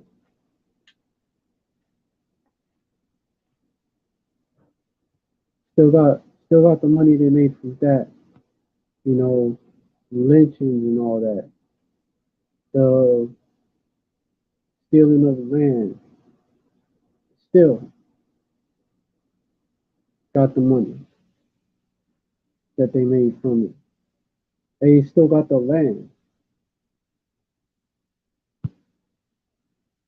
Verse 12, though wickedness be sweet in his mouth, though he hide it under his tongue. And they're still doing the same fucking shit when you look at it. It's just called something else.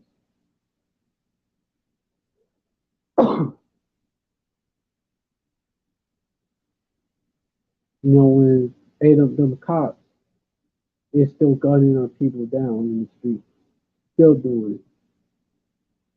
Our people have been protesting that shit for the longest. And it's still going on.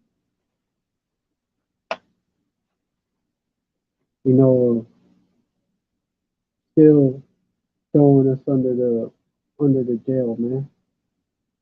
But Esau was getting that slap on the wrist for the same shit or for something worse. That's still going on. Discrimination still going on. It didn't stop. It just stopped officially. They just couldn't do it openly. But now they do it covertly, secretly. Now they don't. They do it, but they say it's for another reason. That's first hired, but they won't say it's because it's so-called black or Latino or native or whatever. They'll say it's because they feel that, you is not right for that position. If they say anything at all. If they say anything at all, you may not even get a call. You may not even get a reason. You just have to assume that that was the reason. But, that's still going on. That's still going on. Abortion, the abortion industry, who does it target? So They're still, they're still, they're still trying to kill off our people. They're still doing it. Why do they want our people to take the jump shot so bad? Why the so-called black people, Latinos, and natives, man, we gotta take it so bad? Why don't they push it on so-called Chinese, right? It came from, according to that story narrative, didn't it come from China? According to that story, why ain't they pushing the so-called Chinese people to take the jump shot like that? Asian Americans take the jump shot. Why ain't they doing that? Right? Because you already know. Why ain't they pushing any other nationality to do that? Why was it all about your tribe? And then they would conceal evidence so they kill people off of the of the damage that it would cause. They would conceal the evidence. Now they try to say, I've gone into it before, where they will say that, where they were saying that negative effects from the jump shot, that was just in people's heads, and that myocarditis and shit, heart problems, all that, the shit that it would cause, right? It was something that it was all part of some mental disorders and shit. Just denying it, saying it's in your head. All that wickedness, man. He though he hide it under his tongue. Though he hide it under his tongue. They talk like it's not like that no more. But we're not like that no more. It ain't the 60s no more. Get over it. It's different. We live in the 21st century. Bullshit. Verse 13, though he spare it and forsake it not, but keep it still within his mouth. He spare it and forsake it not. This devil didn't change. He kept it still within his mouth.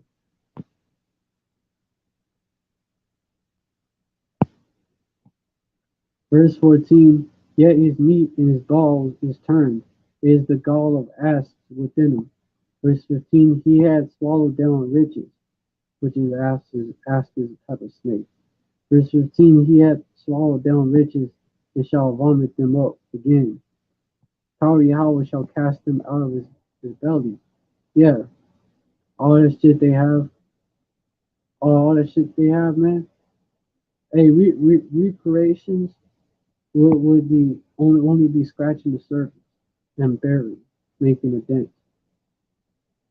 Verse 16, he shall suck the poison of asps, and it would be the reparations would be with the value money, would be with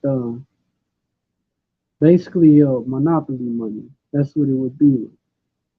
So when you look at it like that, FRNs, man, Federal Reserve notes. When you look at it with that, and how they would do it would probably be like some BS, like with the reservation system. I could see that if they was to even do it, and it would probably by the time they did it, it would be through your grain of rice, and you'd have to get that to receive it.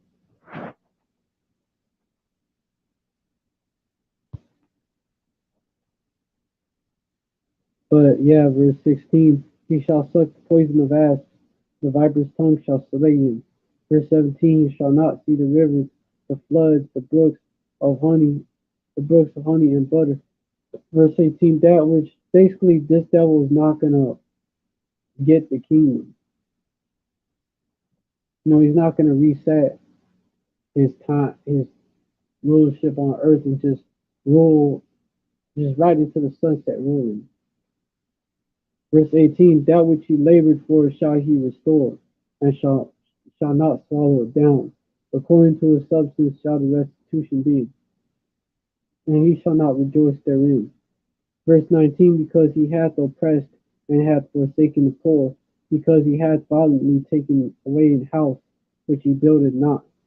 Verse 20, surely he shall not full quietly in his quietness in his belly. He shall not save of that which he desires. He's going to upchuck it. Verse 21, thou shalt not, there shall none of his meat be left. Therefore shall no man look for his goods. Verse verse 22, in the fullness of his sufficiency he shall be in straits. Every hand of the wicked, which the word there is for laborer, not for wicked. That's a mistranslation. So every hand of the laborer shall come upon him. Hey, well, what are we? What are we and everybody else but these fucking elites, laborers, especially Jacob, our people. Verse 23, when he is about to fill his belly, a laborer is that we don't get, we get paid, which, yeah, our people get paid IOUs that you can't even get gold with, and not much at that, not much at that. A lot of it is taken in tax. Oh, you got a lot taken in taxes. The rest in other bills, man. It's placed in the bag with holes. It's placed in the bag with holes.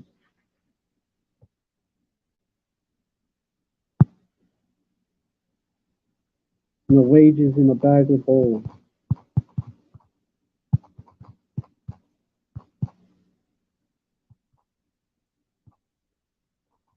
Them bills eat most of it up.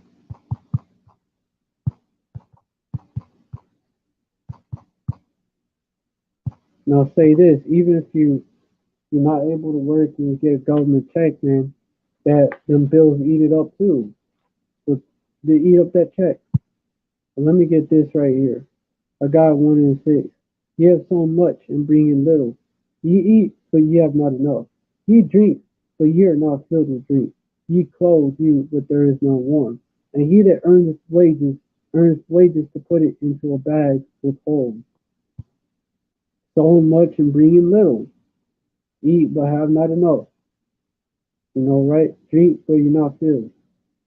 Cold, but there's no warm. You lacking. You lacking here in Babylon. And he that earneth wages to put it into a bag of holes.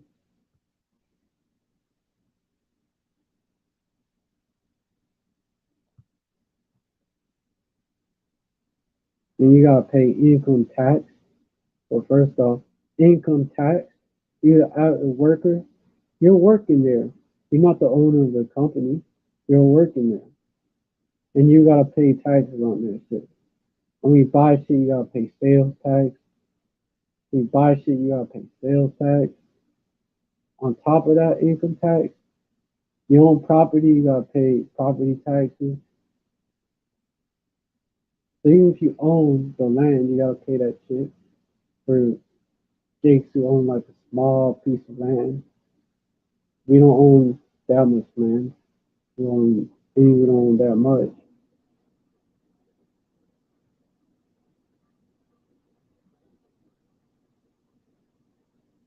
You gotta pay, and you gotta.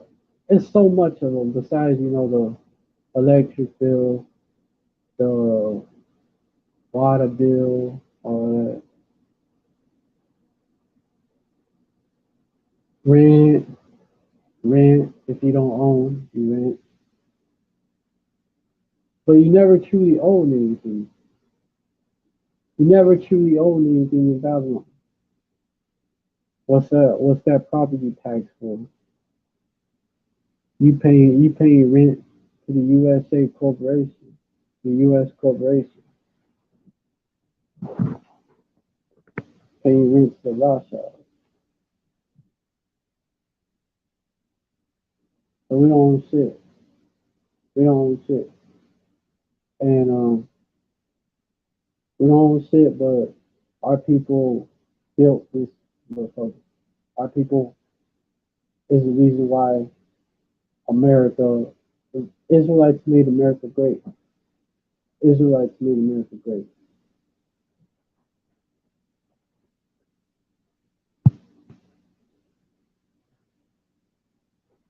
Hey, made no account of his labors, man.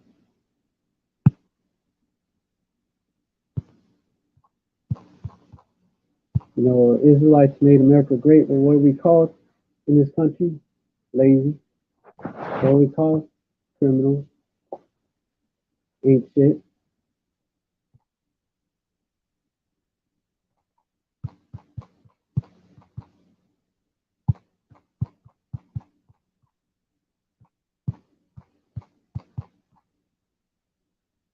Made no account of his labors.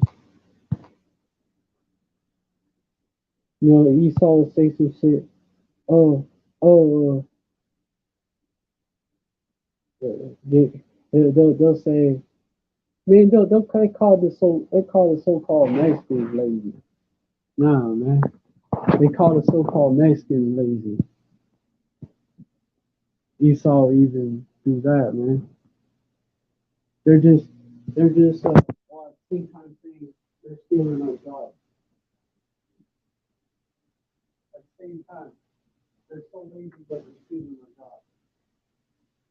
That's what they say. Like, that's not a contradiction.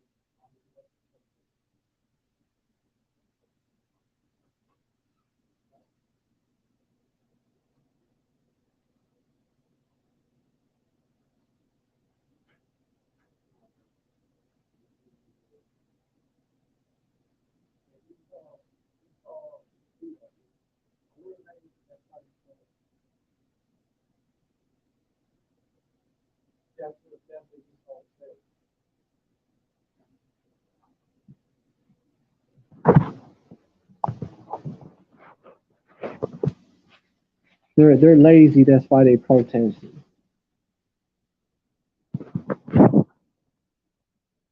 That's what they say. Wisdom of Solomon. Hey, they even said that about them Irish jakes, man. Them Irish speckled birds that came over here, and they was working them low, them menial jobs and shit. He even said that about them. They didn't complain that they was stealing jobs.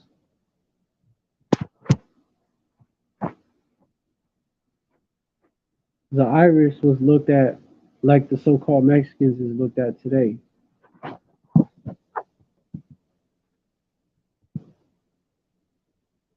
Wisdom of Solomon 5:1. Then shall the righteous man, and Jake is still looked at that way, you know. Then shall the righteous man stand in great boldness before the face of such as have afflicted him, and made no account of his labors. You know, they'll say we didn't invent shit. Our people didn't invent a damn thing. When our people actually invented a lot of shit. There's a lot of them. Like the cell phone, invented by a so-called black man, for one. And many other things. The car, the first automobile, first car as well, man. Do your research and look into it. It's a lot of shit. Lights and shit, traffic lights. Look into it. A light bulb. Look into it. Look into it and you find that out.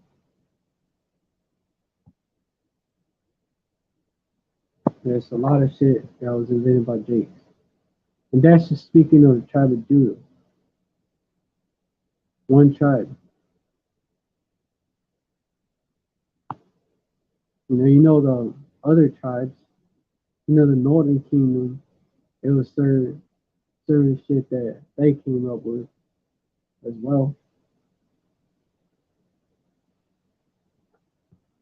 The scattered Israelites that came over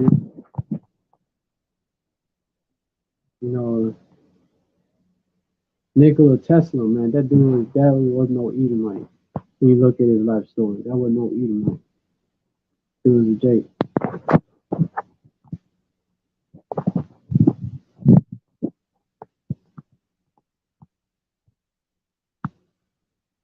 But yeah, this devil, man, yeah, man.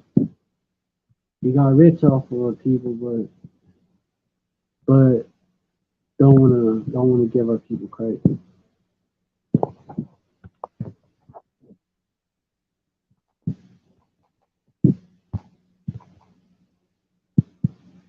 But he's gonna have to cough up those riches, and then all the way to the riches that the Romans took from Jerusalem. That was Esau. Took from Jerusalem the gold that was in the temple.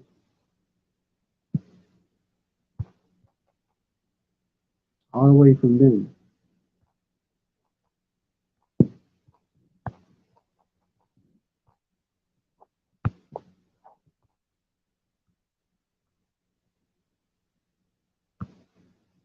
Them and the other heathen nations.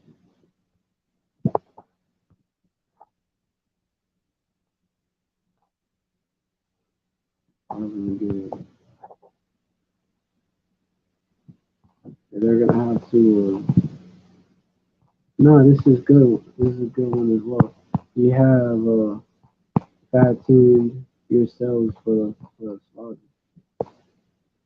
You have to fatten yourselves in the day of slaughter. Goes in James. James chapter 5 goes in.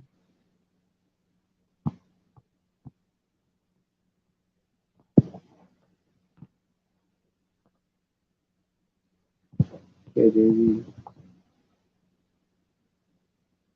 James chapter 5, verse 1. Don't you now, ye rich men, weep and howl for your miseries that shall come upon you.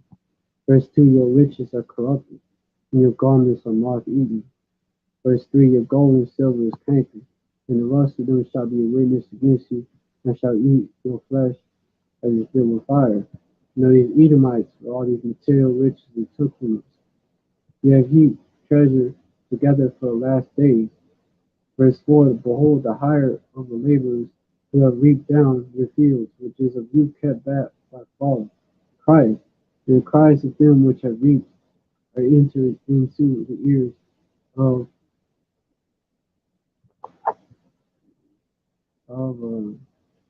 either one, which that means Lord, Sabaoth. The Most High Yahweh hearing our prayers, man. With Sabaoth, that means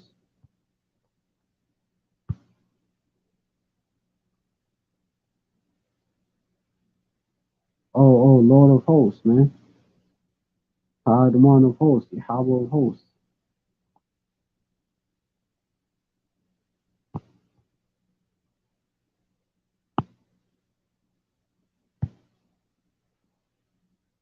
Verse 5. You have lived in pleasure on the earth and have been wanton. You have nourished your hearts as in the day of slaughter. Verse 6. You have condemned and killed the just, and he does not resist you. Because we don't have the power in the society, in this setup. Got no might. Jacob thou worm. Verse 7. Be patient, therefore, brethren, unto the coming of the one, Yahweh Shai. Behold, the husbandman waiteth for the precious fruit of the earth, and hath long patience for it, until he receive the early and latter rain. So, you see, right there, man. Verse 8, be also patient. Hey, waiting on it, right? Establish your hearts for the coming of I, the one. Yahweh Shai draws nigh. And later on, I'm get to verse 9, grudge ye not one against another brother, lest ye be condemned. Behold, the judge standing before the door. Verse 10, take my brethren, the prophets who have spoken in the name of I, the one, Yahweh Shai, as an example of suffering, affliction, and patience, man. Also showing the names, of course. Verse 11, well, affliction and patience, that's one right here as well. You know, it links up, verse 11 links up to those precepts in Job I was bringing up. Verse 11, behold, we count them happy which endure. Ye have heard of the patience of Job, and have seen the end of Ha the one. Yahweh Shai, that Ha the one, Yahweh Shai is very pitiful. He has pity and of tender mercy. That just means he is full of pity for his elect. But let me read on down, or in those past. Let me read it on down those passages in Job, man, and precepts.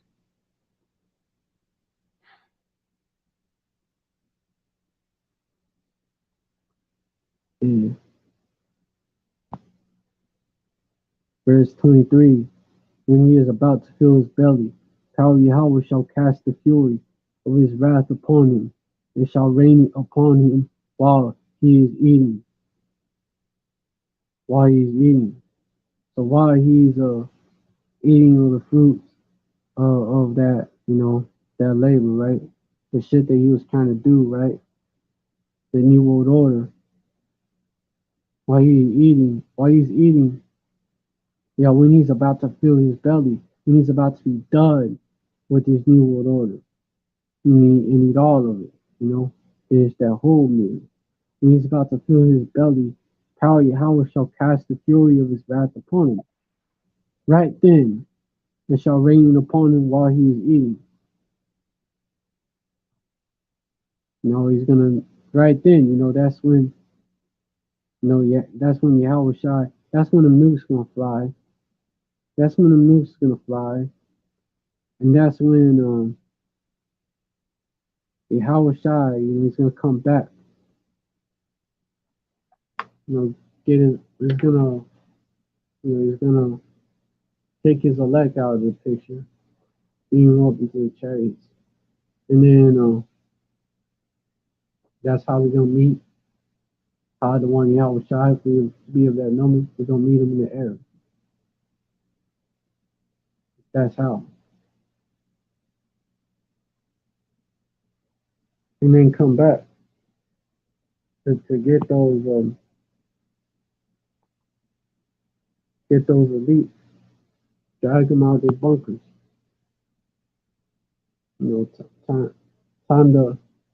Time to get to work. Verse 24, he shall flee from the iron weapon, and bow steel shall strike him through. Most of these Edomites out here is gonna die from those thermonuclear weapons. Just like most of Jake, 2/3.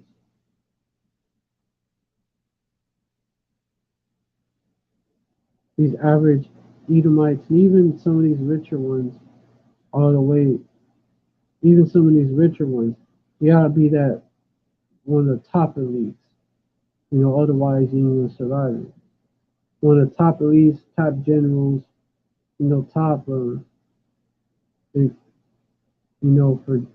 Jake, top entertainers, man. The most favored minstrels of the elite. Most favored.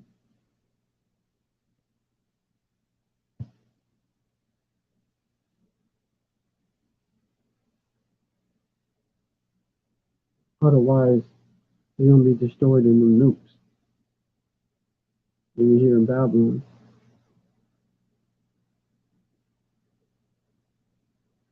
The elites ain't even gonna be here in America. The elites ain't even gonna be here. They're gonna be somewhere else.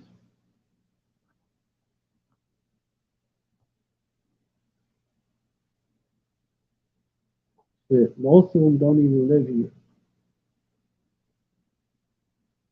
So this is just they're yeah, they don't live here. They live in Europe.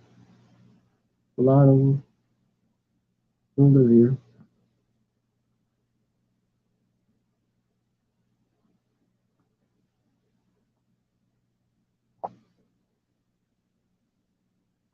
Now this is their open air prison where they have our people. That's what this is. Verse 24, he shall flee from the iron weapon, and the bow of steel shall strike him through. Verse 25, it is dawn, it cometh out of the body. Yea, the glittering sword cometh out of his gall. Terrors are upon him. Verse 26, yeah, yeah, because when them nukes hit, man, and the nukes is also compared to a sword. It's a weapon. My sword shall be bathed in heaven.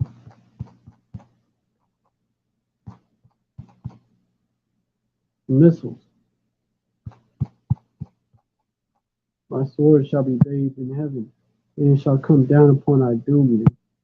Isaiah 34 and 5.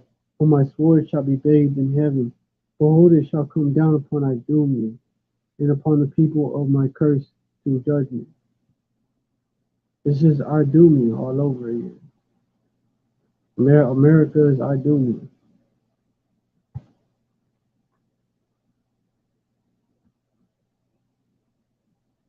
And even the main cities in Europe is going to be hit, but not what the elites is.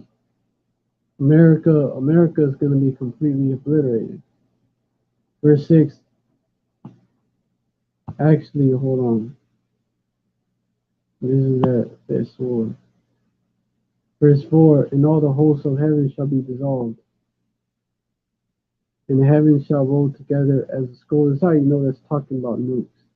And all their hosts shall fall down as a leaf falleth off from the vine, and as a falling fig from the fig tree.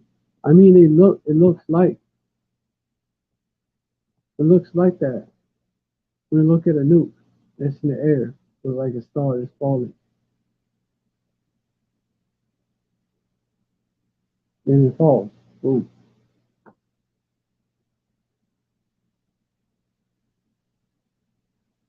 And the heavens shall roll together as a scroll. Mushroom clouds. Heavens, part of that meaning is the sky.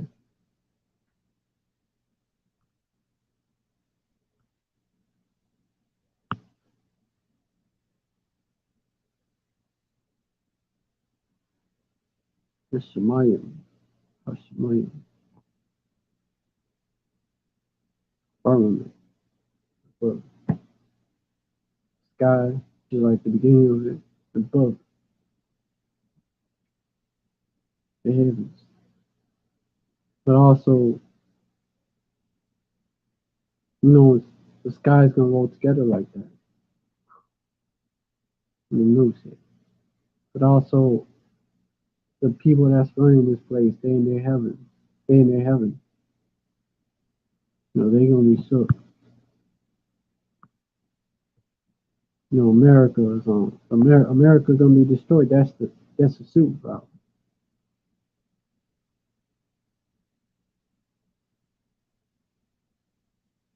But yeah, the nukes is gonna come, and it's gonna the host of heaven, all that talking about the nukes. It's gonna hit his sword that's gonna be bathed in heaven and fall upon Idumea.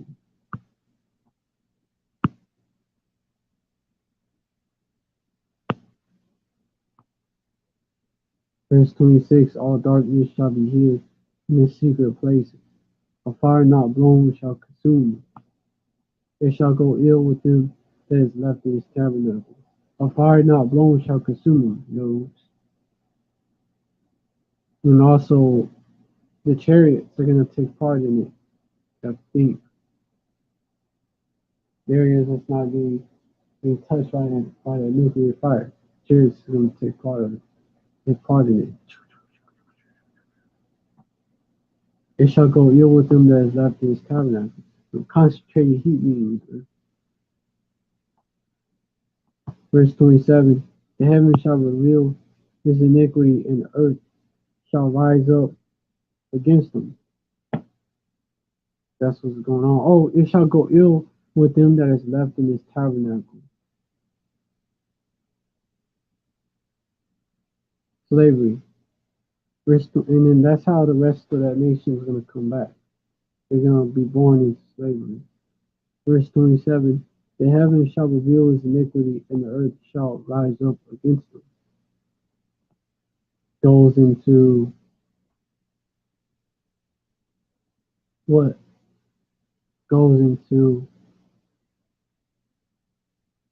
well, you got the heaven will remember, I said, remember it. Heaven, the Shemayim, the sky, and also above the sky, you got the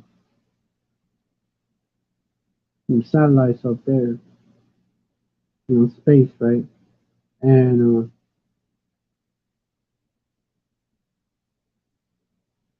some of them, the internet depend on certain satellites. Some of them is responsible for that. So you can look at it that way. This man is being exposed through the internet.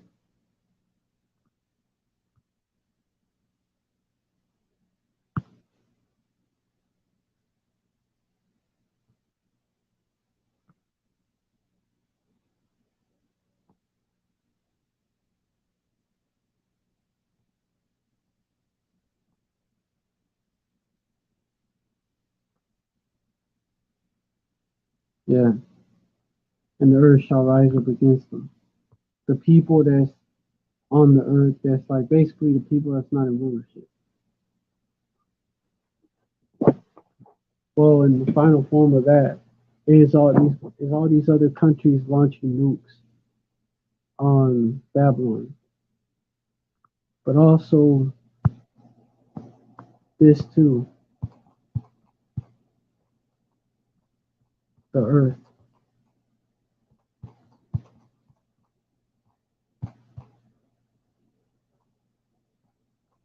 The beasts of the field shall be at peace with you. They're going to help the elect. Job 5 and 22 at this 23 straight to it. For thou shalt be in league with the stones of the field, and the beasts of the field shall be at peace with thee.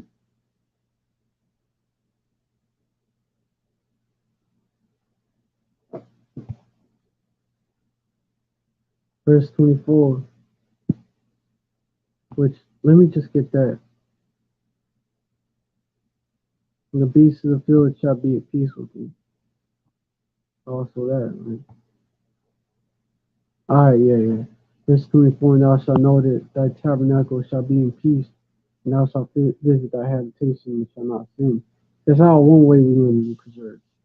But let me go to basically that links up with it, and also this as well. That's why this what I wanted to get. The world shall fight with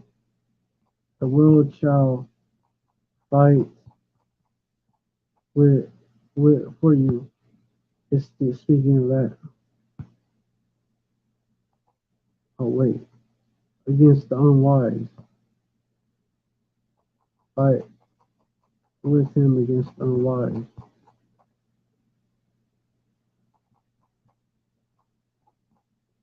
Against the the unwise, which is Esau, but also those who follow this devil. Wisdom of Solomon 5:20. His severe wrath, speaking of the righteous man, firstly the Yahushai. His severe wrath shall he sharpen for a sword. Well, who's with Yahushai, the elect, right? His severe wrath shall he sharpen for a sword, and the world shall fight with him against the unwise.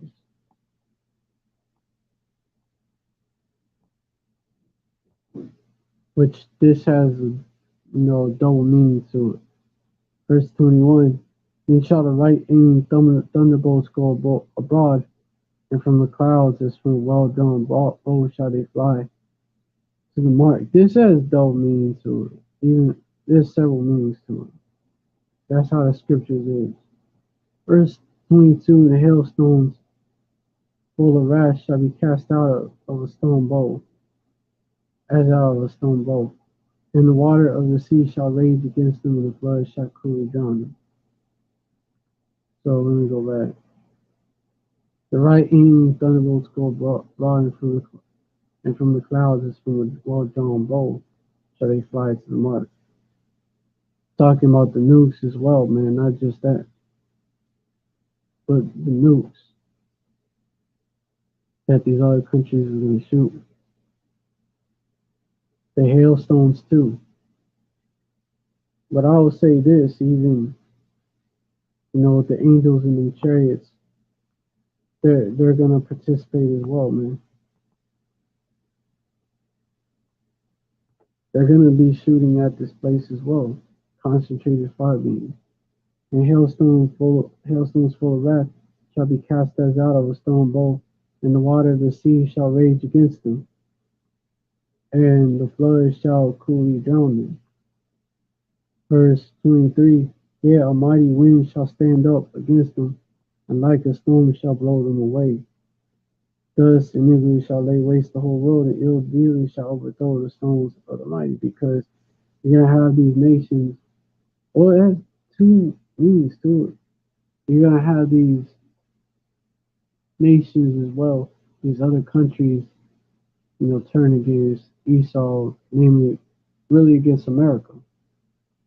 They're gonna turn against this thing. I don't even call it a kingdom. I call it a queendom. Queendom.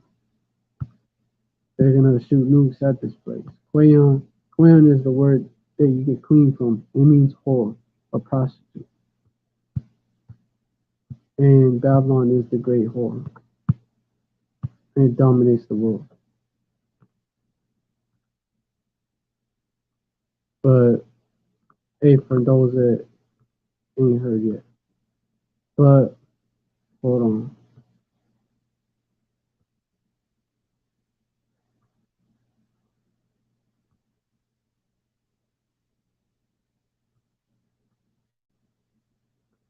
This is something that hold on. Let's see if I read all this article. I basically brought out the point, pretty sure, in this article. But I also was gonna, yeah, man. If people are open to the idea, it would make easier. Hold on. Yeah, implanted payment chips are just an extension of the Internet of Things, quote unquote. By that, she means another new way of connecting and exchanging data. You have chips in a lot of shit you buy. A lot of shit you buy, you have chips in it. That's the Internet of Things. And then, so you've been had that. You have that. You have your pets being chipped up, and you have your pets being chipped up, and now they want to do you like that. Now they want to do you like that.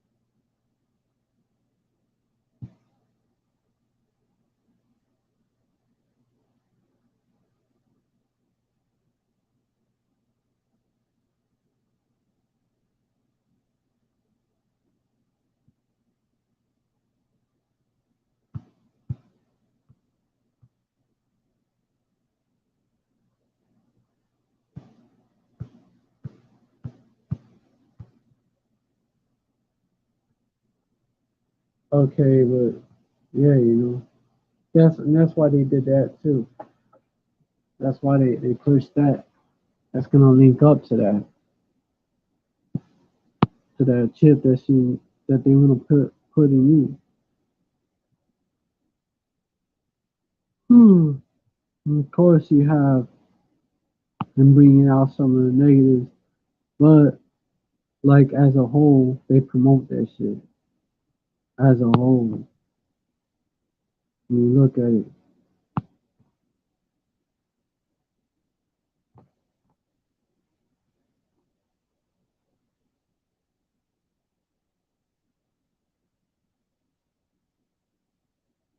and let me get Dr. Oz.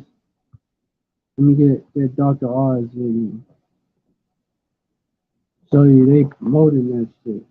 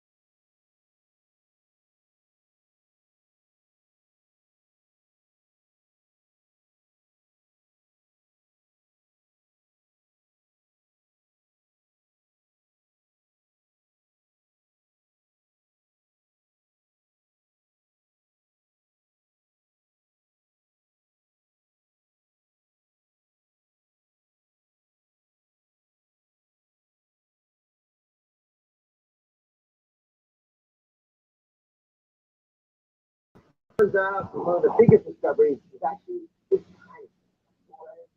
This little chip may be the next big thing, and it sounds like it's right from a sci-fi movie, but people all over the world are implanting these into their wrists. Last time producer Dean to find out more about this cutting cutting edge technology and what it means to your health.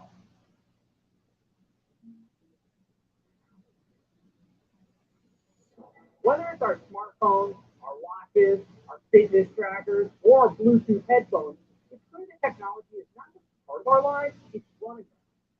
It's how we buy things, watch things, how we date, stay safe, even how we travel. All cool. We're so attracted to our devices that they're basically becoming a part of our body. But what if they really could become a part of our body? Well, guess what? They can. The RFID microchip. This tiny chip can be implanted into your wrist. Yes, I do say wrist. Uses short-range radio frequency identification, similar to the tech used to track your pets or your phone. Once implanted in your body, it could identify you as you pass through the airport, open the door to your home. It could even be used to buy groceries at the supermarket. Now, your driver's license, passport, keys, and wallet are all inside your body. It's something the size of a grain of rice. I know it might sound like sci-fi, but it's not. 10,000 people have already been chipped, and the number is growing. The possibilities are limitless, especially when it comes to your health. Imagine you rush to the hospital without any identification, but with just one scan of your chip, doctors know your name, date of birth, medical history, insurance, blood type, allergies, even the medication you're taking.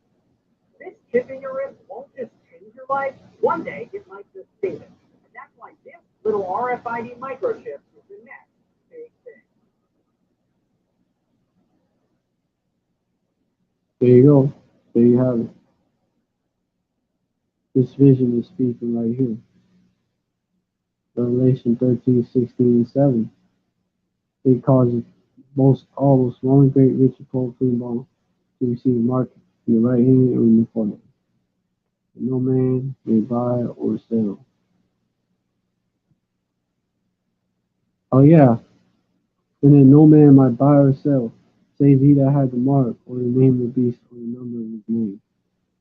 Because you know why? That's going to be where your money is at. That's why, Roger. That's going to be where your money is at. Of course. That's how these devils are setting it up.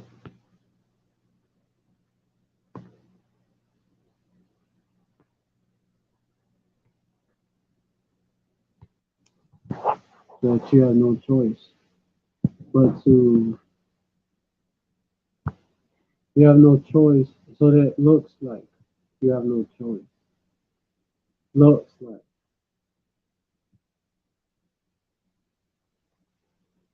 You know, because you do. Well, if you're the elect, you do have it. If you have the elect, you're going to get it. You're going to get it. Let's say that. If you are the elect, you're going to get it. You're going to get it. You're not going to take the MOTV, man. You're going to get it. You're going to endure it until the end, whatever your end is, you know. Whether you get put to death or you get delivered. You're going to get, which, you know, that's basically you get put to death. You're actually going to be being the first. You're actually going first to the church. And then the ones that are still alive after. The ones that are still alive after the nukes fall. Well, when the nukes is falling before they hit.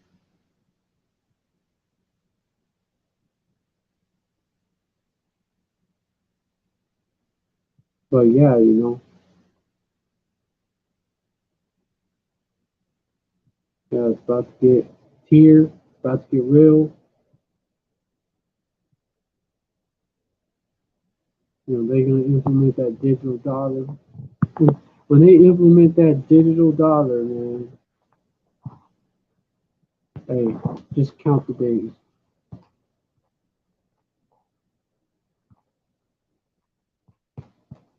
Count the days. But it's close. I mean, it's close. It's close, man.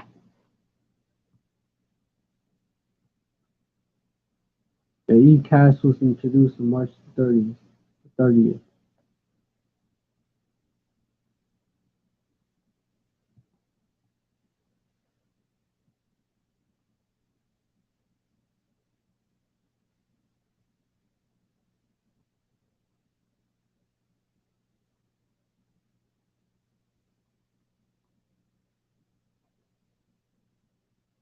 E-cash Act. E-cash Act. Sorry. Um,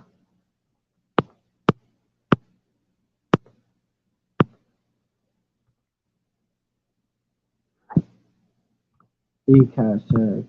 Let me see how far along is it.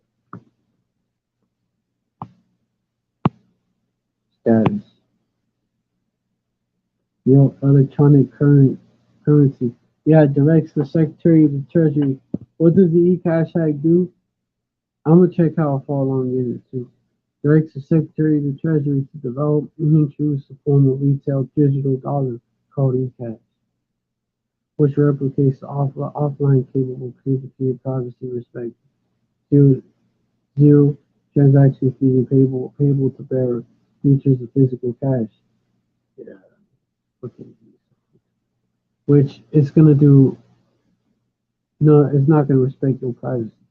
That's a lie. And to coordinate their efforts with other agencies, including the Federal Reserve, that private bank, through an intergovernmental digital dollar council led by the Treasury Secretary. Treasury Secretary is what I meant to say. Like, you know what I meant to say though. Alright. Y'all know what I meant to say.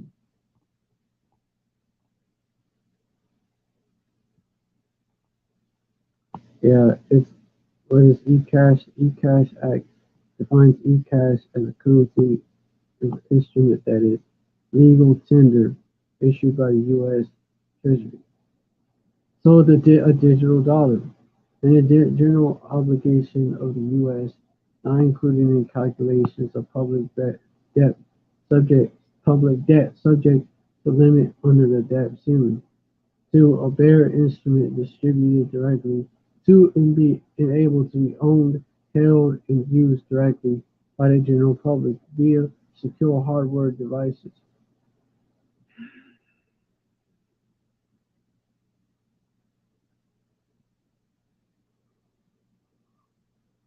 And capable of instantaneous, final, direct, peer-to-peer, offline transactions that do not involve or require subsequent or final settlement on or via a common or distributed ledger, or any other additional approval or validation by the U.S. government and any other third-party payment processing intermediary. So it's just like bro,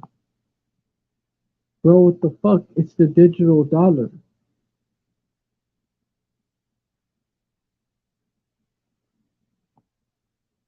But they're saying it's not a central bank digital dollar. It's issued by the Treasury, not the Federal Reserve, which they're probably going to tweak it by the time it's done. And the colony is not CBDC. That's what they're saying. Who runs the Treasury, bro? But at the same time,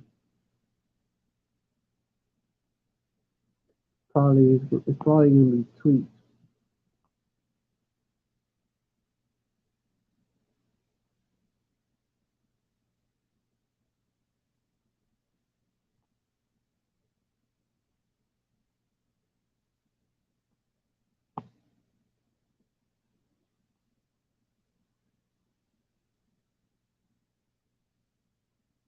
You have a card.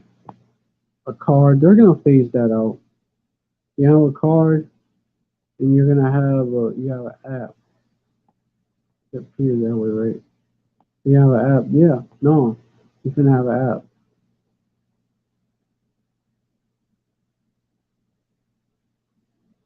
Maybe do it. how are you gonna pay people, right? Be a dedicated or custom computing environment located on the device. So,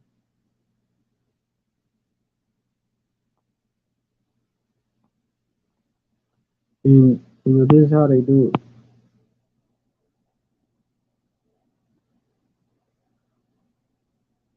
Okay, yeah, you got this is a smart offline capable smart payments card that was introduced in China 2021 as part of its digital yuan. Then you have the oh yeah, the Bank of Finland. They basically they had a card reader.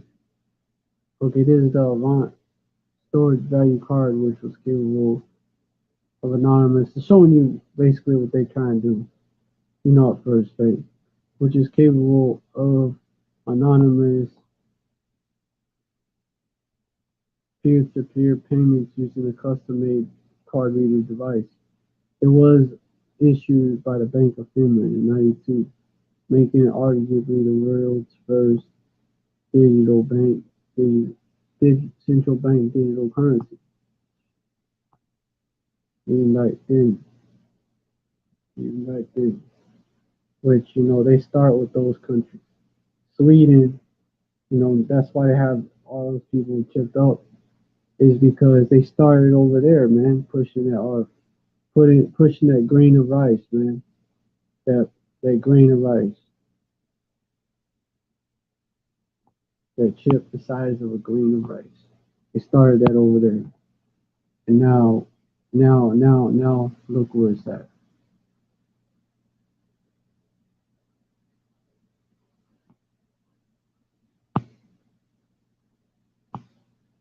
So you're gonna have this wallet. You're gonna have this eCash.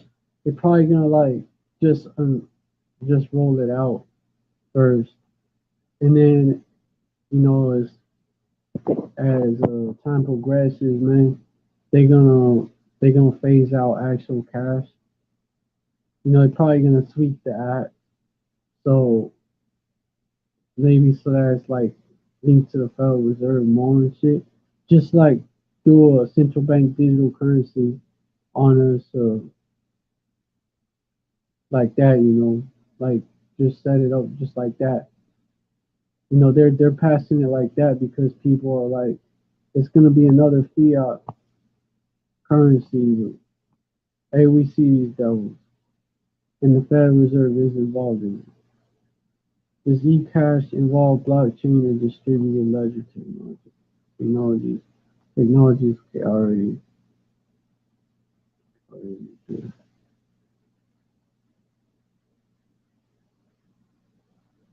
you're probably gonna have first off, it's gonna be that, like that, and then yeah, they're gonna phase it out, bro. They're gonna phase it out. You may have another wave of 84 edition cases. Oh nah, we can't do that no more, man. We don't accept cash here. It's too filthy.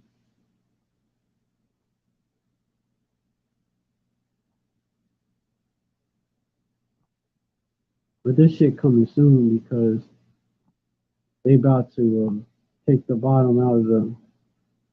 They about to.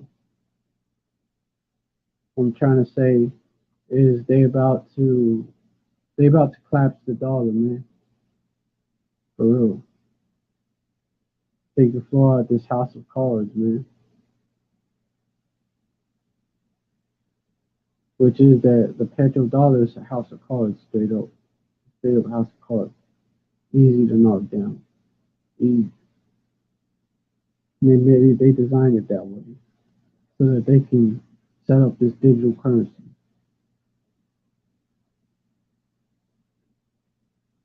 Use that as justification.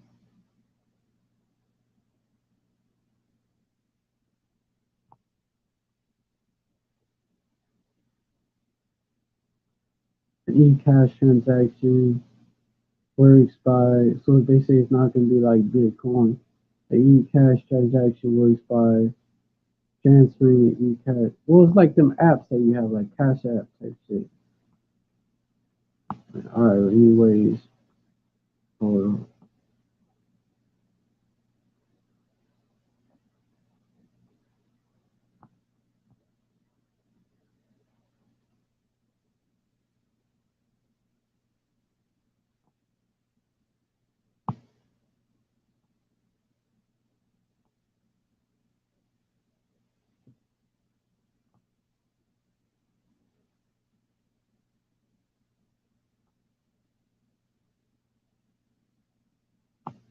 But yeah, man.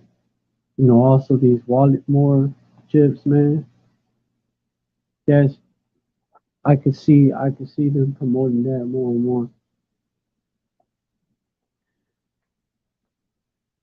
as well. And they're gonna push it harder because, like I said earlier, they're slipping up, and they know it, and they know they got a short time, so they're gonna go quicker. It's not gonna be as gradual as this, as the man pushing us towards the mandates was, pushing us towards all that, towards the jump shots and shit, which they reinstated the mandate to take the jump shot for federal workers. Actually, they're pushing us back in that direction. They took a little break.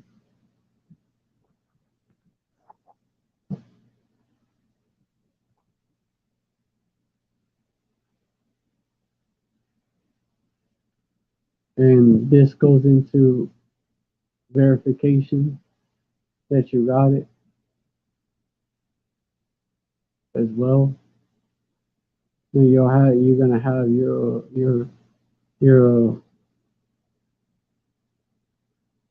that basically that, yeah, the evidence that you got it on there, that self verification card, or app verifying you got it. It's gonna be eventually, on that grain of rice.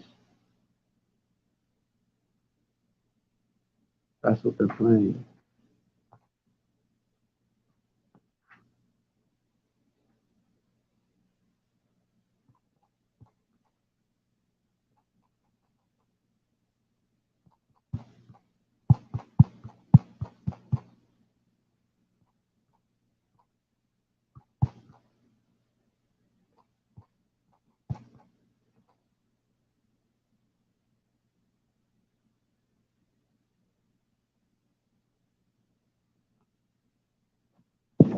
But I'm about to wrap it up.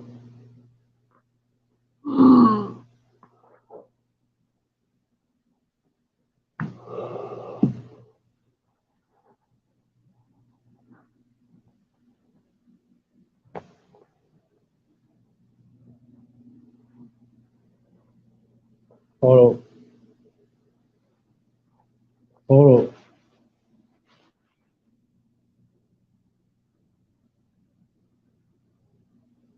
But yeah, hold up.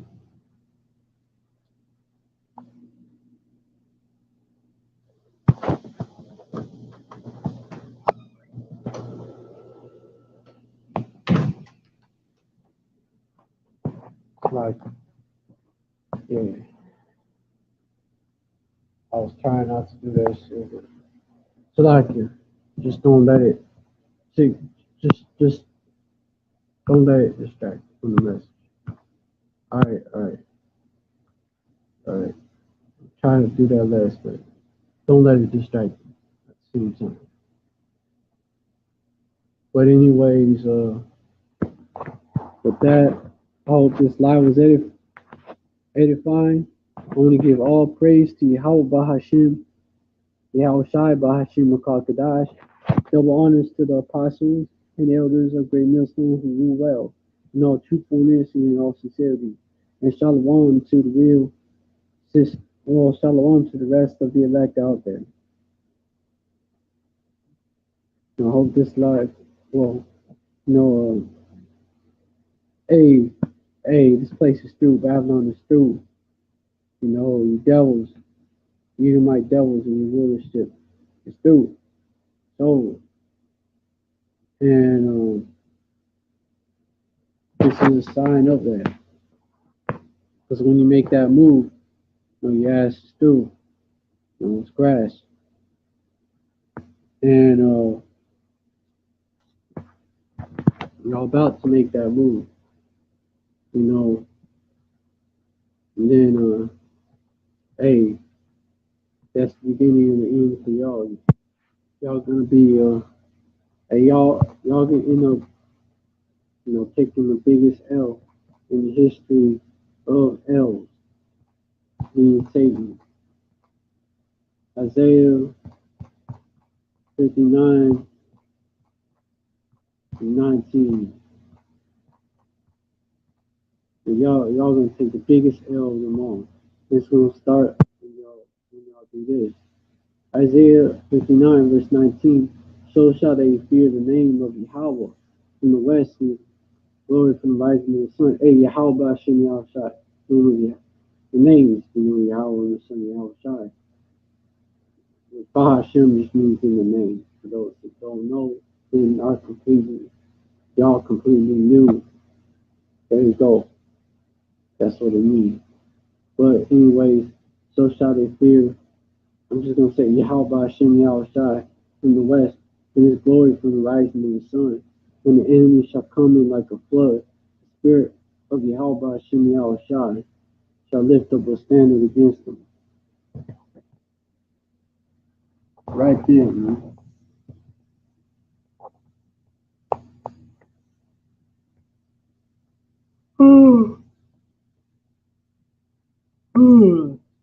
You like me the most. When, yeah, you know, you already know that standard gonna be raised. The house of David shall be as God, as powers. The house of David shall be his powers. Shall be his God. But when you look in the word, you look at that word, Alahayim. You know, say Elohim, but we know it's Alahayim. They will use the old Hebrew, not in the ancient, not in the real Hebrew, the ancient and real Hebrew. Zechariah 12 and 8, though, and that they shall Yahweh defend the inhabitants of Jerusalem. And he that is feeble among them shall, at that day, shall be as David, and the house of David shall be as powers. You know, Alahayim is the angel of Yahweh before you. You know, yeah, man.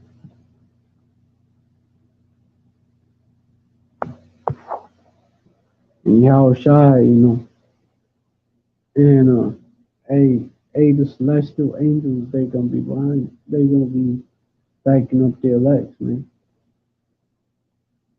As well, you're gonna have cases of the elect getting rescued from these FEMA camps, for example.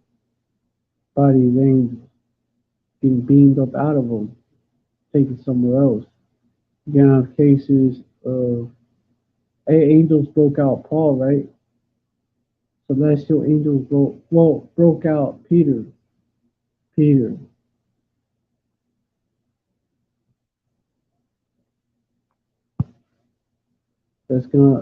gonna have cases of that happening all over again.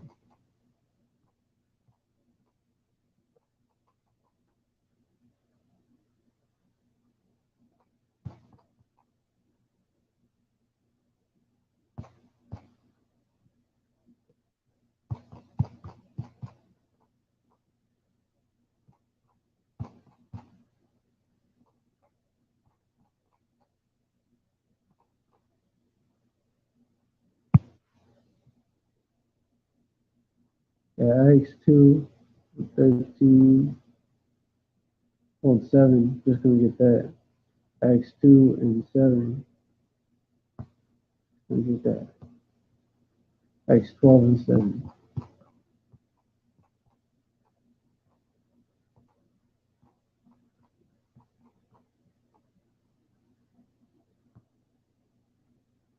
And behold, the angel of God, one. I'll just say angel of Yahweh. Well, yeah, angel of Yahweh Hashem Yahushai came upon him, and light shined in the prison. And he smote Peter on the side and raised him up, saying, arise up quickly. And his chains fell off from his hands. Yeah, cases like that, man.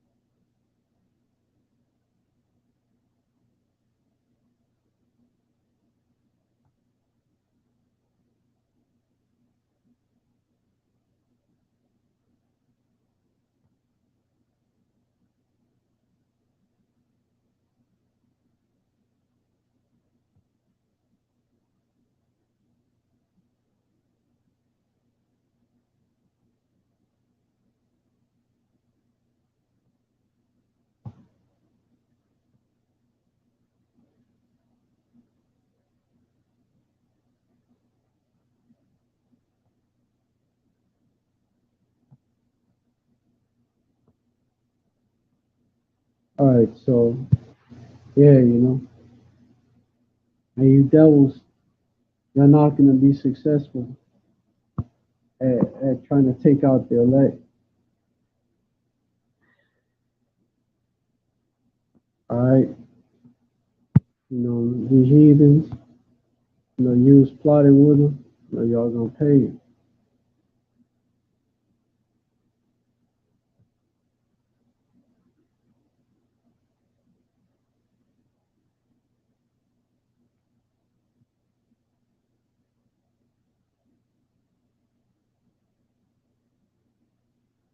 All right, so with that, hey, Abba Babal, Abala Adwanium, Abala Gwarium, Abad, which Abba Babal, that's Babylon. Babal is Babylon. And it means confusion in the Hebrew.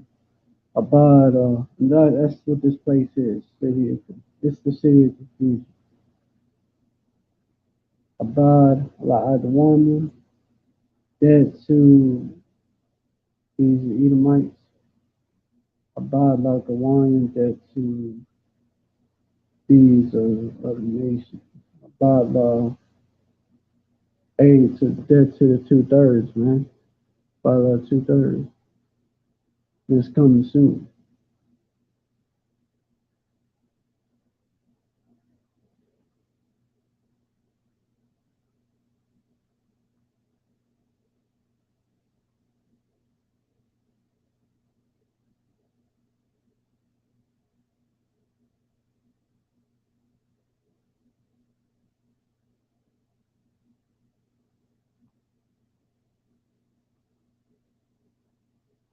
You know. Hey, Babu Shah, how about Shimmy outside? You know, the water 12 a month. And it's coming soon, man. It's coming soon. Hey, enduring to the end. Enduring to the end. Hey, stay strong and enduring to the end. Hey, Shalom. Yashrala forever. Hey, hold on. Hey, stay strong, enduring to the end. And Shalom. Yashrala forever. And Baba Ball. Shalom.